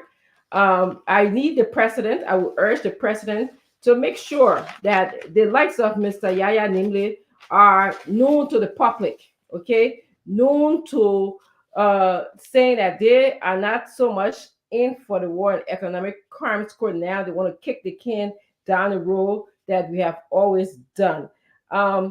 He needs, as was stated, the presidential political willpower needs to be behind the economic crimes court. So he needs to call for it, and it takes an executive order. We saw that the legislative branch didn't do the job the last time around during the WEA era. WEA sent it back to them, and it sat there for I don't know how many years. So even if they, as Snow was kind of insinuating, didn't clearly say, and was called out by Isaac, even if they filibuster for the next 6 years, at least we'll know that this president had the political willpower and he was speaking in the interest of the people. And I think this should be spoken about. Liberian people should know where the president came from. I think that the president should be transparent, and the whole war and economic crime court, the asset recovery should all be transparent, because I believe that when we seek the asset recovery and the war and economic crime court, we're seeking support for the Liberian people. We're seeking justice. We're seeking support from the international community. If we keep kicking this stuff down the road, we'll never get freedom of mind, freedom of speech. We'll not get a good, healthy nation. People will always rely on impunity to get away with crime. So let's expect and count on the international community to support us. Let's expect and count on Liberians to change their mindset. We should keep telling them, partnershiping with Liberians and letting them know we need to have the economic crime court to have a better Liberia. It's a win for Liberia. It's a win for healthcare. It's a win for education. It's a win for security if we have this asset recovery and war and economic crime court. Thank you. So I beg you, Glendy, we have AB. You need to get this thing straight about those guys that were released. He want to speak on it. So let's bring in the LDEA director, AB Kroma. AB, you are live. You are live, AB. Okay. I'm stuck on listening to everyone on the show. My voice is a little dim because it's a little late out here in Liberia. But I can tell you this clearly, though. My role as our role as a member of the law enforcement community, we are within the criminal justice system. We just have a specific role which has to do with drug law enforcement. And our responsibility is to make sure we do our job diligently, follow all of the rules and regulation, get the guys into the judicial process, take it to the magistrate court first. The magistrate is a court of non-record, and magistrate will process us, and then we give them the pros and cons of the investigation. We actually seek from them search warrant, search and seizure arrangement. And then the guys are remitted for pretrial detention. And then we go to the court of record. And at that point, when the guys are detained for pretrial detention, we will have no responsibility, nothing else to the court. But as far as I'm concerned, I've communicated to everyone who put our suspect before that this act is a non-biddable thing. So that if they go ahead and violate that particular thing, it's an act of legislature. If they violate it, court will not be held liable. But as far as I'm concerned today, no one place in that system has been released. Mr. Toure, or whoever he's talking about, as far as I'm concerned, has not been released. If they were released, they were released under the jurisdiction of the court, which I have no control over. But as far as I'm concerned, I found out today that Toure in particular has not been released because I made sure he was sent to this establishment. All right, so let me ask you, because the information is still unfolding, and I tried calling you 2-3 times. You're very busy. You're a busy man. I respect that. But Mohammed Toure, and the information that came to me, they asking that you go to the prison, Director Kroma, that he is not in prison. Romeo Alpha, he's not. They're saying if you can go, you will not find them. That's why I asked you, have you been there? Have you checked? But I'm not putting it on you, AB. You are right. You arrest them, you go through the legal process. It's onto the court and whosoever responsible thereafter.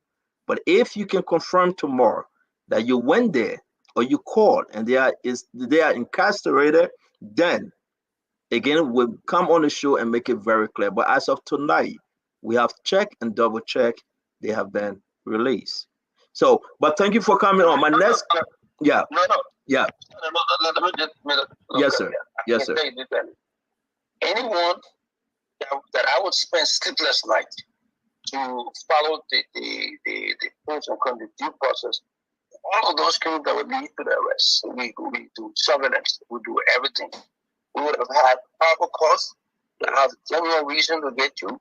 When you see a place within the criminal justice system, you will not get released. If you are released, that will be at the behalf of the good system. And if any judge in this country will release somebody who has been duly charged and placed before the judicial process, I will make sure that our lawyers will bring you out on hearing, bring you back to the court system, and you answer questions.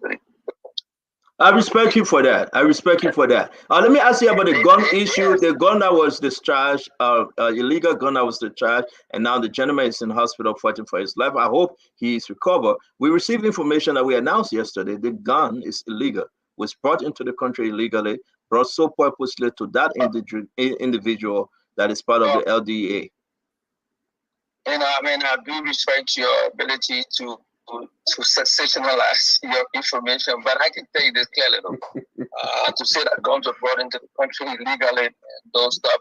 The officer in question, the officer is a member of the LDA who has gone for training, and besides that, he is a firearm carrier, duly processed, and so he basically has not been issued. Most of the time, these guys can find guns for personal protection. The legality of it, the fact that he was not issued by our system, or by whoever government entity that borrowing. So the fact that he was not issued through that process, yes, the gun is not legal as far in the true sense of the distribution process.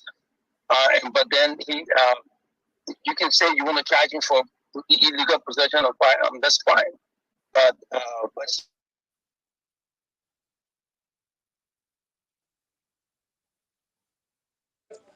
I think he dropped off.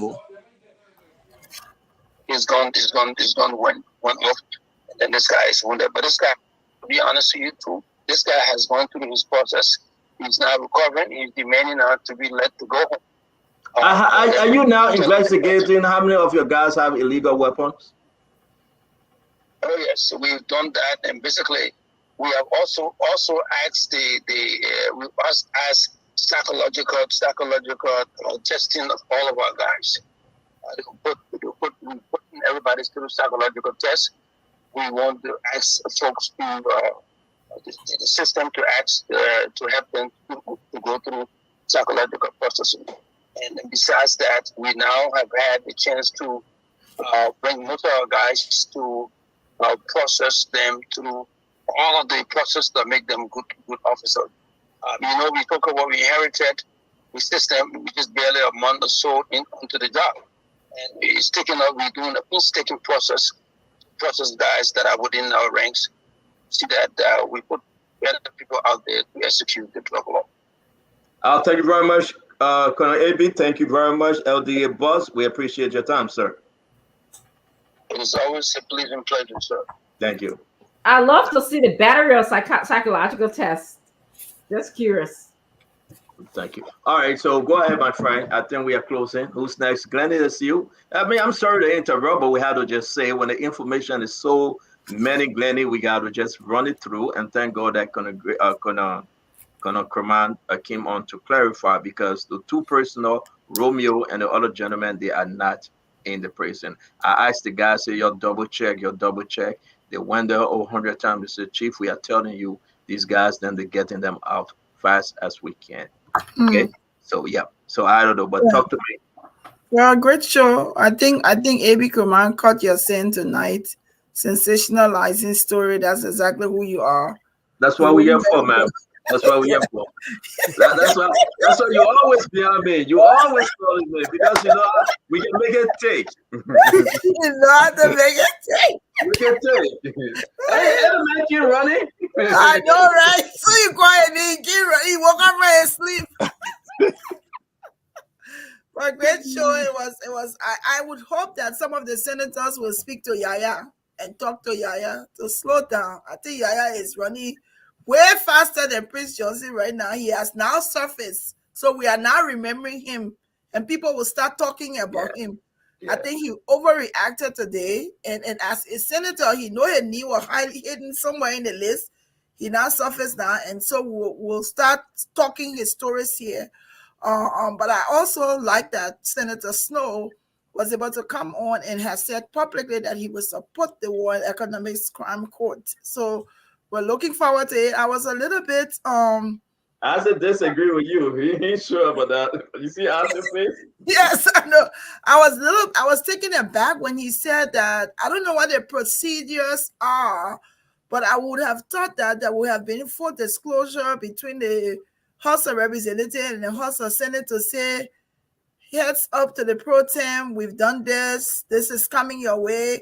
But to hear that there has been no discussion, Speaker has not spoken to the pro tem, it may not be an expectation, but such a serious thing like War and Economics Crime Court, I think they will have at least had some discussion and say this is what we voted on today, so that they know. But we're gonna watch to see how that plays out. Looking forward to it's always good to have Alex whenever I sit in the company of Alex Coffee and hear how honest this man is. Every time we come on this show and there's anywhere you interview him, he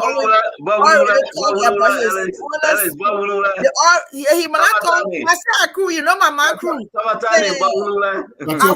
just saying whenever we hear that he comes in here and talks about, and people can attest to his honesty, it speaks a lot.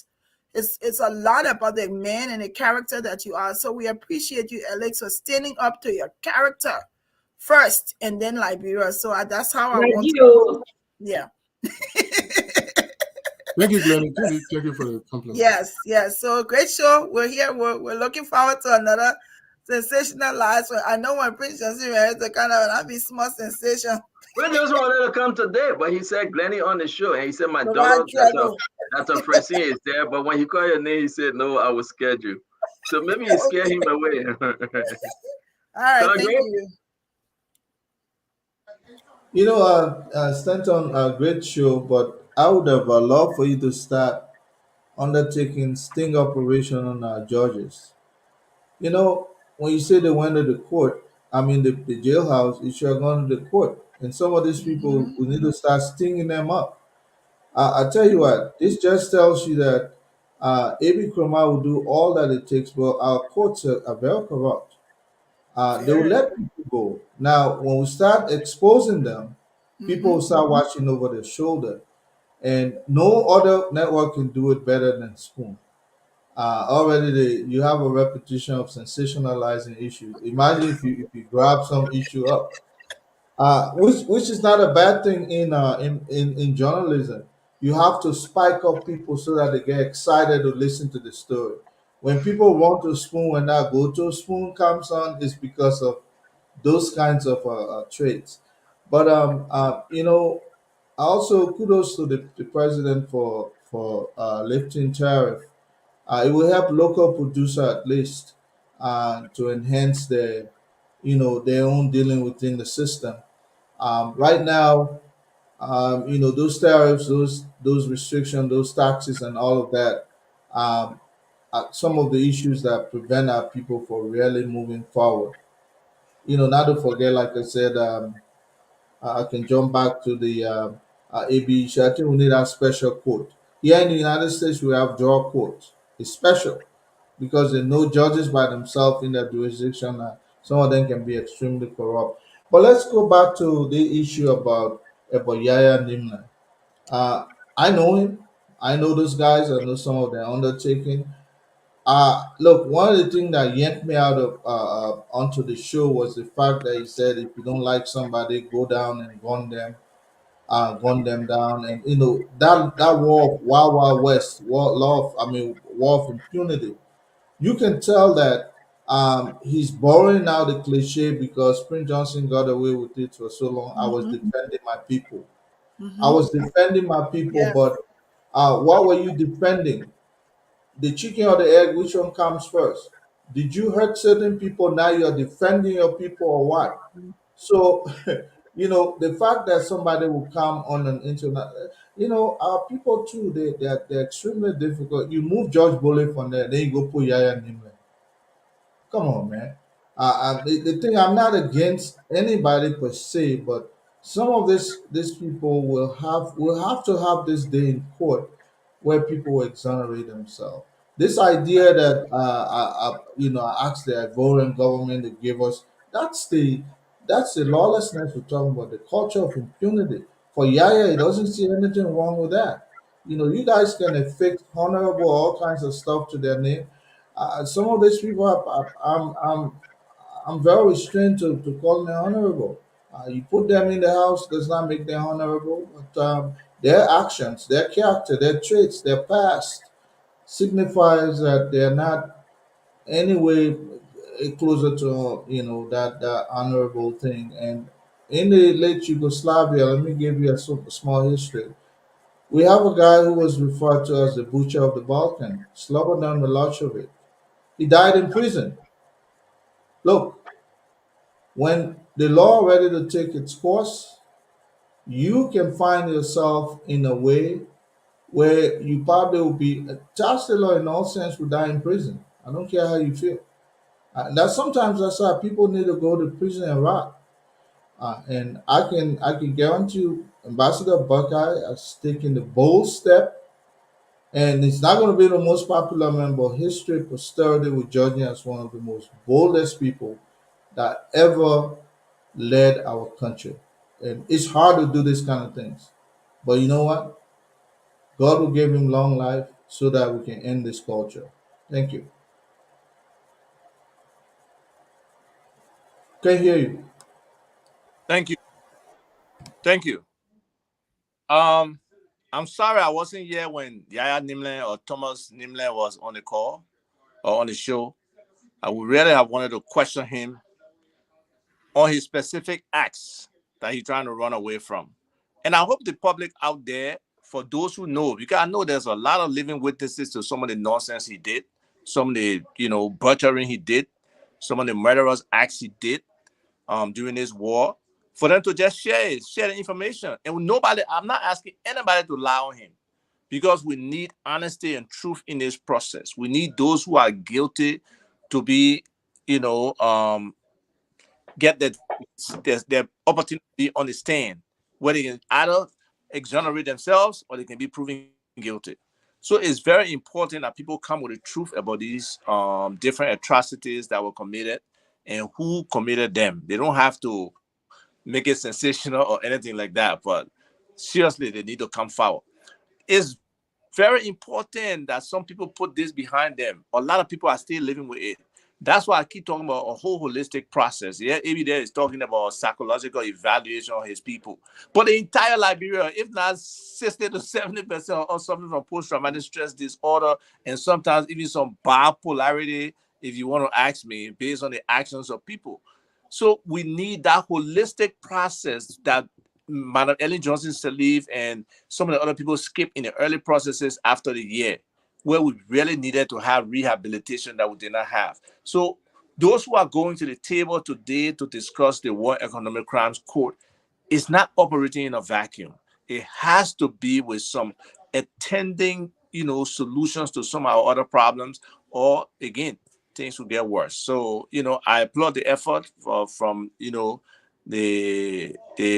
House of Representatives. Hopefully the Senate will come along, and President Boyka will really emphasize his position on this and make sure we follow through, which is very critical for this young generation to see that there can be some level of accountability, because there's nothing about accountability in our mindset today. Every small resolution or issue that people have, the only way they resolve it, they got to beat somebody down or prove they're physically superior, or they got other people somewhere that can come and resolve it for them without any real harmonization between the contending parties or contesting parties. So hopefully that will change our mindset, will help to change our culture as we move forward.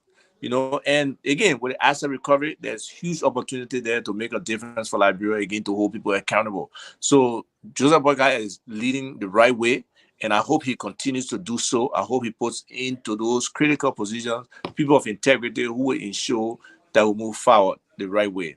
I know you're seeing me dressed up today, but I had to go to support one young Liberian. I went to the Center for Advancing Health Systems Innovation. It's a young Liberian guy, Amala Johnson, who's actually doing his PhD at Johns Hopkins University, and he has this nonprofit that is really, if they give them the opportunity, they can get the funding, they can revolutionize health systems in Liberia. They really have a strong vision to make it sustainable. A very smart young man. I'm actually at his home right now. That's why I didn't go home. I came from the program, came to visit him. But I hope I don't know if the Spoon has had him on yet, but great for them to try to bring him on so he can kind of elaborate on this. And then I'm sad that Sam Jackson was not on the show towards the end, because Sam had done an article with this guy named Dean Wilson where they really talk about so many things affecting Liberia and how they could improve. And one of the key things they mentioned was being able to have a national database of all Liberian professionals. And I just want to share that Future Media Soft, or technology company owned by Liberian George Creighton, has already done that. And we have coming for you, that publicity you want us. Coming. For wedding chief, I wanted to ask him. No, but it had to do with Sam. They had to do with Sam Jackson. No, but we need that. I want to talk to Stanton on the side where we can bring Sam Jackson, Dean Wilson, George Creighton, and some other people on the show. Yeah, Stanton, yeah. So hopefully you can try to get a show where Sam Jackson, Dean Wilson, they wrote an article today and they really talk about some key things that need to happen for our development. And we can sensationalize all of that thing to get people hyped. You better the development opportunities and everything that I see. So try to make it happen separately for us to try to do that. Yeah. But thank you for the show again. It's exciting to be here sharing information on people, getting my man Alex on the show, especially the nonsense that going on at the FIA, your own brainchild, your baby tax down. Not everything Alex will come with a tax down here. Tax down. But I love how they go steal our money. Alex can help us. Thank you. No, thank you. I mean, thanks to Spoon Network. I mean, again, Stanton, when you send your. Well, I know you're talking. You got to come out of mobile, man. Look at this report that is out. Hey, in our chat room. No. Alex, are you in our chat room, Alex? No, I have a copy of that already. I received a copy. Yeah, but we gotta share this. We gotta share it with the Liberian people tomorrow. This is huge. Oh, you talking about the central bank audit? Yeah. Not central bank audit. Reconciliation of the consolidated account. The thing about what Joel told him to go catch pigeon. Hey, we gotta talk to the ball. Go ahead. Alice, we saw Joel in uniform. They say he fought for model or what? Let me bring a picture out. He was in military. Just stop your AI generation, all kind of thing, my man. Just stop it. AI generation. Well, you let your over must stop it, right? Just stop it. Just say the man gave money. Maybe, but the man wear no uniform. Just stop it. You can see the love, man, but he ain't make it. He make it. If this is true, Alex, I know we gotta go. But if this is true, then he was one of the best soldier men. He was one of the weakest soldiers, the best standing on with no strength. And I gotta show to the people because this is the Emerson picture. Joel was hiding the picture. Emerson, my man. One of his men sent it to me. And man said that a picture that I took for Joel. Look at the photo. Look at Joel in military uniform.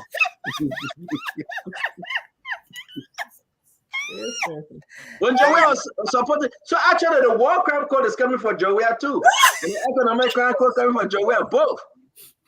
Look at Joey in military uniform. A man look like pure Oga, Nigerian Oga. Anyway, let's go ahead. I mean, I don't let me do this, man. Let me go about picking your own. Stephanie, full of So, I just wanted to thank this Food Network. I wanted to give a speech, Jenna. You want to call up my speech? I know, right? Boy, I was listening. I know it's something serious. They said I got a boy. They said we have picture. I got a boy picture. But I want to thank you, but I mean, Spoon Network for inviting me on these topical things. When it comes to Liberia, we got to give it a, no matter how busy I am. Can you imagine by now, I finish closing, all my offices are open. By now, I sort of open my Malay accounting and tax office and start my work until I go to sleep, right? But this is for Liberia. After 8 hours, I will open the doors. I will open the computer. I get different computer than here, all kind of things in here. So, but let me, I always say this, you know, I thank the recognition here from Francine, from Glendy, from everybody else. We do it for Liberia because we want a better Liberia, and we try to put our best foot forward for our country, right? But I like to say this. People say, oh, Joe, I didn't do this, the other person do it. If Taylor didn't do it, if Ellen didn't do it, if we didn't do it, so Waka must do it. We got to start from somewhere. That is why we say we came to rescue. We had to start from somewhere. It took Lee Kuan Yew of Singapore to change that country around. It took J.J. Rollins. I was in Ghana by that time. Lived and worked in Ghana at that time for 9.5 years. To begin the process that changed Ghana around. It took Paul Kagame to change Rwanda around. So if we would take Bouaka to change Liberia around, that is what we want from Bouaka. Yes. That is why we supported the rescue team. Yes. And I'm glad that it's beginning to take traction. Even though there was some misstep here and there, but I'm sure by when all this appointment euphoria is over, the right thing will begin to be done, and we are hoping for that. And if Waka Slave will be some of the people that I thank God you stand on, you can invite me, I will kind of open my mouth to. And that is why some of these things that they call asset recovery and war crime code, we must get the right people, the people with integrity, because this asset recovery thing, the international people, I know it for a matter of fact, their eyes on it, and they're ready to put money inside. But when you put some kind of person whose integrity comes to question, by the time you appoint the person, then the public start tearing the person apart, the international community might hold back. So we are hoping that we put credible people to these things, because one who comes with clean hand, one who comes to equity must come with clean hands. Thank you. Thank you very much. It's important to do this. We want to say thank you, Alex, as always. We appreciate it. We hope you can come help us understand the report that came out. Come tomorrow if you can. We appreciate it. It's huge. It's very huge. As if I've never seen you in court, so maybe you went to meet Mr. Cummins. The first day you met me while wearing. Well, I've never met you in person. You who are fussing with Tomali, as if I can meet me to the what do you call the people name? To the ANC program of Carolina. You didn't meet me? No, I didn't meet you. I refused to meet you. I met Mr. Cummins. I refused to meet you. But I want to say, I met you. I met you. But I don't know. Somebody sent me this picture. Who is this? A Glenny daughter or what? It's like Michael Jackson, man. It's when the American decided. It's when the American went to Liberia on a missionary trip and brought Glenny to America. They tried to install some peace and discipline in her. They used to call her Pinky. They brought her to America. You see that face? That was war face. That ain't even me. That ain't even me. I know why you got a picture from today. She gave people a hard time till at least today we have Glenny. May God bless their soul. I don't mind you. That's why I see you. I gotta open my tax office and beg the people calling me. Nelson, come on, Nelson. Where you at? Want to say thank you very much as always.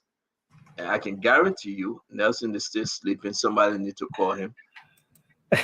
No, you coming on now? You finished sleeping? No.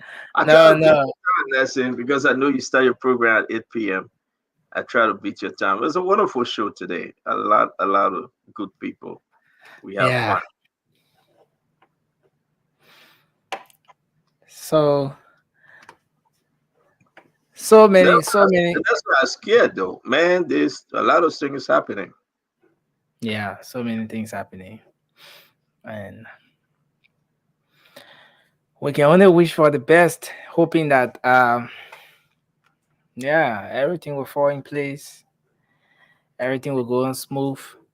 The war crime code thing is so hard in the country. Yeah, but you know what? They put Joey a picture of one again, man. So Joey was a military man. I never knew that. Seriously. When people used to say, I thought I was a joke. Oh wow! Yeah. But which year was that? I think it was the war time when he went to Liberia. You know, I don't know. I gotta call Acid Door. Where you took the picture from? No, you know what? You know, the people used to say Joel left everything and he came to disarm. Joel was in military uniform. I mean, look at Joel war face. Maybe he wore it in solidarity with the in that solidarity. Look behind Joel. Look at he was just about to go down. They were calling and say, "Come on, let's go. We're going to the war front." Look at Joel face. Wow, man. But you know, we should go to Joel. He fought for his country. You know what I'm saying? He fought for his country. I like Joel. Joel, my friend. I like Joel. But hey, we're just gonna see eye to eye for the sake of Liberia. And, you know, but I give Joel. I appreciate Joel that he fought for his country. Another person I want to appreciate is Amara Kone. You see this, and I hope you guys have the time to talk on it tonight. Tomorrow we'll talk more on this. Hey, this is Amara Kone post, right? The Senate is consumed by the politics of jobs and deals in the executive branch. Is that true? I'm going to raise this tomorrow for the guys and myself to discuss it. So much so that some of our rescue senators practically work in the executive mansion to push for jobs and for the people, while the Coalition for Hope Senator, which is CDC, are backing about the protection of the people in tenure position. Is this true? Those that listen to us right now, I want you to think, because we will discuss Amara Kone mindset when he sat down and he took his pen and began to write these things. This is concerning. From Amara Kone, the senator of Buffalo County, while our staff, now he going into the people's now. While our staff labor conditions are deplorable, is that true? Have they gotten paid? So deplorable that the low wage earners are begging for transportation money to and from the capital because they haven't been paid for 2 months. These are fathers and mothers with families to take care of. This is inhumane and disgusting. Listen, This is from the senator of Babodo County. Wow. He said his own. And that's exactly what you see today. Call spade or spade. A lot of stuff is happening. And I think by God's grace, I will reach out to Senator Amara Kone and invite him on Spoon Talk. I hope he can come and discuss his different Facebook posts and the issue therein. Since he's sworn, he took over and he put his hand up and said, I will do everything by God's grace to uphold the law and to represent the people of Buffalo County. I want folks to take picture of this. If you have not seen it, I want you to read it, and I want you to get ready. Tomorrow we'll discuss it. For Amara to say the Senate is consumed by the politics of jobs and deals in the executive branch, I do agree with you 100%. I do. That's exactly what happened. Appointments, you tell my people, I tell your people. I do agree with him. For every one of you that join us tonight, join us again tomorrow. Share the program. Let's talk Liberia. Let's think Liberia. Let's love Liberia. And together, let's build our dear country. It shall be well, folks. It shall be well. Nelson, have a good night, as always.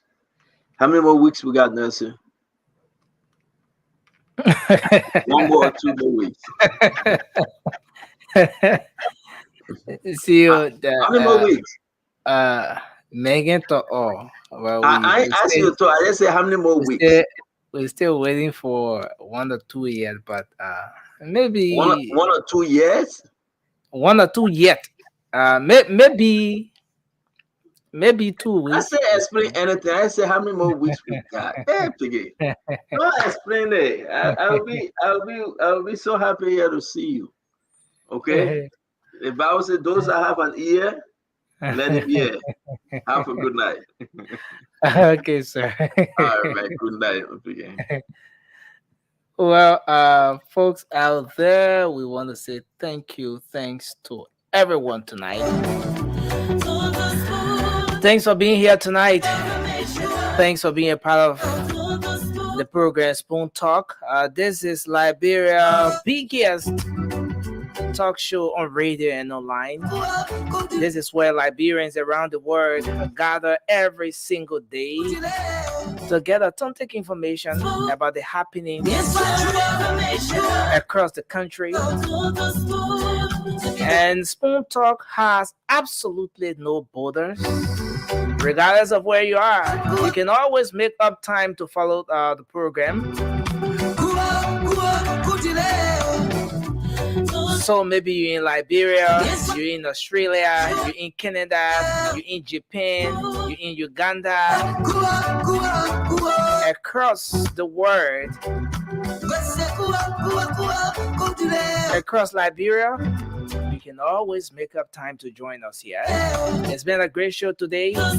Thanks to all of our partner radio stations across the country for relaying this program. I want to say special thanks to Punch FM 106.7 for relaying.